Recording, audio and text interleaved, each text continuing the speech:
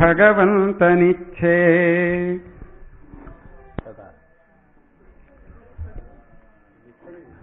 ಓಂ ಸರ್ವಾತ್ಮಾ ಸರ್ವದೃತಿಯೋಸೌ ಸರ್ವಾಧ್ಯಾಸ ನಿರಾಸಕೃತ ಸತತಂ ಸನ್ನಿಧತ್ತಾಂ ಮೇ ಹೃದಯೇ ಪರಮಶಿವಃ.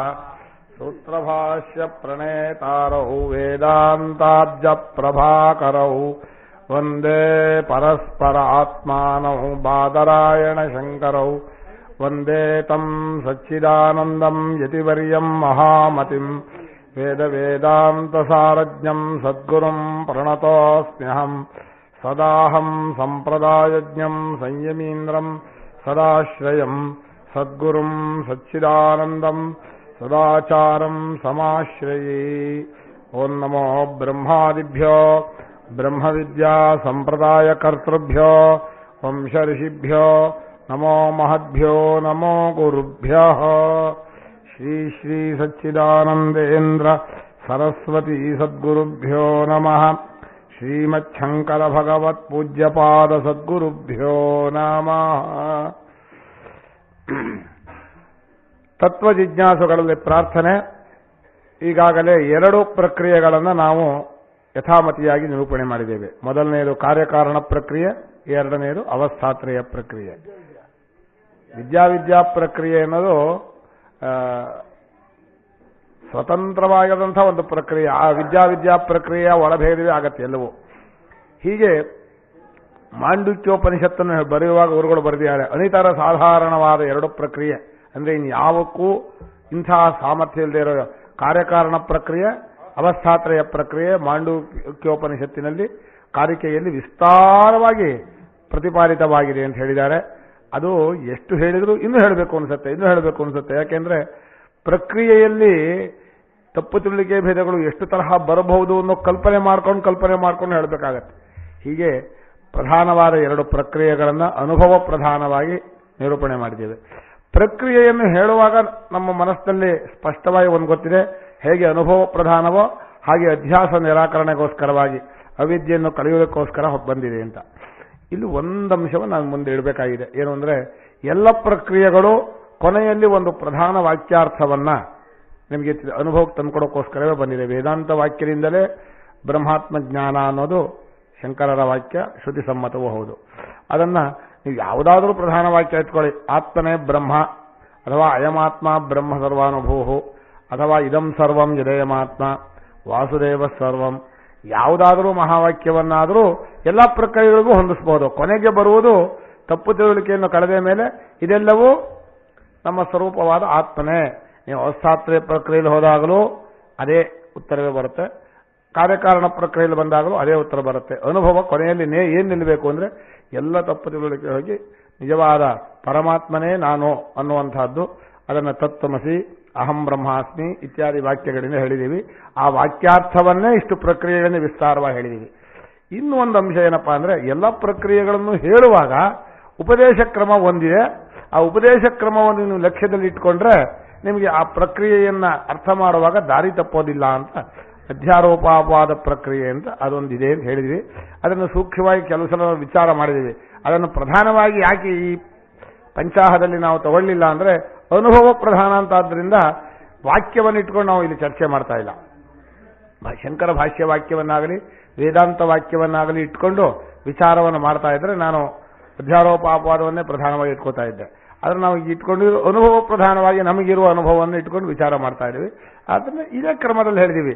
ಇಲ್ಲೂ ಅದೇ ಅಂಶವೇ ಆದರೂ ನಾವು ಅದನ್ನು ಒತ್ತಿ ಹೇಳಿಲ್ಲ. ಒತ್ತಿ ಹೇಳದೇ ಇರೋದನ್ನ ಅಲ್ಲಲ್ಲೇ ಇವರು ಬಹಳ ಚೆನ್ನಾಗಿ ಅಲ್ಲಲ್ಲೇ ನುಣಿಸ್ಕೊಂಡು ಉತ್ತರ ಕೊಡ್ತಾ ಇರ್ತಾರಲ್ಲ, ಅವ್ರಿಗೆ ಗೊತ್ತಿದೆ ಪ್ರಕ್ರಿಯೆ, ಅದರಿಂದ ಸ್ಪಷ್ಟವಾಗಿ ಜಾರ್ಕೋತಾರೆ. ಈಗ ನನ್ನ ಪಾಲಿಗೆ ಬಂದಿರುವಂತಹ ಪ್ರಕ್ರಿಯೆ, ಇವತ್ತಿನ ಪ್ರಕ್ರಿಯೆ ದ್ರಷ್ಟು ದೃಶ್ಯ ಪ್ರಕ್ರಿಯೆ ಅಂತ ಹೆಸರು. ಈಗ ಪರಮಾರ್ಥವಾದ ನಮ್ಮ ಸ್ವರೂಪದಲ್ಲಿ ತಿಳುವಳಿಕೆಯಿಂದ ಕಲ್ಪಿತವಾದ ಒಟ್ಟು ರಾಶಿಯನ್ನ ಈ ಉಪನ್ಯಾಸದಲ್ಲಿ ದ್ರಷ್ಟೃ ದೃಶ್ಯ ಅನ್ನೋ 2 ವಿಭಾಗವನ್ನ ಮಾಡಿಕೊಳ್ಬೇಕು. ದ್ರಷ್ಟೃ ದೃಶ್ಯ ಅಂತ 2 ವಿಭಾಗ ಶಾಸ್ತ್ರ ಹೇಳ್ಕೊಟ್ಟದ್ದಲ್ಲ, ನಮಗಿದೆ. ಅಂದ್ರೆ ಒಬ್ಬ ನೋಡೋನು, ಒಂದು ನೋಡಿಸ್ಕೊಳ್ಳೋದು. ಈ 2 ವಿಭಾಗವನ್ನು ಇಟ್ಕೊಂಡು ನಮ್ಮ ಅನುಭವದಲ್ಲಿ ನೋಡುವವನು, ನೋಡಿಸ್ಕೊಂಡದ್ದು, ಈ 2 ವಿಭಾಗ ಹ್ಯಾಕ್ ಕಾಣಿಸ್ತಾ ಇದೆ. ಕೊನೆಯಲ್ಲಿ ನೋಡುವವನೇ ನೋಡಿಸ್ಕೊಳ್ಳೋನು, ಅಥವಾ ನೋಡಿಸ್ಕೊಂಡದ್ದು ಇಲ್ವೇ ಇಲ್ವೋ, ಅಥವಾ ನೋಡುವನು ನೋಡಿಸ್ಕೊಳ್ಳೋನು ಎರಡೂ ಇಲ್ವೋ, ಅದು ಅನುಭವದಲ್ಲಿ ಏನು ತೀರ್ಮಾನ ಬಂದರೂ ನಾವು ಅದನ್ನು ಒಪ್ಕೊಳ್ಳುವಂತಹದ್ದು. ಅದಕ್ಕೋಸ್ಕರವೇ ಪ್ರಕ್ರಿಯೆ ಹೊರಟಿದೆ. ಈಗ ಈ ಪ್ರಕ್ರಿಯೆಯನ್ನು ಹೀಗೆ ನಾವು ಒಟ್ಟು ರಾಶಿ ಅಂತ ಹೇಳಿದಾಗ, ಒಟ್ಟು ರಾಶಿ ಅಂದರೆ ಅಖಂಡ ಪ್ರಪಂಚವನ್ನ ಎರಡು ಭಾಗ ಮಾಡಿದಾಗ, ನಾನು ದ್ರಷ್ಟೃವಾಗಿ ಈ ದೃಶ್ಯವನ್ನ ಈ ದರ್ಶನ ಸಾಧನಗಳಿಂದ ನೋಡ್ತಾ ಇದ್ದೀನಿ. ಇದನ್ನ ಸುಲಭವಾಗಿ ಹೇಳೋದಾದ್ರೆ, ನೋಡುವ ನನಗೆ ಇಂದ್ರಿಯಗಳಿದೆ, ಇದು ದೃಶ್ಯ ರಾಶಿ ಇದೆ. ಇದನ್ನೇ ತಾನೇ ನಾವು ಮುಂಚೆ ಆರಂಭ ಮಾಡೋದು. ನಮಗಿರುವ ಅನುಭವದಲ್ಲಿ ಮೊಟ್ಟ ಮೊದಲು ಯಾರಿಗೆ ಯಾವ ಪ್ರಪಂಚದ ಏನೂ ಜ್ಞಾನ ಆಗೋದಿಲ್ವೋ ಅವನಿಗೆ ಏನೂ ಉಪದೇಶ ಮಾಡೋಕ್ಕಾಗಲ್ಲ. ಅದನ್ನು ಜ್ಞಾನ ಅನ್ನೋದು ಮುಖ್ಯ. ಆ ಜ್ಞಾನಕ್ಕೆ ನಮಗೆ ಇಂದ್ರಿಯಗಳು ಮುಖ್ಯ. ಆ ಇಂದ್ರಿಯಗಳನ್ನು ತಗೊಂಡು ನಾನು ಮುಖ್ಯ. ಹೀಗೆ ನೋಡುವವನಾದ ನಾನು, ನೋಡಿಸ್ಕೊಂಡಂತಹ ಪ್ರಪಂಚ, ಅದಕ್ಕೆ ನೋಡ್ಕೊಳ್ಳಬೇಕಾದ ಸಾಧನ, ಈ ಮೂರು ನಮ್ಮ ಅನುಭವದಲ್ಲಿ ಇದೆ ಅಂತ ಇಟ್ಕೊಂಡೆ ಈ ಪ್ರಕ್ರಿಯೆ ವಿಚಾರವನ್ನು ಹೇಳ್ತೀವಿ. ಅಲ್ಲ, ಇವರು ಒಂದು ಮಾತು ಹೇಳಿದ್ರು, ಎಲ್ಲ ಪ್ರಕ್ರಿಯೆಯಲ್ಲೂ ಇದು ಬಂದೇ ಬರುತ್ತೆ ಎಂದು. ಕೊನೆಗೆ ಎಲ್ಲ ಪ್ರಕ್ರಿಯೆಯೂ ಸೇರುತ್ತೆ, ಯಾವಾಗ ತಪ್ಪುದಿಲ್ಲಕ್ಕೇನು ಕೊಳೆಯುವ ಹಂತದಲ್ಲಿ. ಆರಂಭದಲ್ಲಿ ಉದ್ದೇಶ ಬೇರೆ ಇದೆ. ಉದ್ದೇಶ ಏನು ಅಂತಂದ್ರೆ, ಈ ಕ್ರಮದಲ್ಲಿ ಇಟ್ಕೊಂಡೇ ವಿಚಾರ ಮಾಡೋಕೆ ಹೋಗ್ತಾ ಇರ್ತೀವಿ. ಈಗ ಏನು ಹೇಳ್ತೀವಿ, ದೃಶ್ಯ ಅಂದ್ರೇನು, ದ್ರಷ್ಟೃ ಅಂದ್ರೇನು ಅನ್ನೋದನ್ನ ಒಂದು ಸ್ವರೂಪ ಅನುಭವದಿಂದಲೇ ಒಂದು ಮನಸ್ಸಿಗೆ ನಿಶ್ಚಯ ಮಾಡಿಕೊಂಡ್ರೆ ಆಗ ಇದನ್ನ ದೃಶ್ಯ ಅಂತ ಕರಿಬಹುದು, ಇದನ್ನ ದ್ರಷ್ಟೃ ಅಂತ ಕರಿಬಹುದು ಅಂತ ನಾವು ನಿರ್ಣಯ ಮಾಡಬಹುದು. ದೃಶ್ಯ ಅಂದ್ರೆ ಏನು ಅನ್ನೋ ಶಬ್ದಕ್ಕೆ ಯಾವುದು ನಮ್ಮ ಅನುಭವ ಗೋಚರವಾಗುತ್ತೋ, ಬರೀ ಕಣ್ಣಿಗೆ ಕಾಣಿಸುತ್ತೋ ಅಂತಲ್ಲ, ಅನುಭವ ಗೋಚರವಾಗುತ್ತೋ ಅಷ್ಟು ಕೂಡ ದೃಶ್ಯ. ಅನುಭವ ಗೋಚರವಾಗುವ ದೃಶ್ಯದ ಸ್ವರೂಪ ಏನು ಅಂತ ಕೇಳಬೇಕು. ಅನುಭವ ಗೋಚರವಾದ ದೃಶ್ಯವು ಅದು ಒಂದು ಅಳತೆಯನ್ನ, ಪರಿಚ್ಛಿನ್ನತೆಯನ್ನು ಕಂಡುಕೊಂಡಿದೆ. ಆ ದೃಶ್ಯ ಅದು ಯಾವಾಗಲೂ ಅಚೇತನವಾಗಿರುತ್ತೆ, ಪರಿಚ್ಛಿನ್ನವಾಗಿದೆ, ಅಚೇತನವಾಗಿರುತ್ತೆ. ಈ ದೃಶ್ಯವನ್ನು ಎಲ್ಲ ದೃಶ್ಯಕ್ಕೂ ಅನ್ವಯವಾಗಬೇಕು. ಹಾಗೆ ಅಂದ್ರೆ ದೃಶ್ಯದ ಇದನ್ನ ಈಗ ದೃಶ್ಯ ಅಂತ ಇಟ್ಕೊಂಡಿದ್ದು ಹೇಳಿದ್ವಿ. ಈ ದೃಶ್ಯ ಹೇಗಿದೆಯೋ ಇಡೀ ಎಲ್ಲ ದೃಶ್ಯವೂ ಇದೇ ತರ ಇರಬೇಕು ಅನ್ನೋ ಒಂದು ಸಮಾನ ಅಂಶವನ್ನ, ಇದಕ್ಕೆ ನಾವು ಹೇಳೋದು ಅನುಭವದಲ್ಲಿ ಕಂಡ ಸಮಾನ ಅಂಶವನ್ನ ಎಲ್ಲಕ್ಕೂ ಸಮಾನ ಹೊಂದಿಸಿದ್ರೆ ಅದು ಸರಿಯಾಗತ್ತೆ. ಇದು ಪರಿಚ್ಛಿನ್ನವಾಗಿದೆಯೋ ಇಲ್ವಾ? ಹಾಗೆ ಏನೇನು ದೃಶ್ಯ ಅನುಭವ ಗೋಚರವಾಗತ್ತೆ ಅಂತ ಹೇಳ್ತೀನೋ ಅಷ್ಟೂ ಕೂಡ ಒಂದು ಅಳತೆಯನ್ನು ಇಟ್ಕೊಂಡಿದೆ. ಅಷ್ಟು ಇದು ಅಚೇತನವಾಗಿದೆ. ನೀವು ಅಚೇತನವಾಗಿದೆ ಅಂತ, ಎಲ್ಲ ದೃಶ್ಯವೆಲ್ಲ ಅಚೇತನವಾಗಿದೆ ಅಂತ ಒಪ್ಕೋತೀರಲ್ವಾ? ಹೀಗೆ ದೃಶ್ಯವೆಲ್ಲವೂ ಪರಿಚ್ಛಿನ್ನ ಅಚೇತನವಲ್ಲದೆ ಬದಲಾಯಿಸ್ತಾನೇ ಇರುತ್ತೆ. ಆದ್ರಿಂದ ಆ ದೃಶ್ಯಕ್ಕೆ ಈ ಮೂರು ಲಕ್ಷಣಗಳು ಸಹಜವಾಗಿದೆ. ಇನ್ನು ಬದಲಾಯಿಸೋದಲ್ಲದೆ ಒಂದ್ಸಲ ತೋರುತ್ತೆ, ಒಂದ್ಸಲ ಮರೆಯಾಗ್ಬಿಡುತ್ತೆ, ತೋರೋದೇ ಇಲ್ಲ. ಈ ನಾಲ್ಕು ಲಕ್ಷಣ ಇಟ್ಕೋಣ, ಇನ್ನೂ ತುಂಬಾ ಹೇಳಬಹುದು. ಇಷ್ಟು ನಾಲ್ಕು ಲಕ್ಷಣ ಇಟ್ಕೊಂಡು ಇದು ಯಾವ್ಯಾವುದು ದೃಶ್ಯವಾಗಿದೆಯೋ ಎಲ್ಲಕ್ಕೂ ನಾವು ಅನ್ವಯಿಸಿದೀವೋ, ನಾವು ಇದನ್ನು ಪಕ್ಷಪಾತ ಮಾಡಿದೀವೋ ಅಂತ ನೋಡಬೇಕು. ಮೊಟ್ಟ ಮೊದಲು ಈ ದೃಶ್ಯಕ್ಕೆ ಇನ್ನೊಂದು ಅಂಶವನ್ನು ಸೇರಿಸಬೇಕು. ದೃಶ್ಯವಾದ ಯಾವ ಪದಾರ್ಥವು ಇನ್ನೊಂದು ದೃಶ್ಯವನ್ನು ನೋಡೋದಿಲ್ಲ. ಕಂಬ ಇನ್ನೊಂದನ್ನು ನೋಡುತ್ತಾ? ದೃಶ್ಯಕ್ಕೆ ನೋಡುವವನ ಅಂದ್ರೆ ನೋಟಗಾರನಾಗೋದು, ನೋಟಗಾರ ಅಂದ್ರೆ ದ್ರಷ್ಟೃತ್ವ, ನೋಡುವವನಾಗುವುದು, ಅದಾಗೋದಿಲ್ಲ. ಇದು ಯಾವುದು ಇನ್ನೊಂದು ನೋಡಲ್ಲ. ಒಂದ್ಸಲ ದೃಶ್ಯ ಅಂತ ಆದ್ಮೇಲೆ ಅದರ ಹಣೆ ಬರ ಮುಗೀತು, ಅದು ದೃಶ್ಯವೇ. ಪುನಃ ಅದನ್ನು ನೋಡುತ್ತೆ ಅನ್ನೋದಿಲ್ಲ. ಇಷ್ಟು ಲಕ್ಷಣವನ್ನು ಇಟ್ಕೋಬೇಕು. ಇಷ್ಟು 5 ಲಕ್ಷಣವನ್ನು ನೀವು ಇಟ್ಕೊಂಡು ನೀವು ಮಥನ ಮಾಡಿದರೆ ನಿಮ್ಗೆ ಎಷ್ಟು ಚೆನ್ನಾಗಿ ತತ್ವ ಹೊಳೆಯುತ್ತೆ. ಎಲ್ಲಿ ಎಲ್ಲಿ ನಾವು ಈ ನ್ಯಾಯವನ್ನ ಬದಲಾಯಿಸ್ಕೋತೀವಿ ಒಂದ್ಸಲ ವಿಚಾರ ಮಾಡೋಣ. ಈಗ ದೃಶ್ಯವಾದದ್ದನ್ನ ಈ ಪಂಚಭೂತಗಳನ್ನ ನೋಡ್ತಾ, ಪಂಚಭೂತಗಳೆಲ್ಲವೂ ದೃಶ್ಯವೇ ಈ ಪ್ರಪಂಚದಲ್ಲಿ. ಅದು ಅಚೇತನವೂ ಹೌದು, ಅದು ಪರಿಚ್ಛಿನ್ನವೂ ಹೌದು, ಅದು ಒಂದೊಂದು ಬದಲಾಯಿಸೋದು ಹೌದು, ಅದು ಇನ್ನೊಂದನ್ನು ನೋಡೋಲ್ಲ ಅನ್ನೋದು ಹೌದು ಅಂತ ಅಂದ್ಬಿಡ್ತೀವಿ. ಬಹಳ ಸುಲಭವಾಗಿ ಇದರಲ್ಲೇನು ತೊಂದರೆ ಇಲ್ಲ. ಯಾಕೆಂದ್ರೆ ಗಾಳಿಗೂ ಆಕಾಶಕ್ಕೂ ಒಂದು ಅರಿವಿದೆ ಅಂತ ಇಟ್ಕೊಂಡಿಲ್ಲ, ದೃಶ್ಯಕ್ಕೆ ಅರಿವು ಇಲ್ಲ. ಈಗ ನಾನು ಇಲ್ಲಿ ನೋಡ್ತಾ ಇರೋ ನೀವು ದೃಶ್ಯ ಹೌದು ಅಲ್ವಾ? ಈಗ ಇಲ್ಲಿ ಹೇಳಿ, ಈಗ ಬಂದು ನಮಗೆ ಕಷ್ಟ. ದೃಶ್ಯವಾದ ನೀವು ಪರಿಚ್ಛಿನ್ನರೇದೋ ಒಪ್ಕೋಬೋದು, ಯಾಕಂದ್ರೆ ನೀವು ಶಿಷ್ಟೇ ಇದ್ದೀರಿ. ಎರಡನೇ, ನೀವು ಅಚೇತನರೋ ಅಂದ್ರೆ ನಾವು ಅಚೇತನರಲ್ಲಪ್ಪ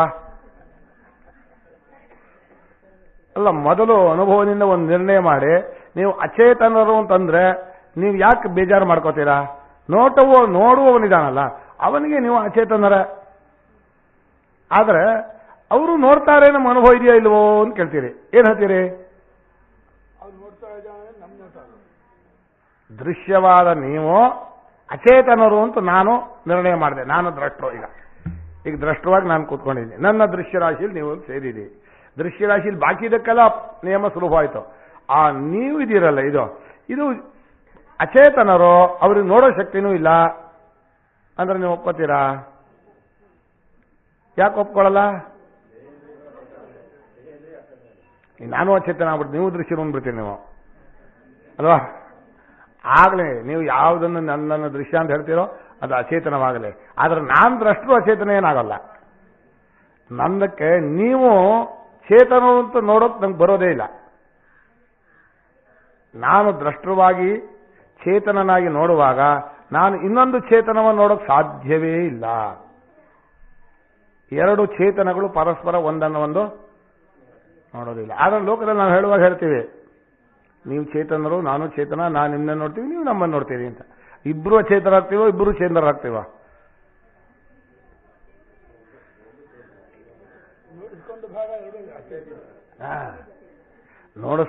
ನಿಮ್ಮ ನೋಡಿಸ್ಕೊಂಡ ಭಾಗ ಅಚೇತನ, ನೀವು ನಮ್ಮನ್ನು ನೋಡಿದ ಭಾಗವು ಅಚೇತನವೇ. ಅಚೇತನ ಒಂದು ಚೇತನಕ್ಕೆ ಆಧಾರವಾಗಿದೆ, ಅಂದ್ರೆ ಚೇತನ ತೋರ್ಕೊಳ್ಳೋಕೆ ಅವಕಾಶ ಮಾಡಿಕೊಟ್ಟಿದೆ ಅಂತ ತಿಳ್ಕೋಬೇಕು. ಆದ್ರೆ ಲೋಕವ್ಯವಹಾರದ ಚೇತನಕ್ಕೂ ಇಲ್ಲಿ ಹೇಳೋ ಚೇತನಕ್ಕೂ ಏನು ಅಂದ್ರೆ, ನಿಯಮವಾಗಿ ಚೇತನವಾಗಿರಬೇಕು, ಮಿಕ್ಸ್ ಚೇತನ ಅಲ್ಲ. ಹಾಗೆ ಮಿಕ್ಸ್ ಹಾಲ್ ಅಲ್ವಾ, ಹಾಗೆ ಗಟ್ಟಿ ಚೇತನ ಆಗಿರಬೇಕು. ಚೇತನ ಅಂದ್ರೆ ಅರಿವು, ಬರೀ ಅರಿವಿನ ಸ್ವರೂಪ. ಅದು ನೋಡುವವನು ಹೌದು, ನೋಡಿಸ್ಕೊಳ್ಳೋದು ಹೌದು, ನೋಡುವವನು ಹೌದು, ನೋಡಿಸ್ಕೊಳ್ಳೋದು, ಆ ಥರದ್ದಾಗಬಾರದು. ಅದಕ್ಕೆ ಇಲ್ಲಿ ಸ್ವಾಮಿಗಳು ಬರೀತಾರೆ, ಯಾವಾಗಲೂ ಯಾವುದು ನೋಡುವವನೇ ಆಗಿರುತ್ತೋ ಅದು ಮಾತ್ರ ದ್ರಷ್ಟರು ಅಂತ ಇಟ್ಕೊಳ್ಳಿ. ಒಂದ್ಸಲ ನೋಡುವನು ಒಂದ್ಸಲ ನೋಡಿಸ್ಕೊಳ್ಳೋದು ಆಗಿದ್ರೆ ಅದು ಹೇಗೆ ಅಂದ್ರೆ ಪಾತ್ರೆ ಸುಡೋ ತರಹ. ಪಾತ್ರೆ ಕೆಲವು ಸಲ ಸುಡುತ್ತೆ, ಕೆಲವು ಸಲ ಸುಡೋಲ್ಲ. ಅಂದ್ರೆ ಪಾತ್ರೆ ಯಾವಾಗಲೂ ಸುಡೋದಿಲ್ಲ, ಸರಿತಾನೆ? ಕೆಲವು ಸಲ ಯಾಕೆ ಸುಡುತ್ತೆ? ಬೆಂಕಿ ಸುಡ್ತಾ ಇರೋದು ಪಾತ್ರೆ ಅಲ್ಲ. ಪಾತ್ರೆ ಸುಡೋಲ್ಲ ಅನ್ನೋದು ಸ್ವರೂಪ, ಸುಡುತ್ತೆ ಅನ್ನೋದು ಬೆಂಕಿ ಸೇರ್ಕೊಂಡಾಗ. ಹಾಗೆ ದೇಹ ಅರಿಯತ್ತೆ ಅನ್ನೋದು ಸೇರ್ಕೊಂಡಾಗ, ದೇಹ ಅಚೇತನ ಅನ್ನೋದು ಸ್ವರೂಪದಿಂದ, ಸರಿತಾನೆ? ಈಗ ನೀವೆಲ್ಲ ಅಚೇತನರು ಅಂದ್ರೆ ಬೇಜಾರು ಮಾಡ್ಕೋತೀರಾ? ಏನಿಲ್ಲ, ನೀವು ದೇಹ ಜ್ಞಾನ ಮಾಡ್ಕೊಂಡ್ರೆ ನೀವು ಅಚೇತನವೇ, ನಾನು ದೇಹ ಮಾಡ್ಕೊಂಡ್ರೆ ನಾನು ಅಚೇತನವೇ. ಅಂದ್ರೆ ಅಚೇತನವಾದದ್ದನ್ನು ನಾನು ಮಾಡ್ಕೊಳ್ಳೋಕೆ ಬರಲ್ಲ ಅನ್ನೋ ವಿಷಯ ಬೇರೆ. ಆದರೆ ಇಲ್ಲಿ ಪ್ರಕೃತ ದೃಶ್ಯವಾದದ್ದೆಲ್ಲವೂ ಅಚೇತನವೇ. ವ್ಯವಹಾರದಲ್ಲಿ ಇನ್ನೊಬ್ಬರ ಚೇತನವನ್ನು ನಾವು ನೋಡೋಕೆ ಬರದೆ ಹೋದ್ರು ವ್ಯವಹಾರಕ್ಕೆ ಅವರು ಚೇತನರು ಅವರಿಗೆ ಅರ್ಥ ಆಗತ್ ಕಂಡ್ರೆ, ನೀವು ಅಚೇತನರಾದ್ರೆ ನಾನ್ಯಾಕೆ ಪ್ರವಚನ ಮಾಡಲಿ? ಆದರೆ ವ್ಯವಹಾರಕ್ಕೂ ಪರಮಾರ್ಥಕ್ಕೂ ಎಷ್ಟು ವ್ಯತ್ಯಾಸ ಇದೆ ನೋಡಿ. ಪರಮಾರ್ಥ ಅನುಭವ ಪ್ರಧಾನ. ಇನ್ನೊಬ್ಬರ ಚೇತನ ಇದೆ ಅನ್ನೋದನ್ನು ನಾನು ದ್ರಷ್ಟವಾಗಿ ನಾನು ನೋಡೋಕ್ಕಾಗಲ್ಲ, ಹೌದು ಅಲ್ವಾ? ಹೀಗೆ ಅಚೇತನವಾದದ್ದು ದೃಶ್ಯ, ದೃಶ್ಯವಾದದ್ದು ಅಚೇತನ, ಎರಡಕ್ಕೂ ಸಮಾನವಾಗಿ ಮಾಡಿಕೊಂಡ್ರೆ ಇನ್ನು ಅಚೇತನವು ಇನ್ನೊಂದು ಅಚೇತನವನ್ನು ನೋಡೋದಿಲ್ಲ ಅನ್ನೋದು ಯಾವ ಅಚೇತನವಾದರೂ ಸರಿ, ದೇಹವೇ ಆದರೂ ಸರಿ, ಕಂಬವೇ ಆದರೂ ಸರಿ, ಗೋಡೆ ಆದರೂ ಸರಿ, ಅಚೇತನಕ್ಕೆ ಚೇತನವನ್ನು ನೋಡೋ ಸಾಮರ್ಥ್ಯ ಇಲ್ಲ. ಇನ್ನು ಉಳಿದ ವಿಕಾರವಂತೂ ಹೇಗೂ ಆಗ್ತಾ ಇದೆ. ನಿಮ್ಮ ದೇಹಾದಿಗಳು ವಿಕಾರವಾಗ್ತಾ ಇದೆ, ದೇಹಾದಿಗಳು ತೋರು ಮರೆಯುತ್ತೆ. ಹಾಗೆ ಆ ಪ್ರಪಂಚ ಬೇರೆ ಅಚೇತನ ಪ್ರಪಂಚ ತೋರಿ ಮರೆಯಾಗತ್ತೋ, ನೀವು ತೋರ್ತೀರಿ, ಮರೆಯಾಗ್ಬಿಡ್ತೀರಿ. ಕೆಲವರು ಚಿಂತಾಮಣಿ ಹೋಗ್ತಾರೆ, ಕೆಲವರು ಬೇರೆ ಹೋಗ್ತಾರೆ, ಅಲ್ಲಲ್ಲೇ ಮರೆಯಾಗ್ತಾರೆ. ಹೀಗೆ ತೋರಿ ಮರೆಯಾಗುವುದು, ಅಚೇತನವಾಗಿರುವುದು, ಪರಿಚ್ಛಿನ್ನವಾಗಿರುವುದು, ಬದಲಾವಣೆ ಹೊಂದೋದು ಅನ್ನೋದು ಎಲ್ಲ ದೃಶ್ಯಕ್ಕೂ ಸಮಾನ ಅನ್ನೋದನ್ನು ಒಪ್ಕೊಂಡ್ಬಿಡ್ತೀರಾ? ಈಗ ಇದಿಷ್ಟು ಹೊರಗಿನ ಪ್ರಪಂಚದ ವಿಚಾರವಾಯಿತು. ಇದು ಮುಖ್ಯವಾದ ಬೇಕಾದ್ದು ಇಲ್ಲಿ ನಮ್ಮ ದೇಹದ ಪರೀಕ್ಷೆ ಅದಲ್ಲ. ಈಗ ಇವರು ಕೇಳ್ತಾರೆ, ಈ ಅಚೇತನವನ್ನೇನೋ ನಾವು ನೋಡ್ತಾ ಇದ್ದೀವಿ ಅಂತ ಇಟ್ಕೊಂಡು ನಾವು ಹೇಳ್ತೀವಿ. ನಮ್ಮ ವಾರ್ತೆಕಾರ ಒಂದು ಚೆನ್ನಾಗಿ ವಾರ್ತೆ ಹೇಳ್ತಾರೆ, ದೃಶ್ಯ ದೃಶ್ಯೋ ನಚ ದ್ರಷ್ಟ, ದ್ರಷ್ಟುದರ್ಶಿ ದೃಶಿರ್ ನಚ. ದ್ರಷ್ಟವು ದೃಶ್ಯಕ್ಕೆ ದ್ರಷ್ಟವಲ್ಲ ಅಲ್ಲೋ, ದ್ರಷ್ಟವು ದೃಶ್ಯಕ್ಕೆ ದೃಷ್ಟವಲ್ಲ, ದೃಷ್ಟಿಯು ದೃಶ್ಯವಾಗೋದಿಲ್ಲ ಅಂತ ಒಂದು ಹೇಳಿದ್ರು. ದ್ರಷ್ಟವು ದೃಶ್ಯಕ್ಕೆ ದ್ರಷ್ಟವಾಗಲ್ಲ ಅಂದ್ರೆ, ದ್ರಷ್ಟವು ಅಂದ್ರೆ ನೋಡುವವನು, ನೋಡುವವನು ನಾನು, ನೋಡುವಂತಹ ದೃಶ್ಯಕ್ಕೆ ವಿಷಯವಾಗೋದಿಲ್ಲ ಅಂತ ಅರ್ಥ. ಈಗ ನಮ್ಮ ಇಲ್ಲಿಗೆ ಬಂದುಬಿಟ್ವಿ ನಾವು. ಪ್ರಪಂಚದ ಬಾಕಿ ಎಲ್ಲ ಜಾಗವನ್ನು ಚೆನ್ನಾಗಿ ಅಚೇತನ ಅಂತ ತಿಳ್ಕೊಂಡು, ಈಗ ನಮಗೇನು ಸಾಧನ ಇದೆ, ಈ ದೃಶ್ಯ ರಾಶಿ ನೋಡೋ ಸಾಧನ, ಆ ಸಾಧನದಲ್ಲಿ ಎಲ್ಲಿದೆ ಚೇತನ, ಯಾವುದು ದೃಶ್ಯ, ಯಾವುದು ದ್ರಷ್ಟು ಅಂತ ಹುಡುಕೋಕೆ ಹೊರಟ್ವಿ. ಇದು ಮಧ್ಯವರ್ತಿಗಳಲ್ಲೇ ಸ್ವಲ್ಪ ನಮಗೆಲ್ಲ ಕಡೆಯಲ್ಲೂ ತೊಂದರೆ. ಮಧ್ಯವರ್ತಿಗಳು ಅಂದ್ರೆ ಪ್ರಪಂಚಕ್ಕೂ ನನಗೂ ನಡುವೆ ತೋರಿಸೋರಿದಾರಲ್ಲ, ಅವರು ದೃಶ್ಯವೋ ದ್ರಷ್ಟೃವೋ ಅಂತ ಅಲ್ಲಿ ನೋಡಬೇಕು. ಅಲ್ಲಿ ಕೆಲವು ಸಲ ದ್ರಷ್ಟೃವಾಗಿರುತ್ತೆ, ಕೆಲವು ಸಲ ದೃಶ್ಯವಾಗಿರುತ್ತೆ. ನಾನು ಒಂದ್ಸಲ ಹೇಳ್ಬಿಡ್ತೀನಿ, ಒಂದ್ಸಲ ದೃಶ್ಯ ಅಂದಮೇಲೆ ಆ ದ್ರಷ್ಟೃ ತೋರಿದ್ರು ಆ ದೃಶ್ಯವೇ, ಹಾಗೆ ಮಾಡ್ಕೋಬೇಕು. ಈಗ ನಮ್ಮ ದೇಹ ನಮಗೆ ದೃಶ್ಯವೋ ದೇಹ ದ್ರಷ್ಟೃವೋ?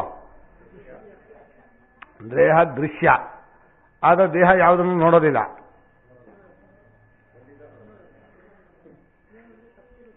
ಈಗ ದೃಶ್ಯ ಅನ್ನೋ ಶಬ್ದಕ್ಕೆ ನಾನು ಹೇಳ್ತಾ ಇರೋದು ಅನುಭವ ಗೋಚರ ಅಂತ, ಕಣ್ಣಿಗೆ ಕಾಣೋದು ಅಂತ ಅರ್ಥ ಹೇಳಿಲ್ಲ. ದೃಶ್ಯ ಅಂದ್ರೇನು? ಅನುಭವ ಗೋಚರ. ಅನುಭವ ಗೋಚರ ದೇಹ, ಇಂದ್ರಿಯಗಳು ಅನುಭವ ಗೋಚರ.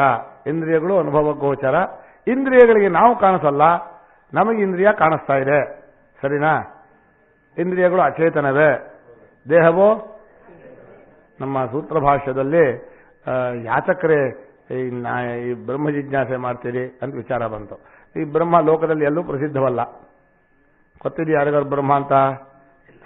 ಆ ಪ್ರಸಿದ್ಧವಲ್ಲದೆ ಇರೋದನ್ನು ನೀವು ಚರ್ಚೆ ಮಾಡ್ತಾ ಇದ್ರೆ ಯಾರಿಗೂ ಅರ್ಥ ಆಗಲ್ಲ. ಹೋಗ್ಲಿ, ಬ್ರಹ್ಮ ಅನ್ನೋದೊಂದು ಪ್ರಸಿದ್ಧವಾದಂತಹ ವಸ್ತು ಆಗಿದ್ರೆ ಚರ್ಚೆ ಮಾಡಬೇಕಾಗಿಲ್ಲ. ಯಾರಿಗೆ ಚರ್ಚೆ ಮಾಡ್ತಾರೆ? ಎಲ್ರಿಗೂ ಗೊತ್ತಿರೋದು. ಈಗ ಪ್ರಶ್ನೆ ಹಾಕ್ಕೊಂಡು ಅವರು ಉತ್ತರ ಹೇಳಿದ್ರು, ಬ್ರಹ್ಮ ನಮ್ಮ ಆತ್ಮವಾಗಿರೋದ್ರಿಂದ ಪ್ರಸಿದ್ಧ ಅಂದ್ರು. ಆತ್ಮ ಅಂದ್ರೆ ನಾವೇ ತಾನೆ, ನಾವು ಅನ್ನೋ ಪ್ರಸಿದ್ಧವಾದ ಮತ್ತೆ ಯಾಕೆ ಚರ್ಚೆ ಮಾಡ್ತೀರಿ ಅಂದ್ರು. ಇಲ್ಲ, ನಾವು ಅನ್ನೋದನ್ನ ಒಬ್ಬೊಬ್ಬರು ಒಂದೊಂದ್ಸಲ ತಿಳ್ಕೊಂಡಿದ್ದಾರೆ. ಆದ್ರಿಂದ ಇದು ನಾನು ಅನ್ನೋದು ಗೊತ್ತಿದೆ ಅನ್ನೋದು ಸರಿ, ಆದರೆ ಸರಿಯಾಗಿ ಗೊತ್ತಿಲ್ಲ ಅನ್ನೋದು ಸರಿ, ಆದ್ರಿಂದ ವಿಚಾರ ಮಾಡ್ತೀವಿ ಅಂದ್ರು. ಹೇಗೆ ತಪ್ಪು ತಿಳ್ಕೊಂಡಿದ್ದಾರೆ ಅಂತಂದ್ರೆ, ಆತ್ಮ ದೇಹ ಮಾತ್ರಂ ಚೈತನ್ಯ ವಿಶಿಷ್ಟಂ ಆತ್ಮ ಇತಿ ಲೌಕಾಯಿತಿಕ ಪ್ರಾಕೃತಾಶ್ಚ ಜನ ಪ್ರತಿಪನ್ನ. ದೇಹವೇ ನಾನು ಅಂತ ತಿಳ್ಕೊಂಡ್ರು, ಅದೇ ಆತ್ಮ ಅಂತ ತಿಳ್ಕೊಂಡ್ರು. ಅದು ಅರಿವಿನಿಂದ ಕೂಡಿದೆ ಅಂದ್ರು. ದೇಹ ಅರಿವು ಯಾವುದಕ್ಕಿದೆ? ದೇಹಕ್ಕಿದೆ ಅಂತ ಸಾಮಾನ್ಯ ಜನರು ತಿಳ್ಕೊಂಡ್ರು. ನಾಸ್ತಿಕರಿದಾರಲ್ಲ, ಚೈತನ್ಯ ವಿಶಿಷ್ಟ ಕಾಯ ಪುರುಷ, ಅವರು ಎಷ್ಟು ಬಲವಾಗಿ ಯುಕ್ತಿ ಹೇಳಿದ್ರು ತೋರಿಸ್ತೀನಿ ನೋಡಿ. ಈಗ ಅರಿವು ತಾನೇ ನೋಡುವಂತಹದ್ದು, ದೇಹಕ್ಕೆ ಅರಿವು ಸೇರಿದ್ದು ಅಂತ ಅವ್ರು ಹೇಳಿಬಿಟ್ರು. ಹೇಗೆ ಹೇಳಿದ್ರು ಅಂದ್ರೆ, ಯಾವಾಗ ತೋರ್ಬೇಕಾದ್ರೂ ಅರಿವು ದೇಹದಲ್ಲೇ ತೋರಬೇಕು. ದೇಹ ಇಲ್ಲರೆ ಅರಿವಿಲ್ಲ, ದೇಹ ಇದೆ ಅಂದ್ರೆ ಅರಿವಿದೆ. ಆದ್ರಿಂದ ಅರಿವು ಯಾವ್ದಕ್ಕೆ ಸೇರಿದ್ದು? ದೇಹಕ್ಕೆ ಸೇರಿದ್ದು ಅಂತ ಇವರು ಹೇಳಿದ್ರು. ಆಚಾರ್ಯ ಇನ್ನೊಂದು ಯುಕ್ತಿ ಹೇಳಿದ್ರು. ಈಗ ಏನೇ ಬೇಕಾಗಿದೆ ಅಂದ್ರೆ, ದೇಹ ಇಲ್ಲದೆ ಹೋದ್ರೂ ಅರಿವಿದೆ ಅಂತ ತೋರಿಸ್ಬೇಕು. ತೋರಿಸೋದು ಹೇಗೆ? ತೋರ್ಸೋಕ್ಕಾಗಲ್ಲ. ಅದಕ್ಕೇನು ಮಾಡಿದ್ರು? ದೇಹ ಇದ್ರೂ ಅರಿವಿಲ್ಲ ಅನ್ನೋ ತೋರಿಸ್ತೀನಿ ಅಂದ್ರು. ಪಾತ್ರೆ ಇದ್ರೂ, ಈಗ ಬರೀ ಬೆಂಕಿ ತೋರ್ಸೋಕ್ ಬರಲ್ಲ ಅಂದ್ಕೊಳ್ಳಿ, ಪಾತ್ರೆಯಲ್ಲಿ ಬೆಂಕಿ ತೋರಿಸುತ್ತೆ. ಈಗ ಪಾತ್ರೆಗೆ ಸೇರಿಲ್ಲ ಹೇಗೆ ತೋರಿಸೋದ್ರೆ? ಪಾತ್ರೆ ಇದ್ರೂ ಬೆಂಕಿ ಇರಲ್ಲ, ತೋರಿಸ್ತೀವಿ ಅಂದ್ರು. ದೇಹ ಇದ್ರೂ ಅರಿವಿಲ್ಲ, ಅವಾಗ ದೇಹಕ್ಕೆ ಸೇರಿಲ್ಲ ಅಂತ ಗೊತ್ತಾಗತ್ತಲ್ಲ ಅಂದ್ರು. ದೇಹ ಇದ್ರೂ ಅರಿವಿಲ್ಲ ಅನ್ನೋದು ಎರಡು ಅವಸ್ಥೆಯಲ್ಲಿ ತೋರುತ್ತೆ ನಮಗೆ. ಒಂದು ಮರಣ, ಸುಷುಪ್ತಿ, ನಿದ್ದೆ. ದೇಹ ಇದೆ, ನಿದ್ದೆ ಸುಷುಪ್ತಿ ದೇಹ ಇದೆ ಅನ್ನೋದು ಇನ್ನೊಬ್ಬರ ದೃಷ್ಟಿಯಲ್ಲಿ. ಆಗಲೇ ಅನುಭವವನ್ನು ಹೇಳುವಾಗ ದೇಹ ಇದೆ, ಅರಿವಿಲ್ಲ ಅದರಲ್ಲಿ, ಆದ್ದರಿಂದ ದೇಹಕ್ಕೆ ಅರಿವು ಸೇರಿದ್ದಲ್ಲ ಅಂತ. ಅವ್ರು ಹೇಗೆ ಹೇಳ್ತಾ ಇದ್ರು ದೇಹಕ್ಕೆ ಸೇರಿದ್ದು? ಇವತ್ತಿನ ವಿಜ್ಞಾನಿಗಳು ಹೇಳ್ತಾರೆ ಅರಿವು ಹೇಗೆ ಬರುತ್ತೆ ಅಂದ್ರೆ, ಎಲ್ಲಿಂದ ಬರುತ್ತೆ ಅರಿವು? ದೇಹದಲ್ಲಿ ಮೆದುಳಿಗೆ ಬರುತ್ತೆ ಅಂತಾರೆ. ಮೆದುಳಿಗೆ ಅದಕ್ಕೇನೋ ಒಂದು ಹೇಳ್ತಾರಪ್ಪ, ಕಣಕಣಗಳು, ಅದು ಈ ಭಾಗದ್ದು ಈ ಭಾಗದ್ದು ಏನೇನೋ ಒಂದಷ್ಟು ಹೇಳ್ತಾರೆ. ಅದು ಅರಿವು ದೇಹ ಮೆದುಳಿಗೆ ಸೇರಿದೆ ಅಂತ ನಿಮ್ಗೆ ಹೇಗೆ ಗೊತ್ತು ಅನ್ನೋದಕ್ಕೆ ಅವರು ಹೇಗೆ ಮಾಡ್ತಾರೆ ಅಂದ್ರೆ, ಈ ತಂತಿ ಕತ್ತರಿಸಿದ್ರೆ ಕರೆಂಟ್ ಆ ಕಡೆ ಬರಲ್ಲ. ಆದ್ದರಿಂದ ಕರೆಂಟ್ ಯಾವುದಕ್ಕೆ ಸೇರಿದೆ? ತಂತಿಗೆ ಸೇರಿದೆ. ಹಾಗೆ ನೀವು ಯಾವ್ದಾದ್ರು ಒಂದಕ್ಕೆ ಇಂಜೆಕ್ಷನ್ ಕೊಟ್ಟುಬಿಟ್ರೆ ಈ ಕಡೆ ಅರಿವು ಗೊತ್ತಾಗಲ್ಲ, ಆದ್ರಿಂದ ಇದಕ್ಕೆ ಸೇರಿದೆ ಅಂದ್ರು. ನಾನು ತಂತಿಗೆ ಅರಿವು ಕರೆಂಟ್ ಸೇರಿದೆ ಅಂದ್ರೆ ಎಷ್ಟು ತಪ್ಪು, ಹಾಗೆ ನೀವು ಹೇಳುವಂಥ ಈ ನರಗಳಿಗೆ ಸೇರಿದೆ ಅನ್ನೋದು ಅಷ್ಟೇ ತಪ್ಪು ಅಂದೆ ನಾನು. ಕರೆಂಟ್ ಪಾಸ್ ಆಗ್ತಾ ಇದೆ, ಕಟ್ ಮಾಡಿಬಿಟ್ರು. ತಂತಿ ಕರೆಂಟ್ ಇಲ್ಲ, ತಂತಿಗೂ ಕರೆಂಟಿಗೂ ಒಂದು ಉಪಾಧಿಯ ಹೊರತು ತಂತಿ ಕತ್ತರಿಸಿದ ತಂತಿಲಿ ಕರೆಂಟ್ ಇರತ್ಯಾ? ಇರೋಲ್ಲ. ಅವ್ರೇನ್ ಮಾಡಿದ್ರು, ಅರಿವು ಎಲ್ಲೆಲ್ಲೋ ಬರ್ತಾ ಇದೆಯಲ್ಲ, ಯಾಕೆ ಕಟ್ ಮಾಡಿದ್ರು? ಆದ್ರೆ ಇದಕ್ಕೆ ಸೇರಿದೆ ಏನ್ಬಿಟ್ರು. ಅದಾಗಲ್ಲ. ಅನುಭವ ಅನ್ನೋದು ಬಹಳ ಮುಖ್ಯ. ನಾವು ಅನುಭವ ಅನ್ವಯ ವ್ಯತಿರೇಕ ಮಾಡುವಾಗ ಅದಕ್ಕೆ ಸೇರಿದೆ ಅಂದ್ರೆ ಅದನ್ನು ಬಿಟ್ಟು ಹೋಗಿರೋದು ಇರಲೇಬಾರದು. ಯಾವುದಕ್ಕೆ ಸೇರಿದೆಯೋ ಅದು ಅದರಲ್ಲಿ ಯಾವಾಗಲೂ ಇರಬೇಕು. ಈಗ ನಾವು ಏನು ವಿಚಾರ ಮಾಡಕ್ ಹೊರಟ್ವಿ? ದೇಹಕ್ಕೆ ಅರಿವು ಸೇರಿದೆಯೋ ಇಲ್ವೋ ಅಂತ ಕೇಳಿದ್ರೆ, ಇಲ್ಲ, ನಮ್ಮ ದೇಹಕ್ಕೆ ಅರಿವು ಸೇರಿದೆ ಅಂತ ಸಾಮಾನ್ಯ ಜನರು ತಿಳ್ಕೊಂಡಿದ್ದಾರೆ. ವಿಜ್ಞಾನವಾದಿಗಳು ವಿಜ್ಞಾನಿಗಳು, ಇವತ್ತಿನ ವಿಜ್ಞಾನವಾದಿಗಳಲ್ಲ, ಇವತ್ತಿನ ವಿಜ್ಞಾನಿಗಳು ತಿಳ್ಕೊಂಡಿದ್ದಾರೆ. ನಾಸ್ತಿಕರಾದಂತಹ ಚಾರ್ವಾಕರು ತಿಳ್ಕೊಂಡಿದ್ದಾರೆ. ಅವರು ದೇಹವೇ ನಾನು ಅಂತ ಹೇಳುವಾಗ ಆ ಅರಿವಿನಿಂದ ಕೂಡಿದ ದೇಹವೇ ನಾನು, ಅರಿವು ಅನ್ನೋದು ಹಿಟ್ಟನ್ನು ಹಾಕಿಟ್ರೆ ಹಾಗೆ ನಾಳೆ ಹುಳಿ ಬರುತ್ತೋ, ದೋಸೆ ಹಿಟ್ಟು ಹುಳಿ ಬರೋದ, ಹಾಗೆ ದೇಹದಲ್ಲಿ ಕೆಲವು ಸಲ ಹುಳಿ ಅರಿವನ್ನು ತೋರುತ್ತೆ, ಕೆಲವು ಸಲ ತೋರೋದಿಲ್ಲ. ದೇಹ ಧರ್ಮವೇ ಅಂತ ಹೇಳಿದರು. ನಾವು ಇಲ್ಲ ಅಂದ್ವಿ. ಯಾವುದು ಸರಿ ಈಗ ಅನುಭವದಲ್ಲಿ? ನಾವು ಯಾಕೆ ಇಲ್ಲ ಅಂತ ಹೇಳಿದ್ರು? ಬರೀ ದೇಹ ತೋರತ್ತೆ ತೋರಲ್ಲ ಅನ್ನೋ ಬರೀ ಯುಕ್ತಿಯಲ್ಲ. ದೃಶ್ಯವಾದದ್ದರಲ್ಲಿ ಅರಿವಿರೋದಿಲ್ಲ. ದೇಹವು ದೃಶ್ಯವೇ ಹೌದು, ಅನುಭವಕ್ಕೆ ಕಾಣಿಸುವಂತಹದ್ದು ಹೌದು. ಆದ್ದರಿಂದ ದೇಹವೋ ಅಚೇತನವೋ, ಈಗ ಹೇಳಿ, ಅಚೇತನವೂ ಹೌದು, ಮತ್ತೆ ಪರಿಚ್ಛಿನ್ನವೂ ಹೌದು, ಬದಲಾಯಿಸೋದು ಹೌದು, ತೋರಿ ಮರೆಯಾಗೋದು ಹೌದು. ಅರಿವು ಮಾತ್ರ ಮರೆಯಾಗೋದಿಲ್ವಂತೆ. ಅವ್ರು ಹೇಳಿದ್ರು ಅರಿವು ಮರೆಯಾಗತ್ತೆ ಬರುತ್ತೆ ಅಂತ ಹೇಳಿದ್ರು. ಇವರು ಹೇಳಿದ್ರು ಅರಿವು ಮರೆಯಾಗಲ್ಲ, ದೃಶ್ಯ ಮರೆಯಾಗತ್ತೆ ಅಂದ್ರು. ಅರಿವು ಮರೆಯಾಗಲ್ವಾ? ಅಲ್ಲ ರೀ, ಕೆಲವು ಸಲ ಅರಿವಾಗತ್ತೆ, ಕೆಲವು ಸಲ ಅರಿವಾಗಲ್ಲ ಅನ್ನಿದೆಯೋ ಇಲ್ವಾ? ಅಲ್ಲ, ಎಚ್ಚರದಲ್ಲಿ ಅರಿವಿರುತ್ತೆ, ನಿದ್ದೆಯಲ್ಲೇ ಅರಿವಿರಲ್ಲ. ಆದ್ರಿಂದ ಅರಿವು ತೋರಿ ಮರೆಯಾಗತ್ತೆ. ಅರಿವು ಮತ್ತೆ ಕಾಣಿಸುತ್ತೆ ಅನ್ನೋದು ಗೊತ್ತಾಗಲ್ಲ. ಅರಿವು ಕಾಣಿಸ್ತಾ ಇದೆ ಅನ್ನೋದು ಇದೆ. ಹೇಗೆ ಅರಿವು ಕಾಣಿಸ್ತಾ ಇದೆ ಅನ್ನೋ ಪದಕ್ಕೆ ಹೇಗೆ ಅರ್ಥ ಹೇಳ್ಬೇಕು ಅದನ್ನ? ಅಲ್ಲ, ನಮ್ಗೆ ಅರಿವು ಬಂದಿರೋದು ಗೊತ್ತಾಗ್ತಾ ಇದೆ, ಈಗ ಅರಿವಿಲ್ಲ ಅನ್ನೋದು ಗೊತ್ತಾಗ್ತಾ ಇದೆ ಅನ್ನೋ ಅರ್ಥ ಏನು ಹೇಳಿ? ಅದು ವಿಶೇಷವಾದ ಅರಿವನ್ನು ಇಟ್ಕೊಂಡು ಹೇಳ್ಬೋದು. ಅದು ಮುಂದೆ ಹೇಳ್ತಾರೆ. ಈಗ ಈ ವಾಕ್ಯವನ್ನು ಇಲ್ಲಿವರೆಗೆ ಬಂದ್ವಲ್ಲ, ದೇಹಕ್ಕೆ ಬಂದ್ವಿ. ಈಗ ಇಂದ್ರಿಯಗಳನ್ನು ನೋಡೋಣ. ಅದನ್ನು ಹೇಳ್ತೀನಿ ನಾನು. ಅರಿವಿನ ಸ್ವರೂಪವನ್ನು ಹೇಳೋಕೆ ಇವತ್ತು ಹೊರಟಿರೋದು. ಅದಕ್ಕೆ ದೃಶ್ಯ ಪ್ರಕ್ರಿಯೆ ತಗೊಂಡಿರೋದು. ಆ ಇಂದ್ರಿಯಗಳು ಒಂದು ರೀತಿ ದೃಶ್ಯ ಅಂದ್ರೆ ಕಾಣಿಸ್ತಾ ಇದೆ ಅಂತ. ಈ ದೃಶ್ಯತ್ವ ಅನ್ನೋದು ವೇದಾಂತದ ಪ್ರಬಲವಾದ ತೀರ್ಮಾನ. ಯಾವುದು ದೃಶ್ಯವೋ ಅದು ನಮ್ಗೆ ಸೇರಿಲ್ಲ, ಯಾವುದು ದೃಶ್ಯವೋ ಅದು ಅಚೇತನ, ಯಾವುದು ದೃಶ್ಯವೋ ಅದು ಪರಿಚ್ಛಿನ್ನ. ಹೀಗೆ ದೃಶ್ಯತ್ವ ಅನ್ನುವಂತಹ ಒಂದು ಅನುಭವ ಇದೆಯಲ್ಲ, ಅದು ಯುಕ್ತಿ, ಅನುಭವಾನುಸಾರಿ ಯುಕ್ತಿ ಕಾಣಿಸ್ತಾ ಇದೆ. ಅದು ಬಹಳ ಜೋರಾದಂತಹ ಪ್ರಮಾಣ. ಕೆಲವು ಸಲ ಹೇಳ್ತೀವಿ ತಪ್ಪು ತಿಳಿಕೆ ಇದೆ, ನಂಗೆ ಗೊತ್ತಾಗ್ತಾ ಇದೆ ಅಂತ. ಗೊತ್ತಾಗ್ತಾ ಇದೆ ಅಂದ್ರೆ ಏನರ್ಥ? ತಪ್ಪು ತಿಳಿಕೆ ನಿಮ್ಗಿಲ್ಲ ಏನ್ರಿ? ನಮ್ಗೆ ನೋವಾಗ್ತಾ ಇದೆ ಅಂತ ಗೊತ್ತಾಗ್ತಾ ಇದೆ ಅಂದ್ರು. ಗೊತ್ತಾಗ್ತಾ ಇದೆ ಅಂದ್ರೆ ಏನರ್ಥ? ನೀವು ನೋವಾಗಿಲ್ಲ. ಅಯ್ಯೋ ನೀವು ಹೇಳ್ತಾ ಇದ್ದೀರಿ, ನಂಗೆ ಕಾಣಿಸ್ತಾ ಇರೋದ್ರಿಂದ ಇಲ್ಲ ಅಂತ ಅರ್ಥ ಅಂತ ಅವ್ರು ಅಂತ ಇದ್ದಾರೆ. ಇವರು ಕಾಣಿಸ್ತಾ ಇದೆ ಅದನ್ನ ಇದೆ ಅಂದ್ರೆ ಕಾಣಿಸ್ತಾ ಇದೆ ಆದ್ರಿಂದ ಇಲ್ಲ ಅಂತಾರೆ. ಯಾಕಂದ್ರೆ ಈಗ ಈ ದೃಶ್ಯತ್ವ ಯುಕ್ತಿ ಅಷ್ಟು ಜೋರ ಇದೆ. ನೀವು ಎಲ್ಲೆಲ್ಲಾದ್ರೂ ನೋಡಿ ವೇದಾಂತಗಳಲ್ಲಿ ಹಾಸ ಹೋಗ್ತಾ ಇದೆ. ನೀವು ಸುಖಿಯಾಗಿದ್ದೀವಿ, ನಮ್ಗೆ ಕಾಣಿಸ್ತಾ ಇದೆಯಾ? ಸುಖಿಯಾಗಿಲ್ಲ. ನಿಮ್ಮ ಮನಸ್ಸಲ್ಲಿ ದುಃಖ ಇದೆ ಏನು ಗೊತ್ತಾಗಿದೆಯಾ? ಹಾಗಾದ್ರೆ ನೀವು ದುಃಖ ಹೇಳಲ್ಲ. ಅಯ್ಯೋ ನೀವು ಹೇಳ್ಬಿಡ್ತೀರಿ, ನನ್ನ ಅನುಭವ ನಂಗೆ ಗೊತ್ತಾಗ್ತಾ ಇದೆ, ನಂಗೆ ನೋವು ಎಷ್ಟು ಕಾಣಿಸ್ತಾ ಇದೆ. ಈ ದೃಶ್ಯ ಕಾಣಿಸ್ತಾ ಇದೆ ಅನ್ನೋವಾಗಲೇ ನಿನಗಿಂತ ಬೇರೆ ಆಗಿದೆ ಇನ್ನೊಂದು ಇಟ್ಕೊಂಡ್ಬಿಟ್ಟಿದ್ದಾರೆ. ಯಾವಾಗ ಒಮ್ಮೆ ಅದು ಕಾಣಿಸ್ತಾ ಅದು ಬೇರೆನೆ ದೃಶ್ಯ. ಆ ದೃಶ್ಯವಾದ್ದು ನಿಮ್ಮ ಸ್ವರೂಪಕ್ಕೆ ಸೇರಿದ್ದಲ್ಲ, ಅದು ಅಚೇತನವೇ, ಅದು ತೋರಿ ಮರೆಯಾಗತ್ತೆ, ಅದಕ್ಕೆ ಸ್ವರೂಪವೇ ಇಲ್ಲ ಅಂತ ಹೇಳಿ ಹೀಗೆ ಇಲ್ಲಿಂದ ದೃಶ್ಯಕ್ಕೆ ಹೇಳ್ತಾ ಈ ಸ್ವರೂಪದ ಬೇರೆ ಅನ್ನೋದಕ್ಕೆ ಈ ಪ್ರಮಾಣ, ಈ ದೃಶ್ಯತ್ವ ಅನುಭವದು ಬಹಳ ಮುಖ್ಯ. ನೀವು ನಿಧಿಧ್ಯಾಸನ ಧ್ಯಾನಕ್ಕೆ ಹೋದಾಗ ದೃಶ್ಯವನ್ನು ನಾನು ಅಂತ ಮಾಡ್ಕೊಳ್ಳಲ್ಲ ಅಂತ ಒಂದು ಸಂಕಲ್ಪ ಮಾಡಿ. ಎಂತ ಮಾಡ್ಕೋಬೇಕು? ನನ್ನ ಅನುಭವ ಗೋಚರವಾದದ್ದನ್ನು ನಾನು ಅಂತ ತಿಳ್ಕೊಳ್ಳೋದಿಲ್ಲ ಅಂತ ಕೂತ್ರೆ ಬಿಟ್ಕೊಂಡು ಹೋಗ್ತೀವಿ. ಇದಂ ನಾಹಂ ಅಂತ. ಎಲ್ಲಿವರೆಗೂ ಬಿಟ್ಕೊಂಡು ಹೋಗ್ಬೇಕು? ಯಾವುದು ಏನು ಮಾಡಿದ್ರು ದೃಶ್ಯ ಆಗೋಲ್ವೋ ಅಲ್ಲಿ ಮಾತ್ರ ನಾನು ಅಂತ ಕೂತ್ಕೋಬೇಕು. ಪುನಃ ಒಂದು ಕಾಣಿಸ್ತಾ ಇರೋದು ನಾನು ಸೇರ್ಕೊಳ್ಳೋದು, ಮತ್ತದನ್ನು ನೋಡ್ತಾ ಇರೋದು, ಆ ಥರ ಎರಡು ಮಾಡಬಾರ್ದು ಅಲ್ವಾ? ಹಾಗೆ ಈ ದೃಶ್ಯತ್ವಾನುಭವ ಇದೆಯಲ್ಲ, ಇದು ಬಹಳ ಮುಖ್ಯವಾದಂತಹದ್ದು. ದೃಶ್ಯವನ್ನು ಇಟ್ಕೊಂಡು ದೃಶ್ಯವಂತ ತೀರ್ಮಾನ ಮಾಡಕ್ಕೆ ಹೊರಟವರಲ್ಲ ನಾವು. ಯಾವುದನ್ನು ತೀರ್ಮಾನ ಕೊಟ್ವಿ? ದ್ರಷ್ಟುವಿನ ಸ್ವರೂಪವನ್ನು ತೋರ್ಸೋಕೆ ಹೊರಟ್ವಿ. ಬರೀ ದ್ರಷ್ಟು ತೋರ್ಸೋಕೆ ಬರ್ತಿರ್ಲಿಲ್ಲ. ದೃಶ್ಯವನ್ನು ಅವಲಂಬಿಸಿಕೊಂಡಿಯೇ ದ್ರಷ್ಟುವನ್ನು ನಾವು ತಿಳಿಸ್ಬೇಕಾಯ್ತು. ನಿಜವಾಗಿ ದ್ರಷ್ಟುವನ್ನು ತೋರಿಸ್ಬೇಕಾಗಿರ್ಲಿಲ್ಲ ನಾವು. ನಿಮ್ಮ ಅನುಭವ ಸ್ವರೂಪನೇವನು. ಆದ್ರೆ ಏನು ಪ್ರಾರಬ್ಧ ಅಂದ್ರೆ ಆ ಅನುಭವ ಸ್ವರೂಪನಾದವನು ಒಂದು ದೃಶ್ಯವನ್ನು ಇಟ್ಕೊಂಡಾಗಲೇ ತೋರ್ಕೊಳ್ಳುತ್ತೆ. ಹಾಗೆ ಸೂರ್ಯನ ಬೆಳಕು ಬಿದ್ದ ಜಾಗವನ್ನು ನೋಡ್ಕೊಂಡು ಯಾವುದೋ ಸೂರ್ಯನ ಬೆಳಕಿಗೆ ಒಂದು ಆಧಾರ ಇದೆಯಲ್ಲ, ಅದರ ಮೇಲೆ ಬೆಳಕು ತೋರಿಸ್ಬೇಕು. ಬರೀ ಬೆಳಕು ತೋರ್ಸೋಕ್ಕೆ ಆಗಲ್ಲ. ಬರೀ ಟಾರ್ಚನ್ನು ಆಕಾಶಕ್ಕೆ ಹೊಡೆದು ಬಿಟ್ರೆ ಏನಾಗ್ಬಿಡುತ್ತೆ? ಟಾರ್ಚ್ ಹತ್ತೇ ಇಲ್ಲ ಅಂದ್ಬಿಡ್ತಾರೆ, ಕಾಣಿಸೋದೇ ಇಲ್ಲ ಬೆಳಕು. ಬೆಳಕು ಹ್ಯಾಕೆ ಕಾಣಿಸ್ಬೇಕಾದ್ರೆ ಬೆಳಗ್ಗೆ ಪದಾರ್ಥ ಬೇಕೋ ಹಾಗೆ ದ್ರಷ್ಟುವಿನ ಅರಿವಿಗೆ ಒಂದು ದೃಶ್ಯ ಗೋಚರವಾಗಬೇಕಾದ್ರೆ, ಆ ಅರಿವು ನಮಗೆ ಅರ್ಥವಾಗಬೇಕಾದ್ರೆ ಒಂದು ದೃಶ್ಯವನ್ನು ಇಟ್ಕೋಬೇಕಾಗಿದೆ. ಅದನ್ನೇ ದೃಶ್ಯವನ್ನು ವಿವರಣೆ ಕೊಡ್ತಾ ಇದ್ದೀನಿ. ಯಾವ್ಯಾವ ಕೊಟ್ಟವರು ದ್ರಷ್ಟೃವನ್ನು ಹೇಳಬೇಕು. ಈಗ ನಡುವೆ ನಾನು ನಿಮ್ಗೆ ಪ್ರಶ್ನೆ ಮಾಡಲಿಲ್ಲ. ಏನು ಪ್ರಶ್ನೆ ಮಾಡಲಿಲ್ಲ ಅಂದ್ರೆ, ಪ್ರಪಂಚ ದೃಶ್ಯವಾದ್ರೆ ಅವಾಗ ಯಾರು ದ್ರಷ್ಟವಾಗಿರುತ್ತೆ ಅಂತ. ಈಗ ಇಂದ್ರಿಯಗಳೇ ದೃಶ್ಯವಾದ್ರೆ ದ್ರಷ್ಟೃ ಯಾರಾಗಿರಬೇಕು? ಇಂದ್ರಿಯಗಳು ದೃಶ್ಯ, ದ್ರಷ್ಟೃ ಯಾರು? ಮನಸ್ಸು ಅಂದ್ರು. ಅದು ನಿಜವಾಗಿ ವಿವೇಕದಿಂದ ಕೇಳಿದ್ರೆ ಸಿಗಲ್ಲ. ಮನಸ್ಸು ದೃಶ್ಯ ಅಂದ್ರೆ ನಾನು ಯೋಚನೆ ಮಾಡೋನು, ಇದು ಇಂದ್ರಿಯ ನಂಗೆ ಕಾಣಿಸ್ತಾ ಇದೆ ಅಂತ. ಇಲ್ಲಿ ಹೇಗಿದೆಯೋ, ಇಲ್ಲಿ ಕಣ್ಣಿದೆಯೋ ಹಾಗೆ ಇಲ್ಲಿ ಇಂದ್ರಿಯ ಇದೆ, ಇಲ್ಲಿ ಮನಸ್ಸಿದೆ, ಹಾಗೆ ಗೊತ್ತಾಗ್ತಾನೆ ಇರಲ್ಲ.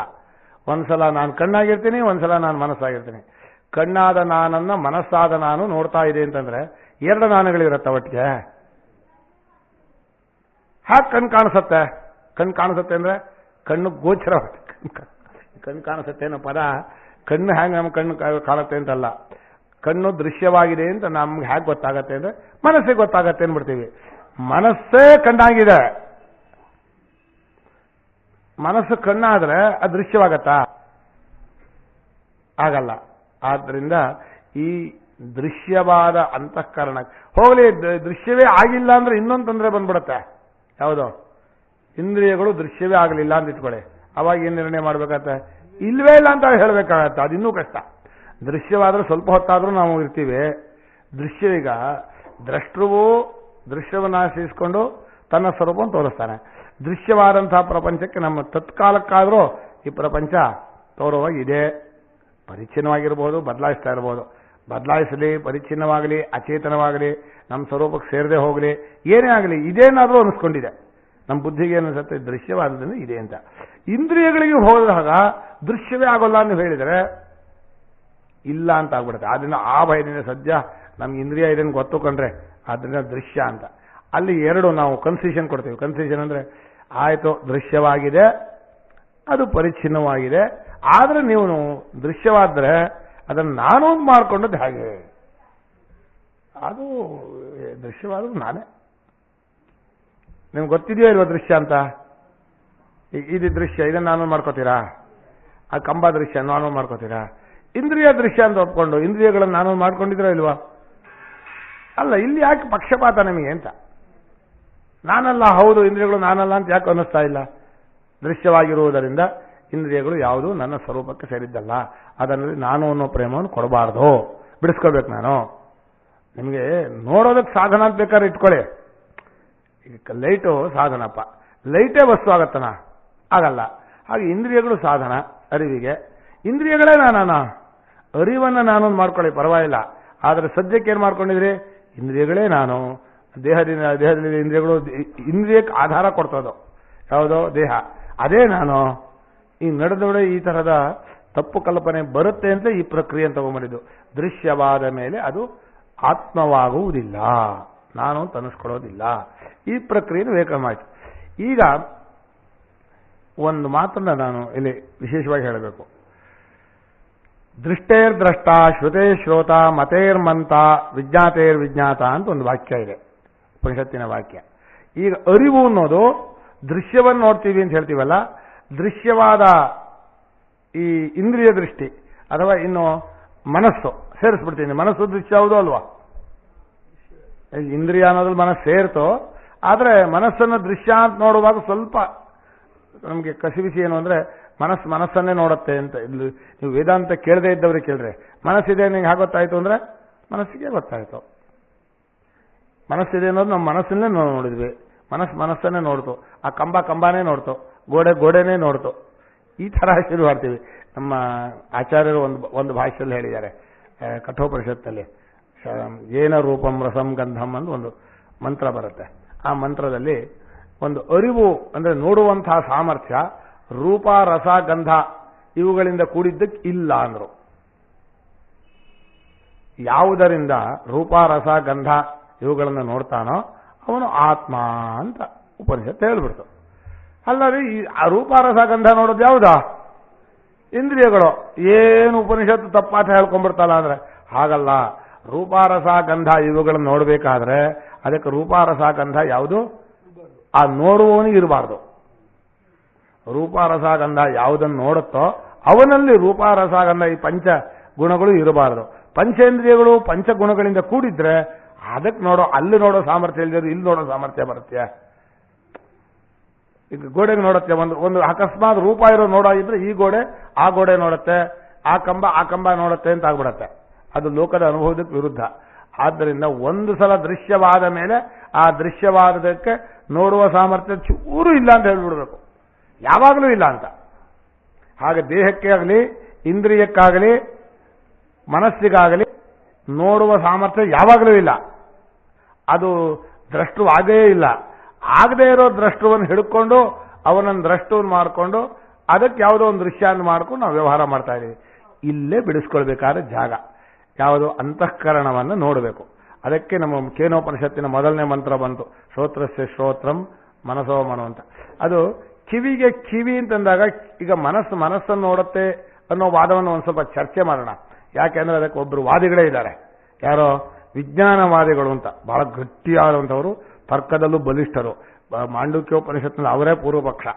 ವಿಜ್ಞಾನವಾದಿಗಳಲ್ಲಿ ವಿಜ್ಞಾನವೇ ವಿಜ್ಞಾನವನ್ನು ಅರಿಯುತ್ತೆ, ಮನಸ್ಸನ್ನು ಅರಿಯುತ್ತೆ. ಮನಸ್ಸು ಅಂದ್ರೆ ಏನು ಅಂತ ಕೇಳ್ರಿ, ಅವ್ರು ಹೇಳ್ತಾರೆ ಮನಸ್ಸು ಅಂದ್ರೆ ಒಂದು ಆಕಾರ ಆಗತ್ತೆ, ವೃತ್ತಿ ಆಕಾರ. ಈಗ ಒಂದು ಸೇಬು ಹಣ್ಣಿನ ಆಕಾರ, ಒಂದು ಮೂಸಂಬಿ ಹಣ್ಣಿನ ಆಕಾರ ಅಂತ ಎರಡು ಅಂತ ಇಟ್ಕೊಳ್ಳಿ. ಈಗ ಸೇಬು ಹಣ್ಣು ನೋಡಿದ ಆಕಾರವನ್ನ ಆಮೇಲೆ ಇಲ್ಲಿ ಸೇಬಣ್ಣಿದೆ, ಇಲ್ಲಿ ಮೂಸಂಬಿ ಹಣ್ಣಿದೆ. ಅವರ ಪ್ರಕಾರ ಇಲ್ಲಿ ಮೂಸಂಬಿ ಹಣ್ಣು, ಇಲ್ಲಿ ಸೇಬೆಹಣ್ಣು ಇಲ್ಲ, ಎರಡೂ ಮನಸ್ಸಿನ ಆಕಾರಗಳೇ. ಸೇಬೆಹಣ್ಣು ಯಾವುದೋ ಮನಸ್ಸಿನ ಆಕಾರ, ಮೂಸಂಬಿ ಹಣ್ಣು ಯಾವುದೋ ಮನಸ್ಸಿನ ಆಕಾರ. ಹಾಗಾದ್ರೆ ಈ ಸೇಬೆಹಣ್ಣಿನ ಆಕಾರ ನೋಡಿದ್ದು ಯಾವುದೋ? ಮೂಸಂಬಿ ಹಣ್ಣಿನ ಆಕಾರ ಆಗ್ತಾ ಇರೋ ಮನಸ್ಸು. ಒಂದು ಮನಸ್ಸಿನ ಆಕಾರ ಆದ್ರೆ ಆ ಆಕಾರ ಈಗ ಕ್ಷಣಿಕವಾಗಿ ಹೋಗ್ತಾ ಇರುತ್ತೆ. ಈ ಚಿತ್ರ ಪಾಸಾಗ್ತಾ ಇರುತ್ತಲ್ಲ, ಆ ಪಾಸಾಗ್ತಾ ಇರುವಾಗ ಅಂತಃಕರಣದಲ್ಲಿ ಚಿತ್ರ ಆಕಾರಗಳು ಪಾಸಾಗ್ತಾ ಇರುತ್ತೆ. ಆಗ ಪಾಸ್ ಆಗ್ತಾ ಇರೋ ಚಿತ್ರವನ್ನು ಮುಂದಿನ ಚಿತ್ರ ನೋಡ್ಬಿಡತ್ತಂತೆ. ನಾನು ಕೇಳಿದೆ, ಮೊದಲನೇ ಚಿತ್ರ ಇದ್ದಾಗ ಇನ್ನೊಂದು ಚಿತ್ರ ಬರಲ್ಲ. ಕೇಳಿದೆ, ಒಂದೇ ಆಕಾರ ಬರೋದು ಮನಸ್ಸಿಗೆ, ಎರಡು ಆಕಾರ ಬರಲ್ಲ.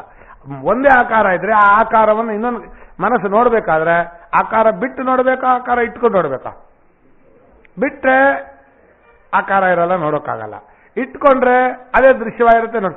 ಎರಡು ಕಡೆಕ್ಕಾಗಲ್ಲ. ಈಗ ನಾನು ಇಲ್ಲಿ ಕೂತ್ಕೊಂಡು ಮಾತಾಡೋನು, ಅಲ್ಲಿ ಕೂತ್ ಕೇಳೋನು, ಎರಡೂ ಒಟ್ಟಿಗೆ ಆಗತ್ಯಾ? ಇಲ್ಲಿ ಕೂತ್ರೆ ಅಲ್ಲಿರೋಲ್ಲ, ಅಲ್ಲಿ ಕೂತ್ರೆ ಇಲ್ಲಿರೋಲ್ಲ. ಹಾಗೆ ಮನಸ್ಸು ಆಕಾರವಾಗಿದ್ರೆ ನೋಡೋರಾಗಿರೋಲ್ಲ, ನೋಡೋರಾಗಿದ್ರೆ ಆಕಾರ ಆಗಿರಲ್ಲ. ಮನಸ್ಸನ್ನು ನೋಡುತ್ತೆ ನಾವು ಹೇಳ್ತೀವಷ್ಟೇ. ಅಲ್ಲ, ಮನಸ್ಸನ್ನು ನೋಡಲಿಲ್ಲ. ಮನಸ್ಸನ್ನು ನೋಡಿದವ್ರು ಯಾರು ನಮ್ಗೆ ಗೊತ್ತಾಗಿಲ್ಲ. ವೇದಾಂತವನ್ನು ಕೇಳದೇ ಇದ್ದವರಿಗೆ ನಮ್ಮ ಮನಸ್ಸು ನಮ್ಗೆ ಕಾಣಿಸ್ತಾ ಇದೆ ಅಂತ ಹೇಳ್ತೀವಲ್ಲ, ನಮ್ಮ ಮನಸ್ಸು ಹಾಗಿದೆ ಹೇಗಿದೆ ಅಂತ. ಈ ಮನಸ್ಸನ್ನು ಅರಿಯುವಂಥವನ ಒಂದು ಅನುಭವವೇ ಇಲ್ಲಿ ಮುಖ್ಯ. ಇಲ್ಲಿವರೆಗೂ ದೃಶ್ಯ ವಿಭಾಗ ಸರಿಯಾಗಿತ್ತು. ಇಲ್ಲಿಂದ ಮುಂದೆ ನೋಡುವಂತಹ ದೃಶ್ಯ ಇದೆ ಅಂದರೆ ಅದನ್ನು ತಿಳಿಯಬೇಕು. ಅದಕ್ಕೋಸ್ಕರ ಇಲ್ಲೇ ಪ್ರಧಾನವಾದಂತಹ ಜಾಗವಾದನ್ನು ಸ್ವಲ್ಪ ಹೆಚ್ಚು ವಿಚಾರ ಮಾಡಬೇಕು. ಮನಸ್ಸು ನೋಡುವಾಗ ಹೇಗಾಗಿತ್ತು, ಮನಸ್ಸನ್ನು ನೋಡುವಾಗ ನಾವು ಹೇಗಿದ್ವಿ ಅನ್ನೋದನ್ನ ಇವರು ಬಿಡಿಸ್ತಾ ಇದ್ದಾರೆ. ಕೇನೋಪನಿಷತ್ನಲ್ಲೂ ಇದೆ. ಈ ದೃಷ್ಟ ಅನ್ನೋದಕ್ಕೆ ಶಂಕರರು ಭಾಷ್ಯ ಮಾಡುವಾಗಲೂ ಬರೆದಿದ್ದಾರೆ. ಮನುಷ್ಯನಿಗೆ ಎರಡು ದೃಷ್ಟಿ ಇದೆ ಎಂದ್ರು, ಎರಡು ರೀತಿಯಾದ ಅರಿವಿದೆ ಅಂತ ಅರ್ಥ. ದೃಷ್ಟಿ ಅಂದ್ರೆ ಕಣ್ಣಲ್ಲ, ದೃಷ್ಟಿಯಿಂದನೋ ಅರಿವು. ಎರಡು ರೀತಿಯಾದ ಅರಿವು. ಒಂದು ಅನಿತ್ಯ ವಿಕ್ರಿಯಮಾಣ ದೃಶ್ಯಾಚ, ಇನ್ನೊಂದು ನಿತ್ಯ ಅವಿಕ್ರಿಯಮಾಣ ಅದೃಶ್ಯಾಚ ಅಂದ್ರು. ಇದು ಮೂರೇ ಪದ ಶಂಕರ ಬರೆದು. ಒಂದು ಅನಿತ್ಯ ಅಂದ್ರೆ ಬಂದು ಹೋಗಿ ಮಾಡುತ್ತೆ, ವಿಕ್ರಿಯಮಾಣ ಬದಲಾಯಿಸುತ್ತೆ, ದೃಶ್ಯ ಅಂದ್ರೆ ಕಾಣಿಸುತ್ತೆ. ಇನ್ನೊಂದು ನಿತ್ಯ ಯಾವಾಗಲೂ ಇರುತ್ತೆ, ಅವಿಕ್ರಿಯಮಾಣ ಬದಲಾಯಿಸೋಲ್ಲ, ಅದೃಶ್ಯ ಕಾಣಿಸೋದಿಲ್ಲ. ಈ ಎರಡು ದೃಷ್ಟಿ ಮನುಷ್ಯನ ಪ್ರತಿಯೊಬ್ಬರಿಗೂ ಇದೆ. ದ್ವೇ ದೃಷ್ಟಿ ಬಾಢಂ ಅಂದ್ರು. ಹೌದು ಕಣ್ರಿ, ಪ್ರತಿಯೊಬ್ಬ ಮನುಷ್ಯರಿಗೂ ಎರಡು ದೃಷ್ಟಿ ಇದೆ. ಒಂದು ಅನಿತ್ಯವಾದ ದೃಷ್ಟಿ, ಒಂದು ನಿತ್ಯವಾದ ದೃಷ್ಟಿ, ಒಂದು ಅದೃಶ್ಯವಾದ ದೃಷ್ಟಿ, ಒಂದು ದೃಶ್ಯವಾದ ದೃಷ್ಟಿ, ಒಂದು ವಿಕಾರವಾಗುವ ದೃಷ್ಟಿ, ಅವಿಕಾರವಾಗುವ ದೃಷ್ಟಿ. ಈಗ ಎರಡನ್ನು ಯಾಕೆ ಹೇಳಿದ್ವಿ ಅಂದ್ರೆ ಇಲ್ಲೇ ನಾವು ತಪ್ಪಾಗಿ ತಿಳ್ಕೊಳ್ಳೋ ಜಾಗ ಬಹಳ ಹತ್ತಿರವಾದ್ದು. ಹಾಗೆ ಅಂದ್ರೆ ಇದನ್ನು ಒಂದೊಂದು ಜಾಗದಲ್ಲೂ ನೋಡ್ತಾ ಇರಬೇಕು. ದೃಶ್ಯವಾದ ದೃಷ್ಟಿ ವಿಕಾರವಾಗುವ ದೃಷ್ಟಿ, ಹೌದಾ? ಅನಿತ್ಯವಾದ ದೃಷ್ಟಿ ಅಂದ್ರೆ ಯಾವಾಗಲೂ ಇರೋ ದೃಷ್ಟಿ ಅಲ್ಲ. ಈ ಅನಿತ್ಯವಾದ ದೃಷ್ಟಿ ಹೋಗಿ ಬಂದು ಮಾಡುವಾಗ ಏನಾಗುತ್ತೆ ಅಂದ್ರೆ, ಈ ನಿತ್ಯವಾದ ದೃಷ್ಟಿ ಇದ್ರೂ ಇವನು ಹೇಳ್ತಾನೆ ಅರಿವೇ ಇಲ್ಲ ಅಂದ್ಬಿಡ್ತಾನೆ. ನಮಗೆ ವಿಶೇಷ ವಿಜ್ಞಾನ ಅಂತ ಇದಕ್ಕೆ ಹೆಸರು, ಅನಿತ್ಯವಾದ ದೃಷ್ಟಿ. ಅನಿತ್ಯವಾದ ದೃಷ್ಟಿ ಇರೋದೇಂದ್ರೆ ಬುದ್ಧಿಯಲ್ಲಿ, ಮನಸ್ಸಲ್ಲಿ. ಬುದ್ಧಿ ಮನಸ್ಸು ಅಂತಃಕರಣದಲ್ಲಿ ಇಟ್ಕೊಳ್ಳಿ. ಅಂತಃಕರಣದಲ್ಲಿ ಅನಿತ್ಯವಾದ ಅರಿವು ಬರ್ತಾ ಇದೆ. ಅನಿತ್ಯವಾದ ಅರಿವು ಅಂತಃಕರಣಕ್ಕೆ ಬಂದು ಅದು ದೃಶ್ಯವೂ ಆಗಿದೆ, ಅನಿತ್ಯವೂ ಆಗಿದೆ, ವಿಕಾರವೂ ಆಗಿದೆ. ಈ ಮೂರು ಲಕ್ಷಣವೂ ಇದೆ. ಇನ್ನೊಂದು ಸ್ವರೂಪವಾಗಿದೆ, ಅವಿಕ್ರಿಯೆ, ಬದಲಾಯಿಸ್ತಾ ಇಲ್ಲ, ದೃಶ್ಯವೇ ಆಗಿಲ್ಲ. ದೃಶ್ಯ ಅಂದ್ರೆ ಕಾಣಿಸ್ಕೋತಾ ಇಲ್ಲ. ದ್ರಷ್ಟೃತ್ವ ಅದರಲ್ಲಿ ಅಧ್ಯಾರೋಪ ಮುಂದೆ ಹೇಳ್ತೀನಿ ನಾನು. ಅದನ್ನು ದ್ರಷ್ಟೃಂತ ಈಗ ಸದ್ಯಕ್ಕೆ ಇಟ್ಕೊಳ್ಳೋಣ. ಅದು ಸಾಕ್ಷಿ ಸ್ವರೂಪದ ಅರಿವು. ಸಾಕ್ಷಿಯು ಅರಿವಿನ ಮುದ್ದೆ, ಅವನು ಗಟ್ಟಿ. ಅಂತಃಕರಣ ಅರಿವನ್ನ ತಗೊಳ್ತದ್ರಿಂದ, ಅಂದ್ರೆ ಎರವಲು ಬಂದದ್ದು.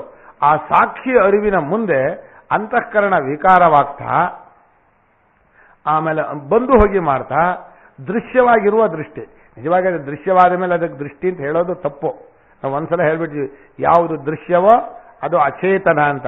ಅದು ನಮಗೆ ನಮ್ಮ ಮನಸ್ಸಲ್ಲಿ ಅರಿವಾಗತ್ತೆ, ನಮ್ಮ ಬುದ್ಧಿಯಲ್ಲಿ ಅರಿವಾಗತ್ತೆ ಅಂತ ಹೇಳ್ತಾ ಇದೀವಲ್ಲ, ಅದನ್ನು ಅಧ್ಯಾರೋಪನ ಆಯ್ತಪ್ಪ, ನಿಮ್ಮ ಬುದ್ಧಿಗೆ ಅರಿವಾಗಲಿ. ಅರಿವು ಎರಡು ಮಾಡ್ಕೊಂಡ್ಬಿಡು. ಒಂದು ಮನಸ್ಸಲ್ಲಿರೋ ಅರಿವು, ಇನ್ನೊಂದು ಸಾಕ್ಷಿ ಸ್ವರೂಪದಲ್ಲಿರುವು ಅಂತ. ಅರಿವು ಎರಡು ಇರೋಕ್ಕೆ ಸಾಧ್ಯ ಇಲ್ಲ. ಇದೀಗ ಉಪದೇಶ ಮಾಡುವಾಗ ಲೋಕದ ಜನರ ತಿಳ್ಕೊಂಡದ್ದನ್ನು ನಾವು ಅನುವಾದ ಮಾಡದೆ ಹೋದ್ರೆ ಜನರಿಗೆ ಅರ್ಥವೇ ಆಗಲ್ಲ. ಇದು ನನ್ನ ಕಿವಿ ಕೇಳಿಸ್ತಾ ಇದೆ ಅನ್ನೋದು ಗೊತ್ತಾಗತ್ತೆ ಅಂತ ಹೇಳ್ತೀರಲ್ಲ, ನನ್ನ ಕಣ್ ಕಾಣಿಸ್ತಾ ಇದೆ ಅನ್ನೋದು ಗೊತ್ತಾಗತ್ತೆ, ನನ್ನ ಮನಸ್ಸಿಗೆ ನಮ್ಮ ಬುದ್ಧಿಗೆ ಅರ್ಥವಾಗ್ತಾ ಇದೆ ಅನ್ನೋದು ಗೊತ್ತಾಗತ್ತೆ ಎಂದು ಹೇಳುವಾಗ, ಆ ಶ್ರೋತ್ರಸ್ಯ ಶ್ರೋತ್ರಂ, ಆ ಕೇಳಿಸ್ತಾ ಇರುವಾಗಲೂ ಅದು ಕೇಳತ್ತಂತೆ, ಕೇಳಿಸ್ತಾ ಇರುವಾಗಲೂ ಕೇಳತ್ತಂತೆ. ಕೇಳುತ್ತೆ ಅನ್ನೋ ಪದ ಅಲ್ಲದು, ಅನುಭವ ಗೊತ್ತಾಗತ್ತೆ ಅಂತ ಅರ್ಥ. ಕಿವಿ ಕೇಳಿಸ್ದೇ ಇರೋದು ಯಾವುದು ಗೊತ್ತಾಗತ್ತೋ, ಕಿವಿ ಕೇಳೋದು ಯಾವುದು ಗೊತ್ತಾಗತ್ತೋ ಅದು ನಿತ್ಯವಾದ ದೃಷ್ಟಿ. ಇದು ಕೇಳೋದು ಕೇಳದೇ ಇರೋದು ಅನ್ನೋದು ಅನಿತ್ಯವಾದ ದೃಷ್ಟಿ. ನಿಮಗೆ ಯಾವುದು ಪ್ರಧಾನ, ಮುಖ್ಯವಾದ? ನಿಮ್ಗೆ ಬೇಕಾದ ದೃಷ್ಟಿ ಯಾವುದು? ನಿತ್ಯವಾದ ದೃಷ್ಟಿ. ಹಾಗೆ ನಿತ್ಯವಾಗಿ ಇದ್ದೇ ಇರ್ತಾನೆ ಸ್ವಾಮಿ, ಬರೋ ಲಾಭ ನಮ್ಮ ಇದ್ರಲ್ಲಿ ತಮಾಷೆ ಹೇಳ್ತಾರೆ. ನಿತ್ಯವಾದ ಲಾಭ ಆಗಿದ್ರು ಬಂದೇ ಬರುತ್ತೆ, ತತ್ಕಾಲಕ್ಕೆ ಬರ್ತಾರಲ್ಲ ಅದನ್ನು ಮುಂಚೆ ಹಿಡ್ಕೊಳ್ಳಿ. ಈಗ ಮನುಷ್ಯನಿಗೆ ನಾವು ವಿಶೇಷ ವಿಜ್ಞಾನವಾಗಬೇಕೋ, ಯಾವಾಗಲೂ ಇರೋ ಸಾಮಾನ್ಯ ವಿಜ್ಞಾನಿ ಆಗಬೇಕೋ? ವಿಜ್ಞಾನವಾಗಬೇಕು ನಮಗೆ. ಸಾಮಾನ್ಯ ವಿಜ್ಞಾನ ಆದರೆ ಎಂಥದ್ದು ಇಲ್ಲ, ಎಲ್ರಿಗೂ ಇರೋದು. ವಿಶೇಷವಾದ ವಿಜ್ಞಾನ ಬರಬೇಕು ನಮಗೆ. ಆ ವಿಶೇಷ ವಿಜ್ಞಾನವೇ ನಾವಾಗಬೇಕು ಅಲ್ವಾ ಅಂತ ಅನಿಸಿರುತ್ತೆ. ಆದರೆ ವಿಶೇಷ ವಿಜ್ಞಾನ ಬಂದರೆ ಹೋಗ್ಬಿಡುತ್ತೆ. ಇದಕ್ಕೆ ಲೌಕಿಕೀ ದೃಷ್ಟಿ ಅಂತ ಹೆಸರು ಕೊಟ್ಟಿದ್ದಾರೆ. ಅನಿತ್ಯ ದೃಷ್ಟಿಗೆ ಲೌಕಿಕೀ ದೃಷ್ಟಿಯಲ್ಲಿ ಲೋಕದಲ್ಲಿ ವ್ಯವಹಾರಕ್ಕೆ ಬಳಸುವ ದೃಷ್ಟಿ. ಇದರಲ್ಲೇ ನಾವು ಬುದ್ಧಿವಂತ ದಡ್ಡ ಅಂತ ಆಗೋದು. ಯಾವುದರಿಂದ? ಈ ಲೌಕಿಕ ದೃಷ್ಟಿಯಿಂದ. ಆ ಲೌಕಿಕ ದೃಷ್ಟಿ ಮುಂದೆ ಬಂದು ಮರೆಯಾಗತ್ತೆ. ಮುಂದೆ ಬಂದು ಮರೆಯಾದಾಗ ನೀವು ಹಿಡ್ಕೊಳ್ಬೇಕಾದದ್ದು ಯಾವುದನ್ನ ಅಂದ್ರೆ, ಆ ಬಂದು ಮರೆಯಾದ ದೃಷ್ಟಿ ಏನಲ್ಲ, ಅದನ್ನು ಗೋಚರ ಮಾಡ್ಕೊಳ್ತಾ ಇರೋ ದೃಷ್ಟಿ ನಡಿಬೇಕು. ಅದನ್ನು ನಾವು ನೋಡೋದೇ ಇಲ್ಲ. ಏನು ಬಂತು ಏನು ಹೋಯ್ತು ಅದನ್ನು ನೋಡ್ತಾ ಇದ್ದೀವಿ. ಯಾವ ಅರಿವು ಬಂತು ಯಾವ ಅರಿವು ಹೋಯ್ತೋ ಅದು ಸರಿ. ಎಚ್ಚರದಲ್ಲಿ ಅರಿವಾಗ್ತಾ ಇರತ್ತೆ, ನಿದ್ದೆಯಲ್ಲಿ ಮಾತ್ರ ಅರಿವೇನೂ ಇರಲ್ಲ ಅಂದ. ಅದು ಯಾವ ಅರಿವಿರಲ್ಲ? ಈ ಲೌಕಿಕ ದೃಷ್ಟಿ ಇರಲ್ಲ. ಬುದ್ಧಿಗೆ ಬರೋ ದೃಷ್ಟಿ ಅರಿವಿರಲ್ಲ. ಅರಿವಿರತ್ತೆ, ಈ ಲೌಕಿಕ ಬುದ್ಧಿಯ ದೃಷ್ಟಿಯನ್ನು ನೋಡ್ತಾ ಇರೋ ಸ್ವರೂಪವಾದ ಅರಿವು ಇರತ್ತೆ. ಅದಕ್ಕೆ ನೋಡಿಸ್ಕೊಳ್ಳುವಂಥ ಇನ್ನೊಂದು ವಸ್ತು ಇರೋಲ್ಲ, ಲೌಕಿಕ ದೃಷ್ಟಿ ಇರಲ್ಲ. ಅದನ್ನ ಅವನೇನು ಮಾಡ್ದ? ಅರಿವೇ ಇಲ್ಲ ಅಂದ್ಬಿಟ್ಟ. ಅರಿವೇ ಇಲ್ಲ ಅನ್ನೋ ಅನುಭವ ಯಾವಾಗಲೂ ಬರೋಕ್ಕೆ ಸಾಧ್ಯವೇ ಇಲ್ಲ. ಸ್ವರೂಪವೇ ಅರಿವಾದ ಮೇಲೆ ಅದು ಇಲ್ಲ ಅಂತ ಆಗತ್ಯ? ಹಾಗೆ ಈ ದೃಷ್ಟಿಯ ಎರಡು ಅನ್ವಯವನ್ನು ಯಾರು ತಿಳ್ಕೋತಾನೋ, ಅಂದ್ರೆ ದೃಶ್ಯ ದೃಷ್ಟಿಯಲ್ಲಿ ಲೌಕಿಕ ದೃಷ್ಟಿಯೇ ದೃಶ್ಯವಾಗಿದ್ದರೆ ಆಗ ಸ್ವರೂಪವಾದಂತಹ ದೃಷ್ಟಿ ಇದೆಯಲ್ಲ ಅದು ದ್ರಷ್ಟೃ ಅಂದ್ರು. ಈಗ ದ್ರಷ್ಟೃ ದೃಶ್ಯವನ್ನು ಎಲ್ಲಿಗೆ ತಗೊಂಡು ಹೋಗಿದ್ದಾರೆ ಅಂದ್ರೆ, ಇಲ್ಲಿ ಬಿಟ್ಟರು. ಮುಂಚೆ ಆರಂಭ ಮಾಡಿದಾಗ ಎಲ್ಲಿತ್ತು? ಎಲ್ಲೇ? ಪ್ರಪಂಚದಲ್ಲಿತ್ತು. ಪ್ರಪಂಚವನ್ನು ಬಿಟ್ಟು ಹಾಕಿದ್ರು. ದೇಹಕ್ಕೆ ಬಂದರು, ದೇಹವನ್ನು ಬಿಟ್ಟರು. ಇಂದ್ರಿಯಕ್ಕೆ ಬಂದರು, ಇಂದ್ರಿಯವನ್ನು ಬಿಟ್ಟರು. ಕೊನೆಯಲ್ಲಿ ಮನಸ್ಸಲ್ಲಿ ತೋರುವಂತಹ ಒಂದು ದೃಷ್ಟಿಯನ್ನು ದೃಶ್ಯ ಅಂತ ಇಟ್ಕೊಂಡು ಆ ದೃಶ್ಯವಾದ ದೃಷ್ಟಿಗೆ ಒಂದು ದ್ರಷ್ಟೃ ಇದೆ ಅಂತ ಹೇಳಿದರು. ಈಗ ಒಂದು ಕೇಳ್ತೀವಿ ನಾವು, ಈ ಅಂತಃಕರಣದ ದೃಷ್ಟಿ ಪ್ರಪಂಚವನ್ನು ನೋಡುತ್ತೆ. ಅಂತಃಕರಣ ದೃಷ್ಟಿಯನ್ನ ನಾನು ನಿಂತ್ಕೊಂಡು ನೋಡ್ತಾ ಇದ್ದೀನಿ. ಆ ಅಂತಃಕರಣ ದೃಷ್ಟಿ ಒಂದ್ಸಲ ಬಂದು ಹೋಗಿ, ದೃಷ್ಟಿ ಅಂದ್ರೆ ಅರಿವು ಅಂತ ಅರ್ಥ. ಆ ಅರಿವು ಒಂದ್ಸಲ ಬಂದು ಹೋಗಿ ಮಾಡ್ತಾ ಇದೆ, ಅದು ದೃಶ್ಯವಾದ ಅರಿವು ಅಂದ್ರು. ಅರಿವಾದರೆ ದೃಶ್ಯವಾಗಬಾರ್ದು, ದೃಶ್ಯವಾದರೆ ಅರಿವಾಗಬಾರ್ದು. ಈ ಅಂತಃಕರಣದ ಅರಿವಾಗುವುದು ವಿಕಾರವಾಗ್ತಾ ಇದೆ. ಅಂದ್ರೆ ಬಂದು ಹೋಗಿ ಮಾಡುತ್ತೆ, ತೋರಿ ಮರೆಯಾಗತ್ತೆ, ವಿಕಾರವಾಗತ್ತೆ. ಈ ನಿಜವಾಗಿ ದೃಶ್ಯವಾದ ಮೇಲೆ ಆ ಅರಿವು ನಾವು ಆಗೋಕ್ಕೂ ಸಾಧ್ಯ ಇಲ್ಲ. ನಾವು ಅಂದ್ರೆ ನಾನು ಅಂತ ಅಂದ್ಕೊಳ್ಳೋಕೆ ಸಾಧ್ಯವಿಲ್ಲ. ಆದ್ರೆ ನಾವು ನಾನು ಅಂತ ಅಂದ್ಕೊಳ್ತಾ ಇರೋದು ಅದೇ ಅಂತಃಕರಣ ಅರಿವಲ್ಲ. ಈ ಅಂತಃಕರಣ ಅರಿವನ್ನು ನೋಡುವಂತಹ ಒಂದು ಅನುಭವ ರೂಪವಾದ ಒಂದು ಅರಿವಿದೆಯಲ್ಲ, ಅಂದ್ರೆ ಅಂತಃಕರಣದ ಅರಿವು ಬಂತು ಬರಲಿಲ್ಲ ಅನ್ನೋದನ್ನು ಎರಡೊಂದು ಅನ್ನೋದು ಅಲ್ಲಿ ನೋಡುವಾಗ ಅದು ದ್ರಷ್ಟೃ ಅನ್ನೋ ಶಬ್ದನ ಕರೆದ್ನಲ್ಲ, ಈ ದ್ರಷ್ಟೃ ಶಬ್ದ ಕರೆಯುವಾಗಲೇ ನೋಡುವವನು, ನೋಡುವ ಕ್ರಿಯೆಯನ್ನ ಮಾಡುವವನು, ಆ ಅರ್ಥದಲ್ಲಿ ಅಲ್ವೇ ಅಲ್ಲ. ಇದು ಕಾಣಿಸ್ಕೊಳ್ಳುತ್ತೆ ಅಂದ್ರೆ ಅದು ನೋಡೋನು ಅಂತ ಹೇಳ್ಬಿಟ್ವಿ ಅಲ್ವಾ. ಯಾವುದು ಕಾಣಿಸ್ಕೊಳ್ಳುತ್ತೆ? ಅಂತಃಕರಣದ ದೃಷ್ಟಿ ನಮ್ಮ ಕಣ್ಣಿಗೆ ಅನುಭವ ಗೋಚರವಾಗತ್ತೆ. ಅದಕ್ಕೆ ನೋಡುವವನು ಒಬ್ಬ ಇದ್ದಾನೆ, ಯಾರೋ ಸಾಕ್ಷಿಯಾದ ನಮ್ಮ ಸ್ವರೂಪ ಆತ್ಮ. ಆತ್ಮ ಅನ್ನೋನು ದೃಷ್ಟಿ ಸ್ವರೂಪನೇ, ಅರಿವಿನ ಸ್ವರೂಪನೇ. ಅಂತಃಕರಣವು ಬಂದು ಹೋಗಿ ಮಾಡುವಂತಹ ಒಂದು ಅರಿವನ್ನು ಮಾಡ್ಕೊಳ್ತಾ ಇದೆ. ಅಂತಃಕರಣ ಅರಿವಿನಲ್ಲಿ ವಿಕಾರ ಇದೆ, ಅಂತಃಕರಣ ಅರಿವು ಬಂದು ಹೋಗಿ ಮಾಡುತ್ತೆ, ಅಂತಃಕರಣ ಅರಿವು ಪರಿಚ್ಛಿನ್ನವಾಗಿದೆ. ಇವೊಂದು ಅಪರಿಚ್ಛಿನ್ನ, ಇವನು ಅರಿಯುವ ಕ್ರಿಯೆಯನ್ನು ಮಾಡ್ತಾ ಇಲ್ಲ. ಕ್ರಿಯೆ ಮಾಡದೆ ಹೇಗೆ ಅರಿತಾ ಇದ್ದಾನೆ ಅಂದ್ರೆ ಇದ್ದು ಬಿಟ್ಟಿದ್ದಾನೆ, ಅರಿವಾಗ್ತಾ ಇದೆ. ಇರುವಿಕೆಯ ಅರಿಯುವಿಕೆ ಆಗಿದೆ ಅವನಿಗೆ. ಸಾಕ್ಷಿ ಅನುಭವ ಸ್ವರೂಪ ಇದೆಯಲ್ಲ, ಅವನು ಇರೋದೇ ಅಂತಃಕರಣ ಅರಿಯೋದು ಅಂತ ಒಂದು ಮಾಡೋದೇ ಇಲ್ಲ. ಸೂರ್ಯ ಹೇಗೆ ಇರೋದೇ ಒಂದು ಬೆಳಕು ಬರೋದು. ಈಗ ಬೆಳಕು ಕೊಡಬೇಕು, ನರಸೀಪುರ ಬಂದಿದೆ ಅಂತ ಒಂದು ಎಕ್ಸ್ಟ್ರಾ ಒಂದು ಜಾಸ್ತಿ ಕೊಡೋಲ್ಲ. ಅಥವಾ ಇನ್ನೇನು ಇಲ್ಲ, ಈ ಕಾಡು ಯಾರು ಜನನೇ ಇಲ್ಲ, ಇಲ್ಲಿ ಯಾತಕ್ಕೆ ಅರಿ ಕೊಡೋದು ವೇಸ್ಟ್ ಅಂತ ಬೆಳಕನ್ನು ತಿಳ್ಕೊಳ್ಳಲ್ಲ. ಹಾಗೆ ಬುದ್ಧಿಯಲ್ಲಿ ಅರಿವು ಬರಲಿ ಬರದೇ ಹೋಗಲಿ, ಅರಿವಿನ ಸ್ವರೂಪನಾದ ಅರಿವು ಇದ್ದಾಗೆ ಇರುತ್ತೆ. ವಾರ್ತೆಕಾರು ಅಸಂಕುಚಿತ ಚಿತ್ಪದ್ಮ ಪ್ರಾಜ್ಞೆ ಸ್ವಪ್ನ ಪ್ರಬೋಧವತ್ ತಥಾ ಪ್ರಫುಲ್ಲ ಬೋಧಾಬ್ಜ ಪ್ರಾಜ್ಞವತ್ ಸ್ವಪ್ನ ಬೋಧಯೋ ಅಂತ ಬಹಳ ಅದ್ಭುತವಾಗಿ ಹೇಳಿದ್ದಾರೆ. ಅಂದ್ರೆ ನಮ್ಮ ಅರಿವಿನ ಸ್ವರೂಪವಾದ ಆ ಅರಿವಿದೆಯಲ್ಲ, ಅದರಲ್ಲಿ ಇದನ್ನು ಬಿಡಿಸ್ಕೊಂಡು ನಾನು ಅನ್ನೋ ಪ್ರತ್ಯಯವನ್ನು ತಗೊಂಡು ಹೋಗಬೇಕು. ಆ ನಾನು ನಿಜವಾದ ನಮ್ಮ ಸ್ವರೂಪದಲ್ಲೇ ನಾನು ನಿಂತ್ಕೊಳ್ಬೇಕು.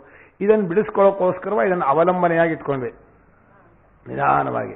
ಹಾಗೆ ನಿಧಾನವಾಗಿ ತಗೊಂಡು ಹೋಗಿ ಅಂತಃಕರಣ ದೃಷ್ಟಿಯನ್ನು ನೋಡುವಂತಹ ಅರಿವಿದೆಯಲ್ಲ, ಅದು ಮುಂದೆ ನೋಡುವ ಈ ಅಂತಃಕರಣದ ಅರಿವು ಮರೆಯಾದಾಗಲೂ ಅದನ್ನು ನೋಡ್ತಾ ಇರುವ ಸಾಕ್ಷಿ ಅರಿವು ಸ್ವಲ್ಪನೂ ಮುಕ್ಕಾಗೋದಿಲ್ಲ, ಸ್ವಲ್ಪವೂ ಕಡಿಮೆನೂ ಆಗೋಲ್ಲ, ಸ್ವಲ್ಪವೂ ವಿಕಾರವೂ ಆಗೋಲ್ಲ, ಇದ್ದಾಗಿರುತ್ತೆ. ಅದು ನಾವಾಗಿಯೂ ಇರ್ತೀವಿ. ಅದು ನಾವಾಗಿದ್ದು ಅದರ ಜೊತೆಲಿ ಇದನ್ನು ಸೇರಿಸ್ಕೋತೀವಿ. ಈ ಅಂತಃಕರಣಕ್ಕೆ ತಗುಲಿದ ಅರಿವೇ ನಾನು ಅನ್ನೋ ಶುರುವಾಗತ್ತೆ. ಅದರಲ್ಲಿ ಇವರು ಹೇಳಿದ್ರು ಎರಡಿದೆ ಅಂತ, ಒಂದು ಜ್ಞಾತೃತ್ವ, ಒಂದು ಅಹಂತೆ ಅಂತ ಅಂತಃಕರಣ ಬಂದಿದೆ ಬುದ್ಧಿಗೆ. ಕರ್ತೃತ ಬೋಧೃತ ಬುದ್ಧೇ. ಎಂಥ ಶಕ್ತಿ ಆತ್ಮನಿಗೆ ಅಂದ್ರೆ ತನ್ನ ಅರಿವಿಗೆ ಗೋಚರವಾದ ಬುದ್ಧಿಗೂ ಅವನು ಅರಿಯುವವನು. ಆಯ್ತು, ನಮ್ಮ ಜೊತೆಗೆ ಬಂದ್ರಲ್ಲ, ನೀನು ಅರಿಯುವನಾಗು ಅಂತ ಸುಮ್ಮನಿರತ್ತೆ. ಅವನು ಅರಿಯುವವನು ಅಂತ ನಿಜವಾಗಿ ಅರಿಯುವವನು ಇವನು. ಅದಕ್ಕೆ ಅರಿಯುವವನು ಸಾಮರ್ಥ್ಯ ಇಲ್ಲ. ಆದ್ರೆ ಅರಿಯುವವನು ಅಂತ ಅವನು ಹೇಳ್ಕೊಂಡ್ರು ಇವನು ತಡೆ ಮಾಡಲ್ಲ. ಹೇಳ್ಕೊ, ಎಷ್ಟು ದಿವಸ ಹೇಳ್ಕೊತೀಯ, ಎಷ್ಟೊತ್ತು ಹೇಳ್ಕೊತೀಯ, ನಂಗೆ ಕಾಣಿಸ್ತಾ ಇದೆಯಲ್ಲ, ಇನ್ನು ಸ್ವಲ್ಪ ಹೊತ್ತಾದ್ರೆ ನೀ ಬುದ್ಧಿನೇ ಇರೋಲ್ಲ, ಅರಿಯೋನೂ ಆಗಿರೋಲ್ಲ. ಆದರೂ ಕೂಡ ಅದು ನಮಗೆ ಅದೇ ಅರಿತಾ ಇರೋದು, ನಿಜವಾದ ಅರಿವಿನ ಸ್ವರೂಪ ಗೊತ್ತಾಗ್ತಾನೇ ಇಲ್ಲ. ಹೀಗೆ ದೃಶ್ಯ ಪ್ರಕ್ರಿಯೆಯಲ್ಲಿ ವಿಕಾರವಿಲ್ಲದ ಅರಿವಿನ ಸ್ವರೂಪಕ್ಕೆ ಆತ್ಮತ್ವ ಬರಬೇಕಾಗಿತ್ತು. ಈ ಬುದ್ಧಿಯಲ್ಲಿರುವ ಅರಿವು ಮತ್ತು ಬುದ್ಧಿಯಲ್ಲಿ ಬಂದಂಥ ನಾನು ಅಹಂತ ಅಂತರು. ಆ ಅಹಂತ ಇದೆಯಲ್ಲ, ಅಹಮಹ ಅಂತ ಹೇಳ್ತಾರೆ ಅವರು. ಅಹಮಹ ಅನ್ನೋ ಪದಕ್ಕೆ ನಾನು ಎಂಬುದಕ್ಕೆ ಅಂತ ಅರ್ಥ ಮಾಡಬೇಕು. ಸಂಸ್ಕೃತ ಭಾಷೆಯಲ್ಲಿ ಅಹಂ ಅಹಮೌ ಅಹಮಹ ಅಂತ ಒಂದು ಶಬ್ದ ಇಲ್ಲ. ಅಹಮಹ ಅಹಮೋಹ ಅಹಮಾಂ ಅಹಮಿ ಅಹಮೋಹ ಅಹಂಸೋ ಅಂದ್ರೆ ಏನು ಅಹಮ?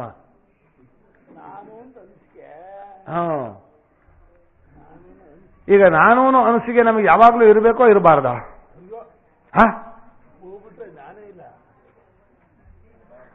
ನವಾರೆ ಮೋಹಂ ಬ್ರವೀಮಿ ಅವಿನಾಶೀವಾರೆ ವಿನಾಶಮೇವಾಪೀತೋ ಭವಿಷ್ಯತಿ. ಏನ್ ಚೆನ್ನಾಗಿದೆ ಇದ್ರೆ ಈ ಪ್ರಕ್ರಿಯೆಯನ್ನು ಹೇಳುವಾಗ ಈ ತೋರುವ ಬುದ್ಧಿಯ ಅರಿವಿದೆಯಲ್ಲ, ಅಲ್ಲಿ ಎರಡು ಸ್ವಭಾವ ಮೊಟ್ಟ ಮೊದಲು ಬಂತಂತೆ. ಒಂದು ಅರಿಯುವವನು ನಾನು ಅಂತಲೋ, ಇನ್ನು ಅದೇ ನಾನು ಅಂತಲೋ. ಆತ್ಮನ ಅರಿವು ಸ್ವರೂಪದ ಅರಿವಿತ್ತಲ್ಲ, ಅದು ಎಲ್ಲವನ್ನೂ ಅರಿಯಬಲ್ಲವಾಗಿತ್ತು. ಈ ಬುದ್ಧಿ ಬಂದ ಕೂಡಲೇ ಬುದ್ಧಿ ಏನು ಮಾಡ್ತೋ, ನಾನು ಅರಿಯೋನು ಅಂತ ಅದನ್ನ ಪಕ್ಕಕ್ಕೆ ತಳ್ಳಿಬಿಟ್ರು. ನಾನು ಅರಿಯೋನು ಮಾಡಿಕೊಂಡು ಅದೇ ಸರ್ವಜ್ಞತೆಯಿಂದ ಏನೇನು ಕಂಡ್ರು ಇದು ಇದು ಅಂತ ನಾನೇ ಅರಿತೀನಿ ಅಂತ. ಆ ಇದು ಇದು ಅರಿಯೋ ಶಕ್ತಿ ಇರೋದು ಬುದ್ಧಿಯಲ್ಲಿರುವ ಅರಿವಿಗೆ, ಸಾಕ್ಷಿಗಲ್ಲ. ಸಾಕ್ಷಿಯು ಬುದ್ಧಿಯಲ್ಲಿರುವ ಅರಿವನ್ನು ಇದು ಅಂತ ಅರ್ತಿಲ್ಲ. ಬಹಳ ಕಷ್ಟ ನಾವು ಅಲ್ಲಿ ಬಿಡಿಸ್ಕೊಳ್ಳುವಾಗ.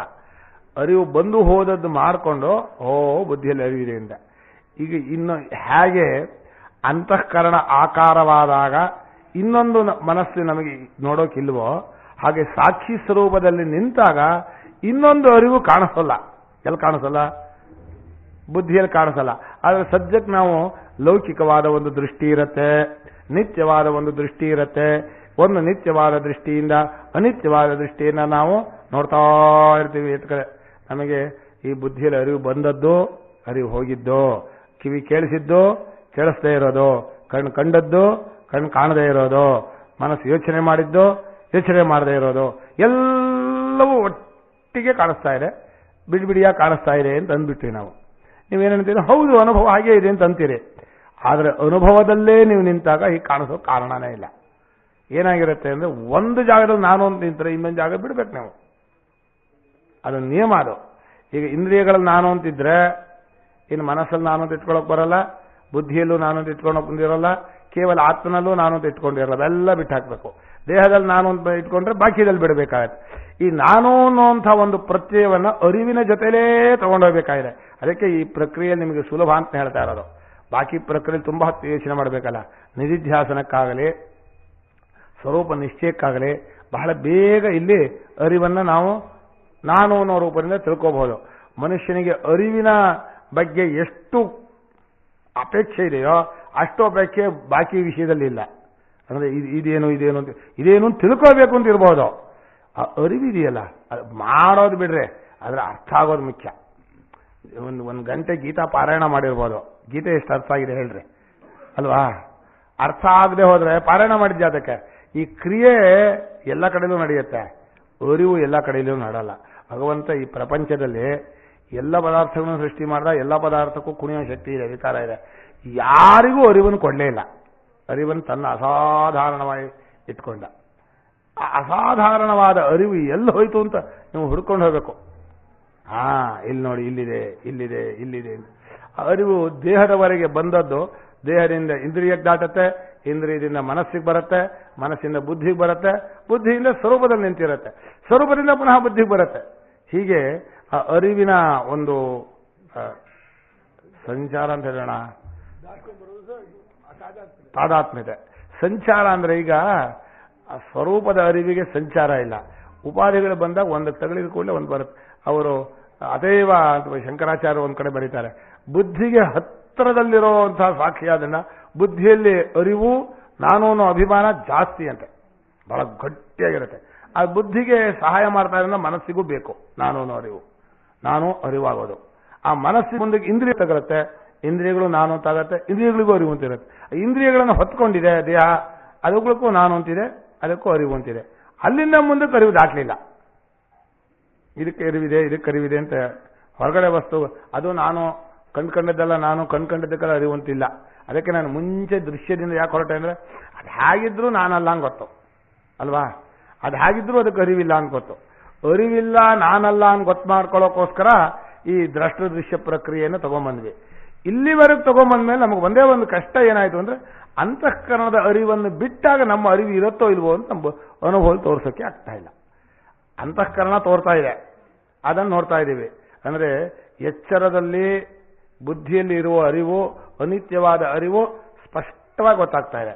ಆ ಅನಿತ್ಯವಾದ ಅರಿವು ಕಾಣ್ತಾ ಇರುವಾಗ ಸ್ವರೂಪದ ಅರಿವಿದೆ ಅಂತ ಊಹೆ ಮಾಡ್ತೀವಿ. ಈಗ ಬೆಳಕು ಅಲ್ಲಿನ ಬೀಳ್ತಾ ಇದ್ದಾಗ ಸೂರ್ಯೋದಯ ಆಗಿದೆ ಅಂತ ಕಾಣುತ್ತೆ, ಸೂರ್ಯ ಕಾಣ್ತಾ ಇಲ್ಲ. ಏನ್ ಕಾಣ್ತಾ ಇದೆ? ಬೆಳಕು ಬಿದ್ದಿರೋದು ಕಾಣುತ್ತೆ. ಹಾಗೆ ಬುದ್ಧಿಯ ಮೇಲೆ ಬಿದ್ದ ಅರಿವು ಕಾಣಿಸ್ತಾ ಇದೆ. ಆ ಅರಿವಿಗೆ ಮೂಲವಾದ ಸಾಕ್ಷಿ ನಮಗೆ ಕಾಣಿಸ್ತಾನೆ ಇಲ್ಲ. ನಮ್ಗೆ ಏನಾಗಬೇಕಂದ್ರೆ ಸಾಕ್ಷಿಯನ್ನು ನೋಡೋ ಆಸೆ ನಮಗೆ. ಬುದ್ಧಿಗೆ ಒಂದ್ಸಲ ಸಾಕ್ಷಿ ಕಂಡುಬಿಟ್ಟಿದ್ರೆ ಚೆನ್ನಾಗಿ ಹಿಡ್ಕೊಂಬಹುದಾಗಿತ್ತು. ಅದು ಕಾಣಿಸೋದಿಲ್ಲ. ಅವನೇನ್ ಮಾಡ್ತೀವಿ ಅಂದ್ರೆ, ಬುದ್ಧಿಯ ಮೇಲೆ ಅರಿವು ಬೀಳಬೇಕಾದ್ರೆ ಆ ಅರಿವಿಗೆ ಮೂಲವಾದ ಒಬ್ಬ ಸಾಕ್ಷಿ ಇದ್ದಾನೆ, ಅವನನ್ನು ನಾನು ತಿಳಿಬೇಕು ಅಂತ ಪ್ರವಚನದ ಇಷ್ಟ ಅರ್ಥ ಮಾಡ್ತೀರಿ. ಅದು ಆಗ ನೀವು ಅನುಮಾನದಿಂದ ಯುಕ್ತಿಯಿಂದ ತಿಳಿದಕ್ಕೆ ಆಗಲ್ಲ. ಅದಕ್ಕೆ ಇವ್ರು ನಿಧ್ಯಾಸನ ಮಾಡ್ರಿ, ಸುಮ್ಮನೆ ಅಲ್ಲಿ ಬಿಡ್ರಿ, ಕೂತ್ಕೊಳ್ರಿ, ಸಾಕ್ಷಿಯಲ್ಲಿ ನಾನು ಅಂತ ಕೂತ್ಕೊಳ್ರಿ ಅಂತ. ಸಾಕ್ಷಿ ನಾನು ಕೂತ್ಕೊಂಡಾಗ ನೀವು ಬುದ್ಧಿಯಲ್ಲಿ ನಾನು ಬಿಡಬೇಕು. ಬುದ್ಧಿಯಲ್ಲಿ ನಾನು ಬಿಟ್ಟು ಸಾಕ್ಷಿಯಲ್ಲಿ ನಾನು ಕೂತ್ಕೊಂಡು ಈಗ ನಿಶ್ಚಯ ಮಾಡೋದು ಯಾವುದನ್ನ? ಸಾಕ್ಷಿ ಸ್ವರೂಪವನ್ನ. ಎಲ್ಲಿ ನಿಶ್ಚಯ ಮಾಡ್ತೀರಿ? ಬುದ್ಧಿಯಲ್ಲಿ. ಸಾಕ್ಷಿಯೇ ನಿಶ್ಚಯ ಮಾಡ್ಬೇಕಾಗಿಲ್ವಲ್ಲ, ಬುದ್ಧಿ ನಿಶ್ಚಯ. ಬುದ್ಧಿ ಬಿಟ್ಟಬೇಕಾ? ಇಲ್ವೇ ಇಲ್ಲ. ಬುದ್ಧಿ ಇಲ್ಲದೆ ಇದೆ ಸಾಕ್ಷಿಯಲ್ಲಿ. ಈಗ ನಿದ್ದೆಯಲ್ಲಿ ಇದ್ದಾಗ ಇದ್ರೆ ಇಟ್ಕೊಳ್ಳಿ, ಸಾಕ್ಷಿ ನಿಶ್ಚಯ ಮಾಡ್ತೀರಾ? ಇಲ್ಲ. ಬುದ್ಧಿ ಸೇರ್ಕೊಂಡ್ರೆ ಇಟ್ಕೊಳ್ಳಿ, ಸಾಕ್ಷಿ ಸ್ವರೂಪ ತೋರುತ್ತಾ? ಸಾಕ್ಷಿ ಸ್ವರೂಪದಿಂದ ನಿಶ್ಚಯ ಮಾಡೋಕ್ಕಾಗಲ್ಲ, ಬುದ್ಧಿ ಜೊತೆಲಿದ್ದಾಗಲೂ ನಿಶ್ಚಯ ಮಾಡೋಕ್ಕಾಗಲ್ಲ. ಈಗ ನಿಶ್ಚಯ ಮಾಡೋ ಹೊರಟದ್ದು ಯಾರನ್ನ? ಸಾಕ್ಷಿ ಸ್ವರೂಪವನ್ನೇ. ನಾವು ತಿಳ್ಕೋಬೇಕು ಅಂತ ಹೊರಟದ್ದು ಸಾಕ್ಷಿಯನ್ನ. ಹ್ಯಾಕ್ ತಿಳ್ಕೋಬೇಕು ಅಂತ ಹೊರಟ್ವಿ ಅಂದ್ರೆ ನಾನು ರೂಪದಿಂದ ತಿಳ್ಕೋಬೇಕು ಅಂತ ಹೊರಟ್ವಿ. ನೀವು ಮರಿಬಾರದು, ಬುದ್ಧಿಯಲ್ಲಿ ಎರಡೂ ಇದೆ. ಇದು ಅಂತೂ ತಿಳ್ಕೊಳ್ಳೋ ಶಕ್ತಿ ಇದೆ, ನಾನು ಅಂತೂ ತಿಳ್ಕೊಳ್ಳೋ ಶಕ್ತಿ ಇದೆ. ಎಲ್ಲಿವರೆಗೆ ನಾನು ತಿಳ್ಕೊಳ್ಳೋ ಶಕ್ತಿ ಇದೆ ಅಂದ್ರೆ ದೇಹದವರೆಗಿದೆ. ದೇಹದ ಮುಂದಿರೋರಿಗೆ ನಂದೂನೂ ಶಕ್ತಿ ಇದೆ. ದೇಹಕ್ಕೆ ಉಪಕಾರ ಮಾಡ್ತಾರೋದ್ರಿಂದ ಈ ಮಕ್ಕಳು, ಆಸ್ತಿ, ಹೆಂಡತಿ, ಸ್ನೇಹಿತರು, ಬಂಧುಗಳು ಇವರೆಲ್ಲ ನನ್ನವರಾಗ್ತಾರೆ, ನಾನಾಗಲ್ಲ. ಈಗ ಈ ಅರಿವು ಸಾಕ್ಷಿಯಿಂದ ಬುದ್ಧಿಗೆ, ಬುದ್ಧಿಯಿಂದ ಇಂದ್ರಿಯಕ್ಕೆ, ಇಂದ್ರಿಯದಿಂದ ದೇಹಕ್ಕೆ ಹೀಗೆ ಬಂದಿದೆಯಲ್ಲ, ಒಂದೇ ಅರಿವು ಬಂದರೂ ಒಂದು ಅರಿವನ್ನ ದೃಶ್ಯ ಅಂತಲೂ ಒಂದು ಅರಿವನ್ನ ದ್ರಷ್ಟರು ಅಂತಲೂ ಎರಡು ಮಾಡಿದ್ವಿ ನಾವು. ಅರಿವಿನ ಸ್ವರೂಪ ಒಂದೇ ಆಗಿದ್ರು. ಆದರೆ ಈಗ ದಾಟ್ಕೊಂಡು ಬರುವಾಗ ಅಲ್ಲಲ್ಲೇ ನಾನು ನಾನು ನಾನು ಅಂತೂ ಹೇಳ್ಕೊಂಡು ಬಂದ್ವಿ, ಹೌದು ಅಲ್ವಾ? ಅರಿವೇ ಇಲ್ಲದೆ ಇರೋದನ್ನ ನಾನೊಂದು ಮಾಡ್ಕೊಳಕ್ ಬರ್ತಿತ್ತೋ? ಬರ್ತಿರ್ಲಿಲ್ಲ. ಬರೀ ಅರಿವಿನ ಸ್ವರೂಪವನ್ನಾದ್ರೂ ನಾನೊಂದು ಮಾಡ್ಕೊಳಕ್ ಬರ್ತಿತ್ತೋ? ಬರ್ತಿರ್ಲಿಲ್ಲ. ಆದ್ರೆ ನಾವೀಗ ಹೇಳ್ತೀವಿ ಬರೀ ಅರಿವು ಸ್ವರೂಪ ನಾನೊಂದು ಮಾಡ್ಕೋಬೇಕು. ನೀವು ನಾನೊಂದು ಮಾಡ್ಕೋಬೇಕು ಅಂದ್ರೆ ಹೊಸ ಮಾಡ್ಕೊಳ್ಳೋದಲ್ಲ, ನಿಶ್ಚಯ ಮಾಡ್ಕೊಳ್ಬೇಕು. ಇದಕ್ಕೋಸ್ಕರ ಈ ದೃಶ್ಯ ಪ್ರಕ್ರಿಯೆಯಲ್ಲಿ ಇಲ್ಲಿಂದ ನಿಧಾನ ಕರ್ಕೊಂಡು ಬಂದಿದ್ದೀವಿ. ಈಗ ನೀವು ಅಂತಃಕರಣವನ್ನು ನೋಡುವವರು, ನಿಮಗೆ ಅಂತಃಕರಣವನ್ನು ಬಿಟ್ಟು ಇನ್ನು ಬೇರೆ ಏನು ಕಾಣಿಸ್ತಾ ಇಲ್ಲ ಅಂತ ಹೇಳಿದ್ವಿ ಅಂತ ಇಟ್ಕೋಣ. ನೀವೇನು ಮಾಡ್ತೀರಿ? ನನ್ನ ಮನಸ್ಸು ನನಗೆ ಕಾಣಿಸ್ತಾ ಇದೆ. ಮನಸ್ಸು ಕಾಣ್ತಾ ಇದೆ ಅಂತಂದ್ರೆ ನಾನಿದ್ದೀನೋ ನಾನಿಲ್ವೋ? ಮನಸ್ಸು ಕಾಣಿಸ್ತಾ ಇರೋ ಯಾವ ನಾನು ತಂದ್ಕೊಳ್ಳುತ್ತೆ. ಮನಸ್ಸು ಕಾಣಿಸ್ತಾ ಇರ್ಬೇಕಾದ್ರೆ ಯಾರಿಂದ ನೋಡಬೇಕು? ಸಾಕ್ಷಿಯಿಂದ. ಆ ಸಾಕ್ಷಿಯಲ್ಲಿ ನಾನು ಒಂದು ಪ್ರತ್ಯಯ ಇದೆಯೋ? ಇಲ್ಲ. ಸಾಕ್ಷಿಯು ಆತ್ಮನೇ ಹೊರತು ನಾನು ಅನ್ನೋ ರೂಪದಿಂದ ಇಲ್ಲ. ಬುದ್ಧಿಯಲ್ಲಿ ಇಲ್ಲಿ ನಾನು ಅನ್ನೋ ರೂಪ ಇದೆ. ಈ ನಾನು ಅನ್ನೋ ಬುದ್ಧಿಯಲ್ಲಿರೋ ರೂಪಕ್ಕೆ ವಿಕಾರವಾಗುವ ಒಂದು ಸ್ವಭಾವ ಇದೆ. ಬದಲಾವಣೆ, ವಿಕಾರ ಅಂದ್ರೆ ಬದಲಾವಣೆ ಆಗ್ತಾ ಇದೆ. ಬಂದು ಹೋಗಿ ಮಾಡುತ್ತೆ, ಅದು ತೋರ್ಕೊಳ್ಳುತ್ತೆ, ಅಡಕೊಳ್ಳುತ್ತೆ. ಇದು ಒಂದು ದೊಡ್ಡ ಚರ್ಚೆ ಇದೆ. ನಾನು ಎಂಬುದು ಅನಾತ್ಮ ಧರ್ಮವೋ ಆತ್ಮಧರ್ಮವೋ ಅಂತ.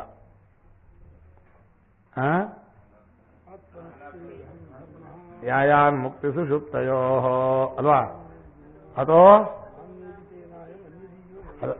ಇವರು ಅನ್ವಯ ವ್ಯತಿರೇಕರಿಂದ ನಾನು ಎಂಬುದು ನಮ್ಮ ಸ್ವರೂಪಕ್ಕೆ ಸೇರಿದ್ದಲ್ಲ ಅಂತ ತಿಳಿಸ್ತಾ ಇದ್ದಾರೆ. ಯಾವುದರಿಂದ? ನಾನು ಅನ್ನೋದು ಇದ್ದಿದ್ರೆ ಸುಷುಪ್ತಿಯಲ್ಲೂ ನಾನು ಅನ್ನೋ ಇರಬೇಕಾಗಿತ್ತು. ಸುಷುಪ್ತಿಯಲ್ಲಿ ಬರ್ತಾ ಇರೋದ್ರಿಂದ ನಾನು ಅನ್ನೋದು ನಮ್ಮ ಸ್ವರೂಪಕ್ಕೆ ಸೇರಿದ್ದಲ್ಲ. ಅನ್ವಯ ವ್ಯತಿರೇಕ ಸರಿ. ಈಗ ನಮಗೆ ಬೇಕಾದ್ದು ಅನ್ವಯ ವ್ಯತಿರೇಕ ನಾನು ಅನ್ನೋದು ಸೇರಿದ್ದಲ್ಲ ಅಷ್ಟೇ ಅಲ್ಲ, ನಾನು ಎಂಬುದರ ನಿಜವಾದ ಸ್ವರೂಪ ಯಾವುದೋ ಅದನ್ನ ತಿಳ್ಕೊಳ್ಬೇಕಾಗಿದೆಯಲ್ಲ. ಅನಾತ್ಮ ಧರ್ಮ ನಾನು ಅನ್ನೋದು ಅಂತಂದ್ರೆ ಅನಾತ್ಮಕ್ಕೆ ನಾನು ಎಂಬ ಧರ್ಮ ಬಂದಿದ್ದು ಯಾಕೆ ಅಂದ್ರೆ ಅರಿವಿನ ಇದು ತಗಲಿದ್ರಿಂದ.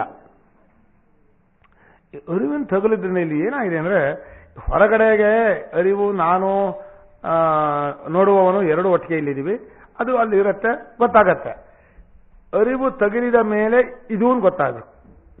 ಬುದ್ಧಿಗೆ ಅರಿವು ತಗಲಿದ ಮೇಲೆ ಏನಾಗಬೇಕು? ಇದು ಬುದ್ಧಿನ ಗೊತ್ತಾಗಬೇಕು.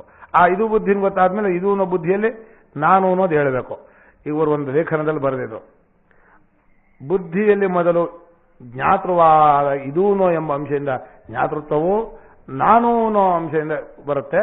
ಅಲ್ಲಿ ನಾನು ಅನ್ನೋದು ಕರ್ಮ, ಇದು ಜ್ಞಾತೃ ಅನ್ನೋದು ಕರ್ತೃ ಅಂದ್ರು. ಏನಿದೆ ಅರ್ಥ? ಕರ್ತೃತ ಕರ್ಮತಾಸ್ಯಾದ ಅಹಂತಥ, ಅಹಂತಥ. ಬುದ್ಧಿಯಲ್ಲಿರುವ ಅರಿಯುವವನಾದ ಸ್ವಭಾವವು ಅಲ್ಲಿರುವ ನಾನು ಎಂಬುದನ್ನು ನೋಡುತ್ತೆ. ಒಂದರಲ್ಲೇ ಇರೋದು. ಹೇಗೆ ಒಂದರಲ್ಲೇ ಇರೋದು? ನಾನು ಹೇಗಾಗತ್ತೆ? ಈಗ ನಾನು ಇಲ್ಲದೆ ಅರಿಯೋನು ಇರ್ತಾನ?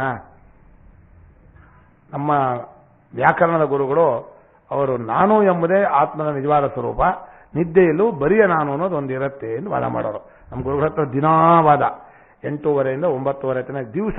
ನಮ್ಮ ಗುರುಗಳು ಇಲ್ಲ, ಆತ್ಮನಲ್ಲಿ ನಾನು ಅನ್ನೋ ಒಂದು ಸ್ವರೂಪ ಇಲ್ಲ ಅನ್ನೋದಿಲ್ಲ. ಅದನ್ನ ನೀವು ಹೇಳ್ತೀರಿ, ಈಗ ನಿಮ್ಮ ಪ್ರವಚನ ಅದೇ ನಮ್ಗೆ ಗೊತ್ತಿದೆ. ಬಹಳ ನೋಡ್ರಿ, ಇದಕ್ಕೆ ಈಗ ನನ್ನ ವಿಷಯ ಹೇಳಕ್ ಹೊರಟದ್ದು. ಬುದ್ಧಿಯಲ್ಲಿ ನಾನು ಅನ್ನೋದಿದೆ, ಸ್ವರೂಪದಲ್ಲಿ ನಾನು ಅನ್ನೋದಿಲ್ಲ. ಈ ಸ್ವರೂಪವನ್ನು ಏನು ತಿಳ್ಕೊಬೇಕು ನೀವು? ನಾನು ಅಂತ ತಿಳ್ಕೊ. ಇದೆಂತ ಹೇಗೆ ಹೇಳ್ತಾ ಇದ್ದೀರಿ ನೀವು ಅಂದ್ರೆ, ಇಲ್ಲಿರೋ ನಾನು ಅನ್ನೋದು ಬಿಟ್ಟಾಗ ಸ್ವರೂಪ ನಾನು ಅನ್ನೋದು ತಾನಾಗಿ ಉಳ್ಕೊಳ್ಳುತ್ತೆ. ಅದು ನಾನು ಅನ್ನೋ ಶಬ್ದ ಅಲ್ಲ. ನಾನು ಅನ್ನೋ ಶಬ್ದದಿಂದ ಕರೀಬೇಕು ಅಂತಿಲ್ಲ, ಅದು ನಿಜವಾದ ನಮ್ಮ ಸ್ವರೂಪ ಅಂತ. ಇದನ್ನು ಹೇಳೋದಕ್ಕೆ ಎಷ್ಟೆಷ್ಟರ ಪ್ರಯತ್ನ. ಈಗ ಮುಂದೆ ಇವರಿಗೆ ವಿಷಯ ಕೊಟ್ಟಿರೋದೇ ತತ್ವಮಸಿ ಅಹಂ ಬ್ರಹ್ಮಾಸ್ಮಿ ವಾಕ್ಯಾರ್ಥ. ಅದನ್ನು ಈಗಲೇ ಹೇಳ್ಬಿಟ್ರಿ ಅಂದ್ರೆ ಅವರು, ಇಲ್ಲ ನಿಮ್ಮ ಪ್ರವಚನ ನೀವೇ ಹೇಳಿ. ಈಗ ನನಗೆ ಬಂದಿರೋ ದ್ರಷ್ಟ ದೃಶ್ಯ ಪ್ರಕ್ರಿಯೆ, ಈ ಪ್ರಕ್ರಿಯೆಯಲ್ಲಿ ನಮ್ಮ ಸ್ವರೂಪವನ್ನ ಅದು ದ್ರಷ್ಟವೋ ದೃಶ್ಯವೋ ಅಂತ ನಾವು ಗಟ್ಟಿಯಾಗಿ ನಿಶ್ಚಯ ಮಾಡ್ಕೊಳ್ಬೇಕು. ಈಗ ನಮಗೆ ಯಾವ್ಯಾವುದು ದೃಶ್ಯವೋ ಅದು ನಾನಲ್ಲ ಅಂತ ನಾವು ಬಿಡೋದಕ್ಕೆ ರೆಡಿಯಾಗಿದ್ದೀವ ನಾವು, ಸರಿಯಾ?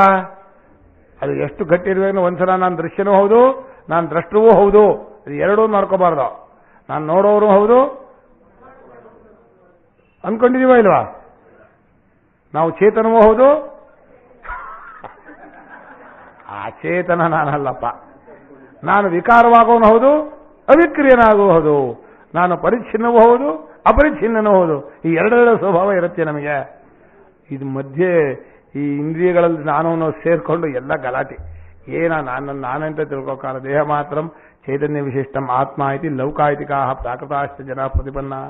ಇಂದ್ರಿಯಾಣ್ಯವೇ ಚೇತನಾನ್ಯಾತ್ಮ ಇತ್ಯಪರೆ ಮನೈತ್ಯನ್ಯೇ ವಿಜ್ಞಾನಂ ಕ್ಷಣಿಕಮಿತ್ಯೇಕೆ ಶೂನ್ಯಮಿತ್ಯಪರೆ ಅಸ್ತಿ ದೇಹಾದಿವ್ಯತಿರಿಕ್ತ ಸಂಸಾರಿ ಕರ್ತಾ ಭೋಕ್ತಾ ಇತ್ಯವರೆ ಭೋಕ್ತೈವ ಕೇವಲಂ ನ ಕರ್ತಾ ಇತ್ಯೇಕೆ ಆತ್ಮ ಸಭೋಕ್ತರಿತ್ಯ ಅಸ್ತಿ ಸರ್ವಜ್ಞ ಸರ್ವಶಕ್ತಿ ಕೇಚಿತ್ ಆತ್ಮ ಸಭೋಕ್ತರಿತ್ಯಪರೆ ಏವಂ ಬಹವೋ ವಿಪ್ರತಿಪನ್ನಾಹ ಅಂದ್ರು ಶಂಕರರು.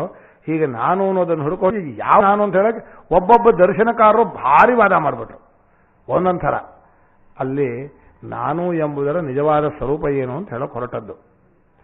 ಅದಕ್ಕೆ ಪ್ರಕ್ರಿಯೆ ತಗೊಂಡಿದ್ದು ದ್ರಷ್ಟು ದೃಶ್ಯ ಪ್ರಕ್ರಿಯೆ. ದೃಶ್ಯವನ್ನ ನಾನು ಅಂತ ನಾನು ಮಾಡ್ಕೊಳ್ಳೋದಿಲ್ಲ, ಯಾವಾಗಲೂ ದ್ರಷ್ಟವೇ ಆಗಿರೋದನ್ನು ನಾನು ಮಾಡ್ಕೊಳ್ತೀನಿ ಅಂತ ಒಂದು ಅನುಭವದಲ್ಲಿ ನಿಂತ್ಕೊಳ್ಬೇಕು. ಈಗ ಅನುಭವವೇ ಎಲ್ಲಕ್ಕೂ ದೃಶ್ಯವನ್ನು ನೋಡ್ತಾ ಇದ್ರೆ ಅನುಭವವನ್ನು ದೃಶ್ಯವಾಗಬೇಕು ಅಂತ ಇಷ್ಟಪಡೋದು ಸರಿನಾ? ಸರಿಯಲ್ಲ. ಅನುಭವವನ್ನು ನಾನು ನೋಡಬೇಕು ಅಂತಂದ್ರೆ ಅರಿವನ್ನು ನೋಡಿ ನಾನು ಮಾಡ್ಕೊಳಕ್ ಬರಲ್ಲ. ನೋಡಿದ್ದು ನಾನಾಗಲ್ಲ. ನೀವು ಏನ್ ಹೇಳ್ತೀರಿ, ಅನುಭವವನ್ನು ತೋರಿಸಿ ಅಂತಂದ್ರೆ ತೋರ್ಸೋಕ್ ಬರಲ್ಲ. ಈಗ ಅನುಭವ ರೂಪನಾದ ಸಾಕ್ಷಿಯೋ ದೃಶ್ಯರೂಪವಾದ ಬುದ್ಧಿಯ ಅರಿವನ್ನ ಅರಿತಾ ಇದ್ದಾನೆ ಅಂತಿದ್ದಾಗ ಆ ಬುದ್ಧಿಯಲ್ಲಿರುವ ನಾನು ಅನ್ನೋದನ್ನ ಮೆಲ್ಲಕ್ಕೆ ಬಿಡಿಸ್ಕೊಂಡು ಆತ್ಮನಲ್ಲೇ ನಾನು ಅನ್ನೋ ರೂಪದಿಂದ ನಿಂತಾಗ ಆ ಆತ್ಮನ ಅರಿವು ಬುದ್ಧಿಗಾಗತ್ತೆ. ಯಾರಿಗಾಗಲ್ಲ? ಆತ್ಮನಿಗಾಗಲ್ಲ. ಅಲ್ಲವೇ ನೀವು ಆತ್ಮನಿಗಾಗಲ್ಲ ಅಂತಂದ್ರೆ ಇದುವರೆಗೂ ನೀವು ಏನ್ ಹೇಳಿದ್ರಿ, ನಮಗೆ ಆತ್ಮಜ್ಞಾನ ಉಂಟು ಮಾಡ್ಕೊಡ್ತೀರಿ, ನಿಮ್ಗೆ ಆತ್ಮ ಏನು ಅಂತ ತಿಳಿಸ್ಕೊಡ್ತೀವಿ ಅಂತ ಹೇಳಿ ಬುದ್ಧಿಗೆ ಆತ್ಮಜ್ಞಾನ ಕೊಟ್ಬಿಟ್ರಲ್ಲ, ನಮಗೆ ಆತ್ಮಜ್ಞಾನ ಕೊಡ್ಲಿಲ್ಲ ಅಂದ್ರೆ ನೀವು ತಪ್ಪು ತಿಳ್ಕೊಂಡಾಗ ನೀವು ಬುದ್ಧಿನೇ ಆಗಿದ್ರೆ ಆದ್ರಿಂದ ಬುದ್ಧಿಗೆ ನಿಮ್ಗೆ ಆತ್ಮಜ್ಞಾನ ಹೊಸದಾಗಿ ಬರಬೇಕಾಗಿಲ್ಲ. ಇನ್ನೇನು ಆತ್ಮನ ಅಜ್ಞಾನ ಮುಂಚೆನೆ ಇರಲಿಲ್ಲ ಅಂತ ಹೇಳ್ತೀವಿ ನಾವು. ತತ್ವಮಸ್ಯಾದಿ ವಾಕ್ಯೋತ್ಥ ಸಮ್ಯಕ್ಧಿ ಜನ್ಮ ಮಾತ್ರತಃ ಅವಿದ್ಯಾ ಸಹಕಾರ್ಯೇಣ ನಾಸೀದಸ್ತಿ ಭವಿಷ್ಯತಿ ಅಂದ್ರು. ಜ್ಞಾನಮಜ್ಞಾನಮಸ್ಯತಃ. ಈ ದ್ರಷ್ಟದೃಶ್ಯ ಪ್ರಕ್ರಿಯೆಯನ್ನು ನೀವು ನಿಧಾನವಾಗಿ ದಿವಸ ವಿಚಾರ ಮಾಡ್ತಾ ಇದ್ರೆ ಭಯ ಪಡಬಾರ್ದು. ಯಾಕೆ ಭಯ ಆಗತ್ತೆ ಅಂದ್ರೆ, ಈಗ ದೇಹ ಕಂಪವಾಗ್ತಾ ಇದೆ ಅಂದ್ಕೊಳ್ಳಿ, ಯಾವುದೋ ಇದಕ್ಕೆ ದೇಹ ನಡುಗ್ತಾ ಇದೆ, ಅಯ್ಯೋ ನಾನು ನಡುಗ್ತಾ ಇದ್ದೀನಿ ಅಂತಿರೋ ಆದ್ರೆ ಅಲ್ಲಿ ವಿವೇಕ ಇರಬೇಕು. ನಡುಗ್ತಾ ಇರುವಂತಹ ದೇಹ ಕಾಣಿಸ್ತಾ ಇದೆ, ಆದ್ರಿಂದ ನಾನು ದೇಹ ಅಲ್ಲ, ನಿಜವಾಗಿ ನನಗೆ ನಡುಕ ಅನ್ನೋದು ಇಲ್ಲ, ನಾನು ಯಾಕೆ ಹೆದರಬೇಕು ಅದು ಬರಬೇಕು ಅಲ್ವಾ. ನಮ್ಮ ದೇಹ ಬಹಳ ಗಲೀಜಾಗ್ಬಿಡ್ತು ನಿಂತ್ಕೊಳ್ಳಿ, ನಾನು ಗಲೀಜಾಗ್ಬಿಟ್ಟೆ, ಏನಾದ್ರೂ ಸರಿ ಮಾಡ್ಕೋಬೇಕು ಅಂತ. ಅಂದ್ರೆ ನಮ್ಮ ದೇಹ ಸರಿ ಮಾಡ್ಕೋಬೇಕು ಅಂತ ಆಸೆ ಇರುತ್ತೆ ಎಲ್ರಿಗೂ, ಯಾಕೆಂದ್ರೆ ನಾನಾಗಿರೋದ್ರಿಂದ. ಆದ್ರೆ ನಿಮ್ಗೇನ್ ಬರಬೇಕು ವಿವೇಕ, ದೇಹ ನಾನಲ್ಲ ಅಂದಮೇಲೆ ಆ ಗಲೀಜು ನಾನಲ್ಲ, ಅದು ಗಲೀಜಾಗಿರುವಂತಹ ಸ್ವಭಾವ ನಮಗೆ ತೋರ್ತಾ ಇದೆ, ಅದಕ್ಕೂ ನನಗೂ ಏನು ಸಂಬಂಧ ಇಲ್ಲ. ನಾನು ಯಾವಾಗಲೂ ಶುದ್ಧನೂ ಆಗಲಿಲ್ಲ, ಅಶುದ್ಧನೂ ಆಗಲಿಲ್ಲ, ಹೀಗೆ ಬರಬೇಕು. ಈಗ ದೇಹೇಂದ್ರಿಯಗಳಿಂದ ವಿಂಗಡಿಸಿಕೊಂಡ ಸಾಕ್ಷಿ ಸ್ವರೂಪ ಏನಿದೆ ಅದನ್ನ ದ್ರಷ್ಟೃ ಅಂತ ಅಧ್ಯಾರೋಪ ಮಾಡಿ ಆ ದ್ರಷ್ಟೃವಿಗೆ ಇದೆಲ್ಲವೂ ದೃಶ್ಯ ಅಂತ ಇಟ್ಕೊಂಡು ಈಗ ಹೇಳಿದಿವಿ. ಈಗ ಕೊನೆಯಲ್ಲಿ ಒಂದು ಪ್ರಕ್ರಿಯೆ ಹೇಳಬೇಕಾಗಿದೆ. ಅಂತಃಕರಣಕ್ಕೆ ದೃಶ್ಯವಾಗುವಾಗ ಅಥವಾ ಯಾವುದೇ ಜ್ಞಾನ ಬರುವಾಗ ಅಂತಃಕರಣ ಆಕಾರ ಮಾಡಿಕೊಂಡ್ರೆ, ಯಾವ ಆಕಾರವನ್ನ? ದೃಶ್ಯದ ಆಕಾರವನ್ನ. ಆ ದೃಶ್ಯದ ಆಕಾರವನ್ನು ನೋಡುವವನು ಸಾಕ್ಷಿ ಸ್ವರೂಪನಾದ ಅರಿವೆ. ಅಂತಃಕರಣದ ದೃಶ್ಯವನ್ನು ನೋಡಿ ಇನ್ನೊಂದಿಲ್ಲ ಮಧ್ಯೆ. ಆದ್ದರಿಂದ ಸಾಕ್ಷಿ ನೋಡಿದ ಕೂಡಲೇ ಅಂತಃಕರಣದ ದೃಶ್ಯ ಸಾಕ್ಷಿಯಲ್ಲಿ ಮುಳುಗಿ ಹೋಗ್ಬಿಡುತ್ತೆ, ಇರೋದೇ ಇಲ್ಲ. ಹಾಗೆ ದೃಶ್ಯವನ್ನು ನೋಡಬಹುದು ನಾವು.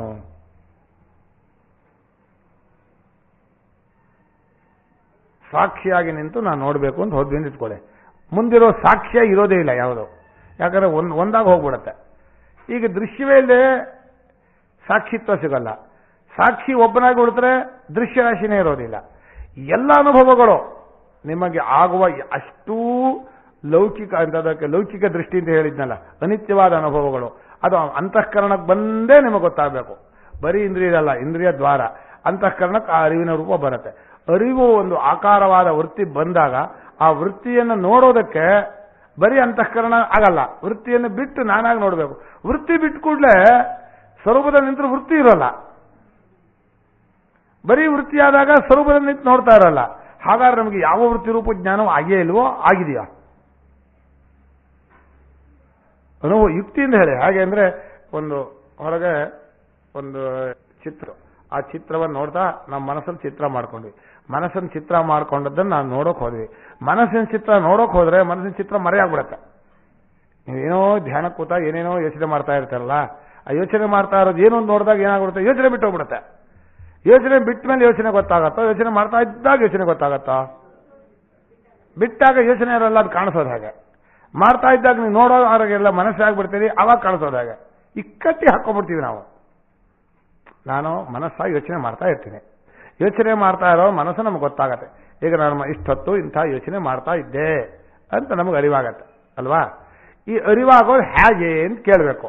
ಹಾಗೆ ಅಂತ ಕೇಳಬೇಕಾದ್ರೆ ಅನುಭವಕ್ಕೆ ಹೊಂದಿಸ್ಬೇಕಾದ್ರೆ ಅಲ್ಲಿ ಅರಿವಾಗ್ತಾ ಇರೋ ಮನಸ್ಸು ಇರಬೇಕು, ಇಲ್ಲಿ ನೋಡ್ತಾ ಇರೋ ಸಾಕ್ಷಿನೂ ಇರಬೇಕು, ಒಟ್ಟಿಗೆ ಇರಬೇಕು ಅಲ್ವಾ? ಸಾಕ್ಷಿ ಆದರೆ ಯೋಚನೆ ಮಾಡೋ ಮನಸ್ಸು ನಿಂತೋಗುತ್ತೆ. ಯೋಚನೆ ಮಾಡೋ ಮನಸ್ಸಲ್ಲೇ ಸೇರ್ಕೊಂಡಿದ್ರೆ ಅದು ನೋಡೋರಾಗಿ ಇರೋಲ್ಲ. ಯಾವಾಗ ನೋಡಿದ್ವಿ? ಈಗ ನಿಜವಾಗಿ ನಮ್ಮ ಮನಸ್ಸಿನ ಯೋಚನೆ ನಮ್ಗೆ ಗೊತ್ತಾಗ್ತಾ ಇದೆಯೋ ಇಲ್ವೋ? ಇಲ್ಲಿ ತರ್ಕಕ್ಕೆ ಹೊಂದಲ್ಲ, ಅನುಭವ ಇದ್ದಾಗ ಹೇಳಬೇಕಾಗಿದೆ. ಇದಕ್ಕೆ ನಮ್ಮ ಗುರುಗಳು ಒಂದೆರಡು ಹೇಳಿ, ಒಂದೆರಡು ನಿಮಿಷ ಹೇಳ್ರಿ ಹೇಗಾಗತ್ತೆ ಅಂತ. ಚೆನ್ನಾಗಿದೆ ಇದು ಪ್ರಕ್ರಿಯೆ. ದೃಷ್ಟು ದೃಶ್ಯ ಪ್ರಕ್ರಿಯೆ ಮುಖ್ಯವಾದ ಭಾಗ. ಹೇಳಿ, ಬಹಳ ಚೆನ್ನಾಗಿದೆ, ಕೇಳ್ರಿ. ಇದೆಲ್ಲ ಈ ಕಡೆ ಇರ್ಬೇಕಲ್ಲಪ್ಪ ಅಂಗಡಿ ಆಗಲ್ಲ, ನಿಮ್ಮನ್ನು ಹಿಡ್ಕೋಬೇಕು, ನಮ್ಮನ್ನ ಒಬ್ಬನೇ ಅಲ್ಲ. ಏನಂದ್ರೆ ಅಂತಃಕರಣದಲ್ಲಿರತಕ್ಕಂತಹ ವೃತ್ತಿಯನ್ನ ನಾವು ಅರ್ಥದ್ದು ಹೇಗೆ ಅಂತ ಕೇಳ್ತಾ ಇದ್ದಾರೆ. ಇವಾಗ ನಮಗೆ ಆಗ್ತಾ ಇರುವ ಅರಿವು ಎರಡು ತರಹ ಅಂತ ಅವರೇ ಹೇಳಿದ್ದಾರೆ. ನೀವು ಅದನ್ನು ಗಮನಿಸಿದ್ರೋ ಇಲ್ಲೋ ನನಗೆ ಗೊತ್ತಾಗಲಿಲ್ಲ, ಆದರೆ ನನಗಂತೂ ಸ್ಪಷ್ಟವಾಗಿ ಗೊತ್ತಾಗಿದೆ. ನಾವು ಅರಿಯುವಾಗ ದೃಶ್ಯವಾಗಿ ಅರಿಯೋದು ಅಂದರೆ ಹೊರಗಿನೊಂದು ದೃಶ್ಯ ವಿಭಾಗ ಇಟ್ಕೊಂಡು ಅರಿಯೋದು, ಇದು ಅಂತ ಅರಿಯೋದು ಒಂದು ಕ್ರಮ, ನಾನಾಗಿ ಅರಿಯೋದು ಒಂದು ಕ್ರಮ ಅಂತ ಅವ್ರು ಹೇಳಿದರು. ಅದು ಬಹಳ ಮುಖ್ಯವಾದ ವಿಷಯ, ನೀವು ಅದನ್ನು ಗಮನಿಸಬೇಕಾಯಿತು. ನಾವು ಅಂತಃಕರಣದಲ್ಲಿರ್ತಕ್ಕಂತಹ ವೃತ್ತಿಯನ್ನು ಅರಿಯುವಾಗ ಅಂತಃಕರಣ ವೃತ್ತಿಯನ್ನು ಮುಂದಿಟ್ಕೊಂಡು ಅರಿಯೋದಿಲ್ಲ. ಅಂತಃಕರಣ ವೃತ್ತಿಯೇ ನಾವು ಆಗ್ಬಿಟ್ಟು ಅರಿತಾ ಇರ್ತೀವಿ. ಇದು ತಾದಾತ್ಮ್ಯ ಜ್ಞಾನ ಅಂತ ಹೆಸರು. ಅದು ನಿಜ ಹೇಳೋದಾದ್ರೆ ಗುಳ್ಳೆ ಆಗಿದ್ದಾಗ ಪೂರ್ತಿ ಅದು ಗುಳ್ಳೆ ಹಿಮ ಆಗಿದ್ದಾಗ ನೀರು ಪೂರ್ತಿ ಹಿಮ ಆಗಿಬಿಡ್ತು. ಕರಗಿದಾಗ ಹಿಮ ಇರೋದೇ ಇಲ್ಲ. ಅದೇ ರೀತಿ ಅಂತಃಕರಣದಲ್ಲಿ ಒಂದು ಚಿತ್ರ ಎದ್ದಾಗ ಪೂರ್ತಿ ಯಾವ ಚಿತ್ರ ವೃತ್ತಿ ಎದ್ಕೊಂಡಿದೆಯೋ ಅದರಲ್ಲಿ ಪೂರ್ತಿ ನಮ್ಮ ಅರಿವು ಸೇರೋಗ್ಬಿಟ್ಟಿದೆ. ತಾದಾತ್ಮ್ಯತೆಯಿಂದ ನಾವು ಆ ಆಕಾರವನ್ನೇ ಹೊಂದಿ ಅದನ್ನು ಅರಿತೀವಿ ಅಂದ್ಕೊಳ್ತಾ ಇದ್ದೀವಿ. ನಮ್ಮ ಹಸುವಿನ ಅರಿವಾಗ ಮನಸ್ಸಿನ ಹಸುವಿನ ಜ್ಞಾನವಿದೆ ಅಂತಂದ್ರೆ ಆ ಹಸು ಅನ್ನುವ ಚಿತ್ರ ಮನಸ್ಸಿಗೆ ಬಂದಾಗ ಆ ಚಿತ್ರ ಏನು ಮನಸ್ಸಿಗೆ ಬಂದಿದೆ ಆ ಚಿತ್ರವಾಗಿರುವ ಅಂತಃಕರಣ ವೃತ್ತಿಯಲ್ಲಿ ಪೂರ್ತಿ ನಾವು ಸೇರೋಗ್ಬಿಟ್ಟಿರ್ತೀವಿ. ಆ ಹಸುವಿನ ಚಿತ್ರ ನಾವು ಅಂತ ಎರಡು ಇರೋದೇ ಇಲ್ಲ. ಅದು ಯಾವಾಗ ನಾವು ಹಸುವಿನ ಚಿತ್ರವನ್ನು ನಾನು ಅರಿತೆ ಅಂತ ಅಂತೀವೋ ಆವಾಗ ಹಸುವಿನ ಚಿತ್ರ ಇರೋಲ್ಲ ಮನಸ್ಸಲ್ಲಿ. ಯಾಕೆಂದ್ರೆ ಅದನ್ನು ಗೊತ್ತು ಮಾಡಿಕೊಂಡು ಅದನ್ನು ಹೇಳುವಾಗ ಆ ವೃತ್ತಿಯನ್ನು ಬಿಟ್ಟು ಅನುಭವ ನಿಂತ್ಕೊಂಡು ನಾನು ಹೀಗೆ ಒಂದು ಹಸುವಿನ ಚಿತ್ರವನ್ನು ಮನಸ್ಸಲ್ಲಿ ಇದ್ದದನ್ನು ಅರಿತೇ ಅಂತೀವಿ. ಆದ್ರೆ ಇವಾಗ ಹೇಳೋದು ಅನುಭವಕ್ಕೆ ಹೊಂದಿಸ್ಕೋಬೇಕಾದ್ರೆ ಈ ಎರಡನ್ನು ಒಟ್ಟಿಗೆ ಆ ಆಕಾರವನ್ನು ತಾಳಿರೋದು ಆಕಾರವನ್ನು ನೋಡ್ತಾ ಇರೋದು ಎರಡನ್ನು ಒಟ್ಟಿಗೆ ಮಾಡೋಕ್ಕೆ ಆಗೋದೇ ಇಲ್ಲ. ಏನು ಮಾಡೋದು ಆಗೋದಿಲ್ಲ, ಎಂಥವೂ ಆಗೋದಿಲ್ಲ. ಇವಾಗ ಹೇಳೋದಂದ್ರೆ ಆ ಆಕಾರ ಪೂರ್ತಿ ತಾನೇ ಆಗಿರುತ್ತಾನೆ, ತಾನೇ ಆ ಆಕಾರವಾಗಿ ಆ ವಿಷಯವಾಗಿ ಅದನ್ನು ಅರಿತೆ ಅಂತ ಹೇಳಿ ಆ ಆಕಾರವಾದ ಸಮಯದಲ್ಲಿಯೇ ಅರಿತಿರುತ್ತಾನೆ ಹೊರತು ಆಕಾರವನ್ನು ಬಿಟ್ಟಾಗ ಅದಕ್ಕೆ ಯಾವ ವಿಶೇಷ ಜ್ಞಾನವೂ ಇರೋದಿಲ್ಲ. ತಾನೇ ತಾನಾದ ಅನುಭವ ಅದು. ಹಾಗಾದ್ರಿಂದ ನಾವು ಒಂದು ರೀತಿ ಹೇಳೋದಂದ್ರೆ ಅದು ಅಂತಃಕರಿರ್ತಕ್ಕಂತಹ ವೃತ್ತಿಯನ್ನು ಅರಿತೆ ಅನ್ನೋದು ತಪ್ಪು ತಿಳುವಳಿಕೆನೆ. ಖಂಡಿತ ತಿಳುವಳಿಕೆ ಆಗಿಲ್ಲ, ಅರಿವು ಆಗೋದೇ ಇಲ್ಲ. ನಾವು ಅರಿವು ಆಗ್ತೀವಿ ನಾವು ಅಂದ್ಕೊಳ್ತಾ ಇದ್ದೀವಿ. ಅಂದರೆ ವೃತ್ತಿಯನ್ನು ನಮ್ಮನ್ನು ಬಿಡಿಸಿಕೊಳ್ಳದೇ ಇದ್ದಾಗ ನಾವು ಅದನ್ನು ಅರಿತೆ ಅಂತ ಭ್ರಾಂತಿ ಮಾಡ್ಕೊಳ್ತಾ ಇದ್ದೀವಿ. ನಿಜ ಹೇಳೋದಾದ್ರೆ ಅರಿಯುವಾಗ ವೃತ್ತಿ ಇರೋದಿಲ್ಲ, ವೃತ್ತಿ ಇರುವಾಗ ಅರಿಯುವನಾಗಿ ನಾವು ಬೇರೆಯಾಗಿ ಇರುವುದಿಲ್ಲ. ಆದರೂ ನೀರಿನ ತಟ್ಟೆಯಲ್ಲಿ ಸೂರ್ಯನ ಪ್ರತಿಬಿಂಬ ಬಿದ್ದಾಗ ಹೇಗೆ ಅಲ್ಲೊಂದು ಸೂರ್ಯನ ಇದು ಆಕಾರ ಹೇಳುತ್ತೋ ಅದೇ ರೀತಿ ಅಂತಃಕರಣದಲ್ಲಿ ಏನೇನೇನು ಆಕಾರ ತೋರ್ಕೊಳುತ್ತೋ ಆ ಆಕಾರದ ಪೂರ್ತಿ ಚೈತನ್ಯ ವ್ಯಾಪ್ತವಾಗಿಬಿಡುತ್ತೆ. ಚೈತನ್ಯ ವ್ಯಾಪ್ತವಾಗಿರೋ ಅಂತಃಕರಣ ವೃತ್ತಿ ಅಲ್ಲಿ ಇಷ್ಟು ಭಾಗ ಅಂತಃಕರಣ ವೃತ್ತಿ, ಇಷ್ಟು ಭಾಗ ಚೈತನ್ಯ ಅಂತ ಬರ್ತದೆ. ಅದೇ ಬಿಫರ್ಕೇಶನ್ ಮಾಡೋಕ್ಕಾಗಲ್ಲ, ಬಿಡಿಸೋಕ್ಕಾಗೋದಿಲ್ಲ. ಪೂರ್ತಿ ಅಂತಃಕರಣ ಆಕಾರವನ್ನೇ ಚೈತನ್ಯ ಅರಿವು ತಾಳ್ಬಿಟ್ಟಿರುತ್ತೆ. ಹಾಗಾದ್ರಿಂದ ಆ ಅರಿವನ್ನು ನಾವು ಅಂತಃಕರಣ ವೃತ್ತಿಯನ್ನು ಅರಿತೆ ಅಂತ ಅನ್ನುವಾಗಲೂ ನಾವು ವ್ಯಾವಹಾರಿಕವಾಗಿ ಆ ಆಕಾರವನ್ನು ತಾಳಿ ಬಿಟ್ಟು ಮತ್ತೆ ಈ ಪ್ರತ್ಯಯ ಮೂಲಕವಾಗಿ ಅವಾಗಿಂದಲೇ ಬಂದು ಇಂತಿಂಥ ಆಕಾರ ಮನಸ್ಸು ಬಂತು ಅಂತ ಹೇಳ್ತೀವಿ. ಹೇಳಿದ್ರೆ ಒಂದೇ ಕಾಲಕ್ಕೆ ಆಯಿತು ಅಂತ ಅರ್ಥ ಅಲ್ಲ. ಆ ಅನುಭವ ಕಾಲದಲ್ಲಿ ಗೋಚರವಾಗ್ತಾ ಇರಲ್ಲ, ಗೋಚರವಾಗುವಾಗ ಅನುಭವ ಇರುವುದಿಲ್ಲ. ಅದು ಏನು ಮಾಡೋಕ್ಕಾಗಲ್ಲ. ಆದ್ರೂ ಕೂಡ ಹೊಂದಿಸ್ಕೊಳ್ಬೇಕು ಅಂತ ಹೊರಟ್ರೆ ಏನ್ ಮಾಡ್ಬೇಕು? ಇದನ್ನು ಹೊಂದಿಸ್ಕೋಬೇಕು ಅಂದ್ರೆ ಹೊಂದೋದಿಲ್ಲ ಅಂದ್ರೆ ತಪ್ಪು ತಿಳಿಕೆ ಅಂತ ಇದು. ಯಾರು ಹೊಂದಿಸ್ಬೇಕಪ್ಪ, ಯುಕ್ತಿಗೆ ಹೊಂದಿಸ್ಬೇಕು. ಅಲ್ಲ, ಯುಕ್ತಿ ಹೊಂದಿಸ್ಬೇಕು ಅಂದ್ರೆ ಹೀಗೆ ಇವಾಗ ಆಗ್ತಾ ಇರೋದನ್ನು ಒಪ್ಕೊಂಡ್ರೆ ಹೊಂದಿಸ್ಕೊಳ್ಳೋದು ಅಷ್ಟೇ. ಹೊಂದಿಸ್ಕೊಳ್ಳೋದು ಅಂದ್ರೆ ಹೊಂದೇ ಇರೋದನ್ನ ಹೆಂಗೆ ಹೊಂದಿಸ್ಕೊಳ್ಳೋಕೆ ಬರುತ್ತೆ? ಹೊಂದೇ ಇರೋದನ್ನ ಹೊಂದಿಸ್ಕೊಂತಂದ್ರೆ ಇವಾಗ ಗುಳ್ಳೆಯಾಗೂ ಇರು, ನೀರಾಗೂ ಇರುವುದು ಹೆಂಗಾಗತ್ತೆ? ಗುಳ್ಳೆಯಾಗಿದ್ರೆ ಮತ್ತೆ ಅದು ನೀರಿನ ಇದಿರಲ್ಲ, ಅಷ್ಟೇ ತಗೊಂಡ್ರೆ. ನೀರಾಗಿದ್ದಾಗ ಗುಳ್ಳೆ ತೋರೋದೇ ಇಲ್ಲ ಅಲ್ವಾ? ಅದೇ ರೀತಿ ಅಂತಃಕರಣ ವೃತ್ತಿಯಲ್ಲಿ ತಾದಾತ್ಮ್ಯತೆಯನ್ನು ಇಟ್ಕೊಂಡ ಆತ್ಮನು ಅಂತಃಕರಣ ವೃತ್ತಿಯನ್ನು ನಾನು ಅರಿತೆ ಅಂತ ಭ್ರಾಂತಿಯಾಗಿ ಹೇಳ್ತಾ ಇದ್ದಾನೆ. ಆದರೆ ವಾಸ್ತವವಾಗಿ ಇದು ಯುಕ್ತಿ ಹೊಂದೋದೇ ಇಲ್ಲ. ನೀವು ಈ ವಾಕ್ಯ ಕೇಳಿ, ಧೀವಿ ಕ್ರಿಯಾ ಸಹಸ್ರಾಣ ಸಾಕ್ಷ್ಯತೋಹಮ ವಿಕ್ರಿಯ. ಇವಾಗ ಈ ವಾಕ್ಯ ಕಡೆ ಬುದ್ಧಿಯ ವಿಕಾರವನ್ನು ನಾವು ನೋಡೋಕ್ ನಿಂತಾಗ ಬುದ್ಧಿ ವಿಕಾರವನ್ನು ಬಿಟ್ಟು ನಾವು ಆಗೋದ್ರಿಂದ ಬುದ್ಧಿ ವಿಕಾರವನ್ನು ಸಾಕ್ಷಿಯಾಗಿದ್ದೀವಿ ಅಂತಾದಾಗ ಆವಾಗ ಬುದ್ಧಿ ವಿಕಾರ ಇರೋದೇ ಇಲ್ಲ. ಆಗಲೂ ನಾವು ಬುದ್ಧಿ ವಿಕಾರವನ್ನು ನೋಡಿದೆ ಅನ್ನೋದು ಭೂತಪೂರ್ವಗತ್ಯ. ಅಂದರೆ ಮೊದಲು ಆದಂತಹ ಬುದ್ಧಿ ವಿಕಾರವನ್ನು ಆರೋಪ ಮಾಡಿಕೊಂಡು ನಾನು ಬುದ್ಧಿ ವಿಕಾರಗಳನ್ನೆಲ್ಲ ನೋಡ್ತಾ ಇರುವುದರಿಂದ ಸಾಕ್ಷಿಯಾಗಿದ್ದೇನೆ ಅಂತ ಹೇಳಿದ. ಇದು ಸ್ಥಿತಸ್ಯ ಗತಿ ಚಿಂತನೀಯ ಅಂತ ಆದ ಒಂದು ವಿಶೇಷ ಜ್ಞಾನಕ್ಕೆ ಹೊಂದಾಣಿಕೆ ಮಾಡೋಕ್ಕೋಸ್ಕರವಾಗಿ ಹೇಳಿದ ಒಂದು ಕ್ರಮವೇ ಹೊರತು ಅನುಭವದಲ್ಲಿ ಎರಡನ್ನೂ ಒಟ್ಟಿಗೆ ಮಾಡ್ಕೊಳಕ್ ಆಗೋದೇ ಇಲ್ಲ. ಇನ್ನೊಂದು ಅನುಭವ ಹೇಳ್ತೀನಿ, ಅದನ್ನ ನಾವು ವಿವರಣೆ ಕೊಡಬೇಕು. ಸಾಕ್ಷಿಯಾಗಿದ್ದಾಗ ನೋಡ. ಈಗ ನಾನು ಇಲ್ಲಿ ಕೂತ್ಕೊಂಡು ಆ ಮರ ನೋಡ್ತಾ ಇದ್ದೀನಿ ಅಂತ ಇಟ್ಕೊಳ್ಳಿ. ಈ ಅನುಭವನ ವಿಮರ್ಶೆ ಇವ್ರು ಮಾಡೋದು, ನಾನು ಅನುಭವ ಮಾತ್ರ ಮುಂದಿಡ್ತೀನಿ. ಈಗ ಮರ ನೋಡ್ತಾ ಇರ್ತೀನಿ, ಇಬ್ರು ಬರ್ತಾರೆ, ಈ ಕಡೆಯಿಂದ ಒಬ್ರು ನನ್ನ ಹತ್ರ ಬರ್ತಾರೆ. ಒಬ್ಬ ಕೇಳ್ತಾನೆ ಏನ್ ಮಾಡ್ತಾ ಇದೀಯಾ ಅಂತ ಕೇಳ್ತಾನೆ, ಇನ್ನೊಬ್ಬ ಬರ್ತಾನೆ ಏನನ್ನು ನೋಡ್ತಾ ಇದೀಯಾ ಅಂತ ಕೇಳ್ತಾನೆ. ಏನನ್ನು ನೋಡ್ತಾ ಇದೀಯಾ ಅಂತ ಕೇಳಿದಾಗ ಏನು ಉತ್ತರ ಹೇಳ್ತೀನಿ ನಾನು? ಮರವನ್ನು ನೋಡ್ತಾ ಇದ್ದೀನಿ. ಏನ್ ಮಾಡ್ತಾ ಇದ್ದಾನೆ ಕೇಳ್ತಾ ನೋಡ್ತಾ ಇದ್ದೀನಿ ಹೇಳ್ತಾನೆ. ಈ ಎರಡೂ ಉತ್ತರಕ್ಕೂ ಒಂದೇ ಅನುಭವ ಪ್ರಮಾಣವೇ ಅಲ್ಲ, ಅದು ಅಷ್ಟು ವೇಗವಾಗಿ ನಡೆದಿರುತ್ತೆ. ಹೇಗೆ ಹೇಳಿ ಉತ್ತರ? ಈಗ ಇದನ್ನ ಸ್ವಲ್ಪ ಬಿಡಿಸಿ ಹೇಳಿ. ಇವಾಗ ನಾವು ಮರವನ್ನು ನೋಡುತ್ತಿರುವಾಗ ಪೂರ್ತಿ ಮರದ ತನ್ಮೇತಿ ಅಂತ ತಿಳ್ಕೊಂಡ್ರೆ ಮರವೇ ನಾವು ಹಾಳಾಗ್ಬಿಟ್ಟಿರ್ತೀವಿ. ನಾವೇ ಅಂತಃಕರಣ ಮೂಲಕ, ಇಂದ್ರಿಯ ಮೂಲಕ, ಕಣ್ಣಿನ ಮೂಲಕ ಹೊರಕ್ಕೆ ಹೋಗಿ ಆ ಪೂರ್ತಿ ಆ ಮರದ ಆಕಾರವಾಗಿ ತತ್ಕಾಲದಲ್ಲಿ ನಾವು ಉಳಿದಿರ್ತೀವಿ. ಆ ತತ್ಕಾಲದಲ್ಲಿ ಉಳಿದವರಾಗಿದ್ದಾಗ ನಾವು ಮರವನ್ನು ನೋಡ್ತಾ ಇದ್ದೀವಿ ಅನ್ನೋ ವ್ಯವಹಾರ ಅಂತ ಮರವಾಗಿದ್ದೀವಿ ಅಂತ. ಆದರೆ ಆಗಲೇನೇ ಮತ್ತೆ ಮರವನ್ನು ನೋಡುವಾಗಲೂ ಇಂದ್ರಿಯದಲ್ಲಿದ್ದಾಗ ಮರವನ್ನು ನೋಡ್ತಾ ಇದ್ದೀನಿ ಅಂತ, ಇಂದ್ರಿಯ ಇದ್ದಾಗ ಮರ ನೋಡ್ತಾ ಇದ್ದೀನಿ ಅಂತ. ಆದ್ರೆ ಏನ್ ಮಾಡ್ತಾ ಇದೀಯಾ ನೋಡ್ತಾ ಇದ್ದೀನಿ ಇಂದ್ರಿಯವಾಗಿದ್ದೀನಿ ಅಂತ ಅರ್ಥ. ಏನ್ ನೋಡ್ತಾ ಇದೀಯಾ ಅಂದ್ರೆ ಮರ ಆಗಿದ್ದೀನಿ ಅಂತ ಅರ್ಥ.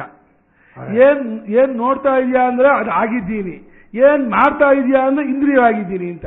ಇಂದ್ರಿಯವಾಗಿರೋದು ಮರವಾಗಿರೋದು ಎರಡೂ ಒಟ್ಟಿಗೆ ಆಗಲ್ಲ, ಒಂದೇ ಆಗಿರುತ್ತೆ. ಮರವಾಗಿದ್ದಾಗ ಮರವನ್ನು ನೋಡ್ತಾ ಇದ್ದೀನಿ ಅಂದ್ಕೋತಾನೆ, ಇಂದ್ರಿಯವಾಗಿದ್ದಾಗ ನೋಡ್ತಾ ಇದ್ದೀನಿ ಅಂತಾನೆ. ನೀವು ಇಂದ್ರಿಯವಾದಾಗ ನೀವು ಮರ ಕಾಣೋದೇ ಇಲ್ಲ. ಇಲ್ಲಿ ಉತ್ತರ ಹೇಳಿ ನೋಡೋಣ. ಇವು ಇಲ್ಲೆಲ್ಲ ಕೊಡ್ತಾರೆ, ಚೆನ್ನಾಗಿ ಕಷ್ಟ ಆಯ್ತು, ಏನೋ ಯೋಚನೆ ಮಾಡ್ತಾ ಇದ್ದೀರಿ ನೀವು. ಯಾರೋ ಬಂದ್ರು ಏನನ್ನು ಯೋಚನೆ ಮಾಡ್ತಾ ಇದ್ದೀರಿ ಅಂತ ಕೇಳಿದ್ರು, ಸ್ವಲ್ಪ ಮನೆ ಕಡೆ ಯೋಚನೆ ಮಾಡ್ತಾ ಇದ್ದೀರಿ ಅಂತ ಹೇಳಿದ್ರು. ಇನ್ನೊಬ್ರು ಬಂದ್ರು ಏನ್ ಮಾಡ್ತಾ ಇದ್ದೀರಿ ನೀವು ಅಂದ್ಗಳು, ಯೋಚನೆ ಮಾಡ್ತಾ ಇದ್ದೀವಿ ಅಂತ ಉತ್ತರ ಹೇಳಿದ್ರು. ಮಾಡ್ತಾ ಇದ್ದದ್ದು ಒಂದೇ, ಉತ್ತರ ಎರಡು. ಅದೇ ತತ್ತತ್ಕಾಲದಲ್ಲಿ ಆಗುವ ವೃತ್ತಿಯಲ್ಲಿ ತಾದಾತ್ಮ್ಯತೆಯಿಂದ ಮನಸ್ಸು ಎಲ್ಲಿ ಹೋಯ್ತೋ ಆ ಹೋದ ವೃತ್ತಿಯನ್ನು ತಾದಾತ್ಮ್ಯತೆ ತಂದುಕೊಂಡು ನಾನು ಮನೆ ಕಡೆ ಯೋಚನೆ ಮಾಡ್ತಾ ಇದ್ದೀನಿ, ಮನೆಯಿಂದ ನೀನು ಮನೆ ಕಡೆ ಯೋಚನೆ ಮಾಡ್ತಾ ಇದ್ದೀನಿ ಅಂದರೆ ಅರ್ಥಾತ್ ನೀವು ಮನೆಯ ಆಕಾರವಾಗಿದ್ದೀನಿ ಅಂತ ಅರ್ಥ. ಮನೆಯ ಆಕಾರವಾಗಿರುವಂಥ ನಿಮ್ಮನ್ನೇ ನಾನು ಮನೆಯನ್ನು ನೋಡ್ತಾ ಮನೆ ಬಗ್ಗೆ ಯೋಚನೆ ಮಾಡ್ತಾ ಇದ್ದೀನಿ ಮತ್ತು ಆಮೇಲೆ ಹೇಳ್ತಾ ಇದ್ದೀರ. ಹೇಳುವಾಗ ಒಂದು ಅನುಭವ, ಆದಾಗ ಇನ್ನೊಂದು ಅನುಭವ, ಎರಡನ್ನು ಕೂಡಿಸ್ಕೊಂಡು ನಾವು ಮನೆಯ ಬಗ್ಗೆ ಯೋಚನೆ ಮಾಡ್ತಾ ಇದ್ದೀವಿ ಅಂತ ಅಳ್ತಾ ಇದ್ದೀವಿ. ಇನ್ನು ಹೇಳೋದಂದ್ರೆ ಈ ನಾನು ನಾವು ಅಂತ ಇದೀವಲ್ಲಪ್ಪ, ಈ ನಾನು ಅಂತ ಅನ್ನುವಾಗ ನಮಗೂ ಗೊತ್ತಿದ್ದೇನೆಯೇ ಶುದ್ಧವಾದ ಆತ್ಮನಲ್ಲೇ ನಾವು ಅಂತ ಇರೋದು, ಆದರೆ ನಮಗದು ಗೊತ್ತಿಲ್ಲ. ನಮಗೂ ಅರಿವಿಲ್ಲದೆ ನಾವುಗಳೆಲ್ಲವೂ ನಾನು ಅಂತ ಇರೋದು ನಾನೆಂಬುದಿಲ್ಲದ ಸ್ವರೂಪವನ್ನೇ ನಾನು ತಂದ್ಕೊಳ್ತಾ ಇದ್ದೀವಿ. ಆದರೆ ಅದು ಅರಿವಿಲ್ಲದೇನೆಯೇ ಆ ವಿಕ್ರಿಯಾರೂಪವಾದ ವೃತ್ತಿಯನ್ನೇ ಅಹಂ ಪ್ರತ್ಯಯವನ್ನೇ ನಾನು ತಂದ್ಕೊಳ್ತಾ ಇದ್ದೀವಿ, ಭ್ರಾಂತರಾಗ್ತಾ ಇದ್ದೀವಿ. ನಾನು ಅನ್ನುವ ಅನುಭವ ಕಾಲದಲ್ಲಿ ಅಹಂ ವೃತ್ತಿ ಇರೋಲ್ಲ. ಅಹಂ ವೃತ್ತಿಯಲ್ಲಿ ನಾನು ಅನ್ನುವಂತಹ ಒಂದು ಅನುಭವ ಇಲ್ಲ. ಅನುಭವ ಬೇರೆ, ವೃತ್ತಿ ಬೇರೆ. ನಾನು ಅನ್ನುವ ಅಹಂಕಾರ ವೃತ್ತಿ ಇದೆಯಲ್ಲ, ನಾನು ಅನ್ನೋ ಅಹಂಕಾರ ವೃತ್ತಿ ಹುಸಿಯಾದದ್ದು, ಇಲ್ಲ ನಮ್ಮ ಅನುಭವ ಅಲ್ಲ. ನಾನು ಅನ್ನೋ ಅನುಭವ ಆಗುತ್ತಿರುವಾಗ ಇವು ನಾವುಗಳೆಲ್ಲ ನಾನು ಅಂದ್ಕೊಳ್ಳುವಾಗ ನಮಗೂ ಅರಿವಿಲ್ಲದೆ ಅಹಂ ವೃತ್ತಿಯನ್ನು ಮೀರಿದ ಸ್ವರೂಪವನ್ನೇ, ತಾನಾದ ಸ್ವರೂಪವನ್ನೇ ನಾವು ಅಂದ್ಕೊಳ್ತಾ ಇದ್ರು. ಅದು ನಾನು ಅಂತ ನಾನು ಅಂದ್ಕೊಳ್ತಾ ಇದ್ದೀನಿ ಅಂತ ಗೊತ್ತಿದ್ದೇನೆ. ಆ ಅಹಂಕಾರ ವೃತ್ತಿಯನ್ನೇ ನಾನು ಹೇಳ್ತಾ ಇದ್ದೀನಿ, ತಪ್ಪಾಗಿ ತಿಳ್ಕೊಳ್ತಾ ಇದ್ದೀವಿ. ಎರಡು ಇದು ಪ್ರೋಸೆಸ್ ಎರಡಿದೆ, ಎರಡು ಹಂತ ಇದೆ. ಎರಡು ಹಂತ ಇದ್ರೂ ವಿವೇಕ ಇದೇನೆ, ಎರಡು ಒಂದೇ ಮಾಡ್ಕೋತಾ ಇದ್ದೀವಿ. ಅದು ಅಷ್ಟು ವೇಗವಾಗಿ ನಡೆದು ಹೋಗ್ತಾ ಇದೆ. ಅದನ್ನು ಮನಸ್ಸು ನಿಧಾನವಾಗಿ ನಿಲ್ಲಿಸಿಕೊಂಡು, ಈಗ ಇದುವರೆಗೂ ದ್ರಷ್ಟೃ ದೃಶ್ಯ ಅಂತ ಒಂದು ವಿಭಾಗವನ್ನು, ಕಲ್ಪಿತ ವಿಭಾಗವನ್ನು, ನಿಜವಾಗಿ ದೃಶ್ಯವೇ ಇಲ್ಲ, ದೃಶ್ಯವೆಲ್ಲವೋ ದ್ರಷ್ಟೃವೇ, ದ್ರಷ್ಟೃವಿಗಿಂತ ಬೇರೆಯಾದ ದೃಶ್ಯರಾಶಿ ಎಲ್ಲೂ ಇಲ್ಲ. ಆ ಕಲ್ಪಿತವಾದ ಅಧ್ಯಾರೋಪವಾದ ಲೋಕ ವಿಭಾಗವನ್ನು ಇಟ್ಕೊಂಡು ಒಪ್ಕೊಂಡು ಏನೇ ಮಾಡಿದ್ವಿ, ದ್ರಷ್ಟೃ ದೃಶ್ಯ ಅಂತ ಹೇಳಿ ಯಾವ ಸ್ವರೂಪವನ್ನು ತಿಳಿಸಿದ್ವಿ ಅಂದ್ರೆ ದ್ರಷ್ಟೃವಿನ ಸ್ವರೂಪ ಅಂತ ಹೇಳಿದ್ವಿ. ಅವನು ದ್ರಷ್ಟೃವೋ ದೃಶ್ಯವೋ, ಯಾರನ್ನು ನಾನು ಈಗ ತಿಳಿಸೋಕೆ ಹೊರಟುವೋ, ಯಾವ ನಮ್ಮ ನಿಜವಾದ ಸ್ವರೂಪ, ಅವನು ದ್ರಷ್ಟೃವೋ ದೃಶ್ಯವೋ ಅಂದ್ರೆ ಅವನು ದ್ರಷ್ಟೃವಾಗಿಯೂ ದೃಶ್ಯವಾಗಿಯೂ ತೋರ್ತಾನೆ, ಅವನು ದ್ರಷ್ಟೃವೂ ಅಲ್ಲ ದೃಶ್ಯವೋ. ಅವನಲ್ಲಿ ದೃಶ್ಯತ್ವವನ್ನು ಒಂದ್ಸಲ ನಾವು ಈ ತರಹದ ದೃಶ್ಯತ್ವ ಅಲ್ಲ, ಈಗ ದೃಶ್ಯವಾದದ್ದು ಅಂತ ಏನು ಪ್ರಕ್ರಿಯೆ ಹೇಳಿದಿವಿ, ಆ ದೃಶ್ಯ ಶಬ್ದಕ್ಕೆ ಸಂಸ್ಕೃತದಲ್ಲಿ ಎರಡು ಅರ್ಥ ಇದೆ. ಅವನನ್ನೇ ಅವಶ್ಯವಾಗಿ ನೋಡಬೇಕು ಅಂದ್ರೂ ದೃಶ್ಯ ಅಂತೀವಿ, ಅದು ಕಾಣಿಸಬಹುದಾಗಿದ್ರೆ ಅದನ್ನು ದೃಶ್ಯ ಅಂತೀವಿ. ಈಗ ಜ್ಞೇಯ ಅನ್ನೋ ಪದಕ್ಕೂ ಅದೇ ಅರ್ಥ. ಜ್ಞೇಯ ಅಂದ್ರೇನೋ ಜ್ಞಾತಂ ಯೋಗ್ಯಂ ಅಂತ ಅರ್ಥ ಹೊಂದಿದೆ, ಅವಶ್ಯಂ ಜ್ಞಾತವ್ಯಂ ಅಂತ. ಯಾರನ್ನು ನೋಡಲೇಬೇಕೋ ಅವನು ಜ್ಞೇಯ, ಯಾವುದನ್ನು ನೋಡಬಹುದೋ ಅದು ಜ್ಞೇಯ. ಈಗ ನೋಡಬಹುದಾದ ಜ್ಞೇಯ ಇದು, ಯಾವುದನ್ನು ಅವಶ್ಯವಾಗಿ ನೋಡಲೇಬೇಕೋ ಅದು ಸ್ವರೂಪ ತಾನೆ. ಸ್ವರೂಪವನ್ನು ಜ್ಞೇಯ ಅಂದ್ಬಿಟ್ರಲ್ಲ, ಈ ಜ್ಞೇಯದ ರಾಶಿಗೆ ಬರೋಲ್ವಲ್ಲ ಅಂದ್ರೆ ಅಧ್ಯಾರೋಪ ಅಂದ್ಬಿಡ್ತಾರೆ. ಅಧ್ಯಾರೋಪನ ಬೇರೆದನ್ನು ನೋಡಬೇಡ, ಸ್ವರೂಪ ನೋಡು, ಇದೊಂದು ಅಧ್ಯಾರೋಪ ಮಾಡಿದ್ವಿ. ಈಗ ಜ್ಞೇಯ ಅಂತ ಹೇಳಿದ ಮೇಲೆ ಜ್ಞೇಯಬಹುದು ಅಂತ ಕೇಳಿದ್ರೆ ಅಲ್ಲ, ಅದು ನೋಡುವವನೋ ಅಂದ್ರು. ನೋಡುವವನು ಅನ್ನೋದ್ರೆ ನೋಡಿಸ್ಕೊಳ್ಳೋದಿಲ್ಲದೆ ಹೋದ್ರೆ ನೋಡುವನಾಗ್ತಾನ? ಆಗಲ್ಲ. ಆದ್ರೆ ಅವನು ಜ್ಞೇಯತ್ವವನ್ನ ಅಂದ್ರೆ ಈ ಜ್ಞೇಯ ರಾಶಿಯನ್ನು ಅಪವಾದ ಮಾಡೋಕೆ ಹೋಗಿ ಇವನು ದ್ರಷ್ಟೃ ಅಂದ್ರು. ದ್ರಷ್ಟೃವಿನಲ್ಲಿ ಕ್ರಿಯೆ ಇಲ್ಲ ಅಂತ ಹೇಳೋಕ್ಕೋಸ್ಕರವಾಗಿ ಸಾಕ್ಷಿ ಅಂತಂದ್ರು. ಸಾಕ್ಷ್ಯವೇ ಇಲ್ಲಿ ಇರೋದ್ರಿಂದ ಅವನು ಕೇವಲ ಅಂದ್ರು. ಹೀಗೆ ಒಂದೊಂದು ಪದನ ಅದಕ್ಕೆ ಹಾಕೋದು, ಆ ಪದದಲ್ಲಿ ದೋಷ ಬಂದ್ಕೊಳ್ಳೆ ಇನ್ನೊಂದು ಪದ ಹಾಕೋದು, ಅದರಲ್ಲಿ ಒಂದು ದೋಷ ಬಂದ್ರೆ ಇನ್ನೊಂದು ಪದ ಹಾಕೋದು. ಉಪನಿಷತ್ ಪಾಪ ಬಹಳ ಇಷ್ಟಪಟ್ಟಿದೆ. ನಿಮ್ಮ ಸ್ವರೂಪ ನಿಮ್ ತಿಳಿಸ್ಕೊಡೋಕೆ. ಏಕೋ ದೇವ ಸರ್ವಭೂತೇಶು ಗೂಢ ಸರ್ವವ್ಯಾಪಿ ಸರ್ವಭೂತಾಂತರಾತ್ಮ ಕರ್ಮಾಧ್ಯಕ್ಷ ಸರ್ವಭೂತಾಧಿವಾಸ ಸಾಕ್ಷಿ ಚೇತ ಕೇವಲೋ ನಿರ್ಗುಣಶ್ಚ. ಇಷ್ಟು ಪದಗಳಿಂದ ನಮ್ಮ ನಿಜವಾದ ಸ್ವರೂಪ ಎಲ್ಲಿ ನಾನು ಅನ್ನೋ ಪರಮ ಪ್ರೇಮ ಬರಬೇಕು, ಅದರ ಕಡೆ ನಿಮ್ಮ ಮನಸ್ಸು ಹೋಗಬೇಕು. ಅಲ್ಲಿ ನಾನು ಅಂತ ತಿಳ್ಕೋಬೇಕು. ಅದು ನಾನೇನೋ ರೂಪದಿಂದ ತಿಳ್ಕೊಳಕ್ ಬರೋದು, ಬೇರೆ ರೂಪದಿಂದ ತಿಳ್ಕೊಳಕ್ ಬರೋದಿಲ್ಲ. ಅಷ್ಟಕ್ಕೋಸ್ಕರ ನಾನು ಅನ್ನೋಬ್ಬನ ತಿಳ್ಕೊಳ್ಬೇಕು ಅಂತ ಹೇಳ್ತಾ ಇದ್ದೀನಿ ಅಂತೇಳಿ ನಿಮ್ಮ ನಿಜವಾದ ದೇಹಾದಿಗಳಲ್ಲಿರೋ ಪ್ರೇಮವನ್ನು ಬಿಡಿಸ್ತಾ ಹೋಗಿ ನಿಜ ಸ್ವರೂಪದಲ್ಲಿ ನಾನು ಅನ್ನೋ ಪ್ರೇಮ ಉಳಿಬೇಕಲ್ಲ, ಅದಕ್ಕೆ ಎಳ್ಕೊಂಬರ್ತಾ ಇದೆ. ನೀವು ಹೊರಗಡೆ ಎಳ್ಕೊಂಬರ್ತಾ ಇದ್ದೀರಿ. ಉಪನಿಷತ್ತು ಒಳಗೆ ಎಳಿತಾ ಇದೆ, ನೀವು ಹೊರಗಡೆ ಹೋಗ್ತಾ ಇದ್ದೀರಿ. ಬಿಡ್ತಾ ಇಲ್ಲ ಉಪನಿಷತ್ತು. ಒಂದಲ್ಲ ಒಂದ್ ದಿವಸ ನೀವು ನಮ್ಮ ಜಾಗಕ್ಕೆ ಬಂದೇ ಬರ್ತೀರಿ. ಎಲ್ಲಿ ಹೋಗ್ತೀರಿ ನೀವು? ಯಾಕಂದ್ರೆ ನಿಮ್ ನಿಜ ಸ್ವರೂಪ ತಾನೆ. ಉಪನಿಷತ್ತು ಒಂದು ತಮಾಷೆ ಒಂದು ಕಥೆ ಹೇಳ್ತಾ ಇದೆ. ಒಂದು ಹಕ್ಕಿ ದಾರ ಕಟ್ಟಿ ಒಬ್ಬ ಹುಡುಗ ಹಿಡ್ಕೊಂಡಿದ್ದಾನೆ, ಆಕಾಶದಲ್ಲಿ ಹಾರ್ತಾ ಇದೆ. ಎಷ್ಟೊತ್ತು ಹಾರಿದ್ರೂ ಆ ಹಕ್ಕಿ ಕೊನೆಗೆ ಎಲ್ಲಿ ಬರಬೇಕು? ಹೀಗೆ ಅಂತಃಕರಣ ಅನ್ನೋ ಹಕ್ಕಿ, ಅದರಲ್ಲಿ ಜೀವ ತಾನು ಅಂತ ಸೇರ್ಕೊಂಡ್ಬಿಟ್ಟ. ಆ ಜೀವ ಅಂತಃಕರಣ ಸೇರಿ ನಾನು ಅಂತ ಹಕ್ಕಿ. ಆ ನಾನು ಅನ್ನೋ ಹಕ್ಕಿ ಎಚ್ಚರವಾದ ಕೂಡಲೇ ಕುಣಿತಾ ಇದೆ. ಆ ನಾನು ಅನ್ನೋ ಹಕ್ಕಿಗೂ ಒಳಗಿರೋ ಸಾಕ್ಷಿಗೂ ಒಂದು ದಾರ ಹಾಕ್ಬಿಟ್ಟಿದೆ. ಏನು ಮಾಡಿದ್ರು ಬಿಡಿಸ್ಕೊಳಕ್ ಬರಲ್ಲ. ಅದು ಹಾರಿ ಹಾರಿ ಹಾರಿ ಹಾರಿ ಯೋಚನೆ ಮಾಡಿ ನೆನ್ನೆ ರಾತ್ರಿ 12 ಗಂಟೆ ತನಕ ಹಾರಿದ್ವಲ್ಲ, ಇವತ್ತು 2 ಗಂಟೆ. ಏನು ನಾನೇನಿದ್ದೀರಿ ಏನು ಗೊತ್ತಿಲ್ಲ, ಆನಂದವಾಗಿ ಇದ್ಬಿಟ್ವಿ. ಅಂದ್ರೆ ಎಷ್ಟೇ ನೀವು ಹೊರಗಡೆ ಹಾರಾಡಿದ್ರು ಕೊನೆಗೆ ನಿಮ್ಮ ಸ್ವರೂಪಕ್ಕೆ ಹೋಗಲೇಬೇಕು. ಹಾಗೆ ಉಪನಿಷತ್ತು ಎಷ್ಟು ರಹಸ್ಯವಾದ ಅನುಭವವನ್ನು ಎಷ್ಟು ಸುಂದರವಾಗಿ ಹೇಳಿದೆ. ಹಾಗೆ ದ್ರಷ್ಟೃವಾದ ಸ್ವರೂಪ ನಿಜವಾಗಿ ದ್ರಷ್ಟೃವೇ ಅಲ್ಲ. ಯಾಕೆ? ನೋಡುವವನಾಗಿಲ್ಲ, ವಿಕಾರ ಇಲ್ಲ. ಅದಕ್ಕೆ ಇದ್ದು ಬಿಟ್ಟಿದ್ದಾನೆ, ಅವನನ್ನು ಬಿಟ್ಟು ಬೇರೆ ನೋಡೋರಿಲ್ಲ. ಅವನ ತಲೆ ಮೇಲೆ ಹಾಕ್ಬಿಟ್ರು ದ್ರಷ್ಟೃ ಅವನು ಅಂತ. ಈಗ ಇನ್ಯಾರೂ ಇಲ್ವಲ್ಲ ಸಾಕ್ಷಿ ಅಂತ ಹೇಳೋಕ್ಕೆ. ಸಾಕ್ಷ್ಯವನ್ನು ನಾವು ನೋಡಿರಲಿಲ್ಲ. ಯಾವುದನ್ನ? ಯಾವ ಅಂತಃಕರಣವೂ ಇಲ್ಲ, ಯಾವ ದೇಹಾದಿಗಳು ಇಲ್ಲ, ಏನು ಇದ್ರೂ ತಾನೆ ಆ ಸಾಕ್ಷ್ಯ ಇಲ್ಲದೆ ಇವನಿಗೆ ಸಾಕ್ಷಿ ಅಂತ ಹೇಳಿಬಿಟ್ಟು ಯಾಕೆ ಹೇಳಿದ್ರೆ ಅದು ಸಾಕ್ಷ್ಯ ಅಲ್ಲ. ಅದು ಸಾಕ್ಷ್ಯವನ್ನು ನೋಡೋಕೆ ಒಂದು ಸಾಕ್ಷಿ ಬೇಕು. ಇಲ್ಲಿ ಹೋದ್ರೆ ಇದು ಸಾಕ್ಷ್ಯ ಕೂತ್ಕೊಂಡ್ಬಿಡತ್ತೆ. ಸುಳ್ಳು ಸಾಕ್ಷಿಗಳು ಯಾರೋ ಅಂತಃಕರಣ ದೇಹ ಇದೆಲ್ಲ ನಾವೇ ನೋಡ್ತೀವಿ ಅಂತ ಹೇಳ್ಬಿಡ್ತಾರೆ. ಸುಮ್ಮನೆ ರೀ, ಪಂಚನಳಿಯ ನ್ಯಾಯ ಇದ್ದಾಗ ನಿಜವಾದ ನಳ ಹಾಕಿ ಕಂಡು ಹಿಡಿಬೇಕೋ? ನಳನ ಕಥೆ ಕೇಳಿದ್ದೀರ? ನಳ ಮಹಾರಾಜ ದೇವತೆಗಳು ಬಂದ್ಬಿಟ್ರು, ಎಲ್ಲ ನಳ ವೇಷ ಹಾಕೊಂಡು ಕೂತ್ಕೊಂಡ್ಬಿಟ್ರು. 5 ಜನ ನಳ, ಒಬ್ಬ ನಳ. ನಿಜವಾದ ನಳ ಯಾರು ಅಂತ ಗೊತ್ತಾಗ್ತಾ ಇಲ್ಲ. ಎಲ್ಲರೂ ಒಂದೇ ತರ ಇದ್ದಾರೆ. ಹೇಗಿಲ್ಲ 5 ಜನ ನಾನುಗಳು, ಒಬ್ಬರಿಗಿಂತ ಒಬ್ರು. ಇದು ನಾನು ಅಂತಾನೆ, ಅವನು ನಾನು ಅಂತಾನೆ. ಅದು ಮುಂದೆ ಇದರಲ್ಲಿ ಹೇಳ್ತೀನಿ, ಯಾವುದೋ ಪಂಚಕೋಶ ಪ್ರಕ್ರಿಯೆ. ಹಾಗೆ ನಿಜವಾದ ನಾನನ್ನು ಕಂಡು ಹಿಡಿಯೋಕ್ಕೋಸ್ಕರವಾಗಿ ಇದೆಲ್ಲ ಸಾಕ್ಷ್ಯ, ದೃಶ್ಯ. ಇವನಿದಾನಲ್ಲ ಈ ದೇಹ, ಇದು ದೃಶ್ಯ. ಈ ಇಂದ್ರಿಯಗಳಿದೆಯಲ್ಲ, ಇದು ದೃಶ್ಯ. ಅದರಲ್ಲಿ ನಾನು ಅನ್ನೋದು ಇಲ್ಲ, ನೋಡೋ ಶಕ್ತಿನೂ ಇಲ್ಲ. ಈ ಅಂತಃಕರಣ ಇದೆಯಲ್ಲ, ಇದು ದೃಶ್ಯ. ಇದು ನೋಡುವನೂ ಅಲ್ಲ, ನಾನು ಅನ್ನೋದು ಅಲ್ಲ. ಹೀಗೆ ನೋಡುವವನು ಅಲ್ಲ, ನಾನು ಅನ್ನೋದು ಅಲ್ಲ. ಅದು ದೃಶ್ಯ ಅಂತ ಹೇಳ್ತಾ, ಯಾವನು ನಿಜವಾಗಿ ನೋಡುವವನು ಅಂತ ಅಧ್ಯಾರೋಪ ಮಾಡಿದೆವೋ ಅವನು ನೋಡುವವ ಕ್ರಿಯೆ ಮಾಡ್ತಾ ಇಲ್ಲ, ಸುಮ್ಮನಿದ್ದಾನೆ. ಆದರೂ ಉಪನಿಷತ್ತು ಅವನು ನೋಡುವವನು ಅಂತೇಳಿ ಇದರಲ್ಲಿ ನೋಡುವವನು ಶಕ್ತಿಯನ್ನು ಬಿಡಿಸಿ ಇದೆ ನಾನು ಅನ್ನೋದು ಅಲ್ಲ ಅಂತ ಹೇಳಿ ಅದೇ ನಾನು ಅಂತ ತಿಳ್ಕೋ ಅಂತ ಉಪನಿಷತ್ತು. ಕೊನೆಗೆ ಯಾವುದ್ರಲ್ಲಿ ನಾನು ಅಂತ ತಿಳ್ಕೊಂಡ್ರೋ ಅದರ ಮುಂದೆ ಯಾವ ಸಾಕ್ಷ್ಯವೂ ಇಲ್ಲ.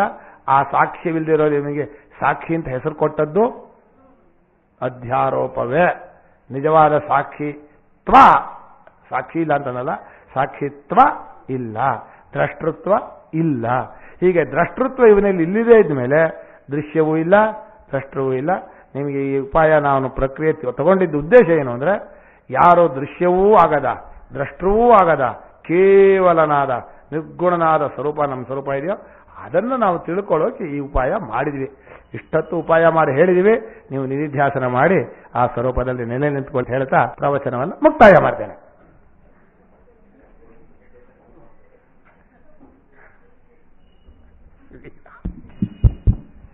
ಭಕ್ತಾದಿಗಳಲ್ಲಿ ವಿನಂತಿ, ಒಂದೇ ಒಂದು ಅನೌನ್ಸ್ಮೆಂಟು.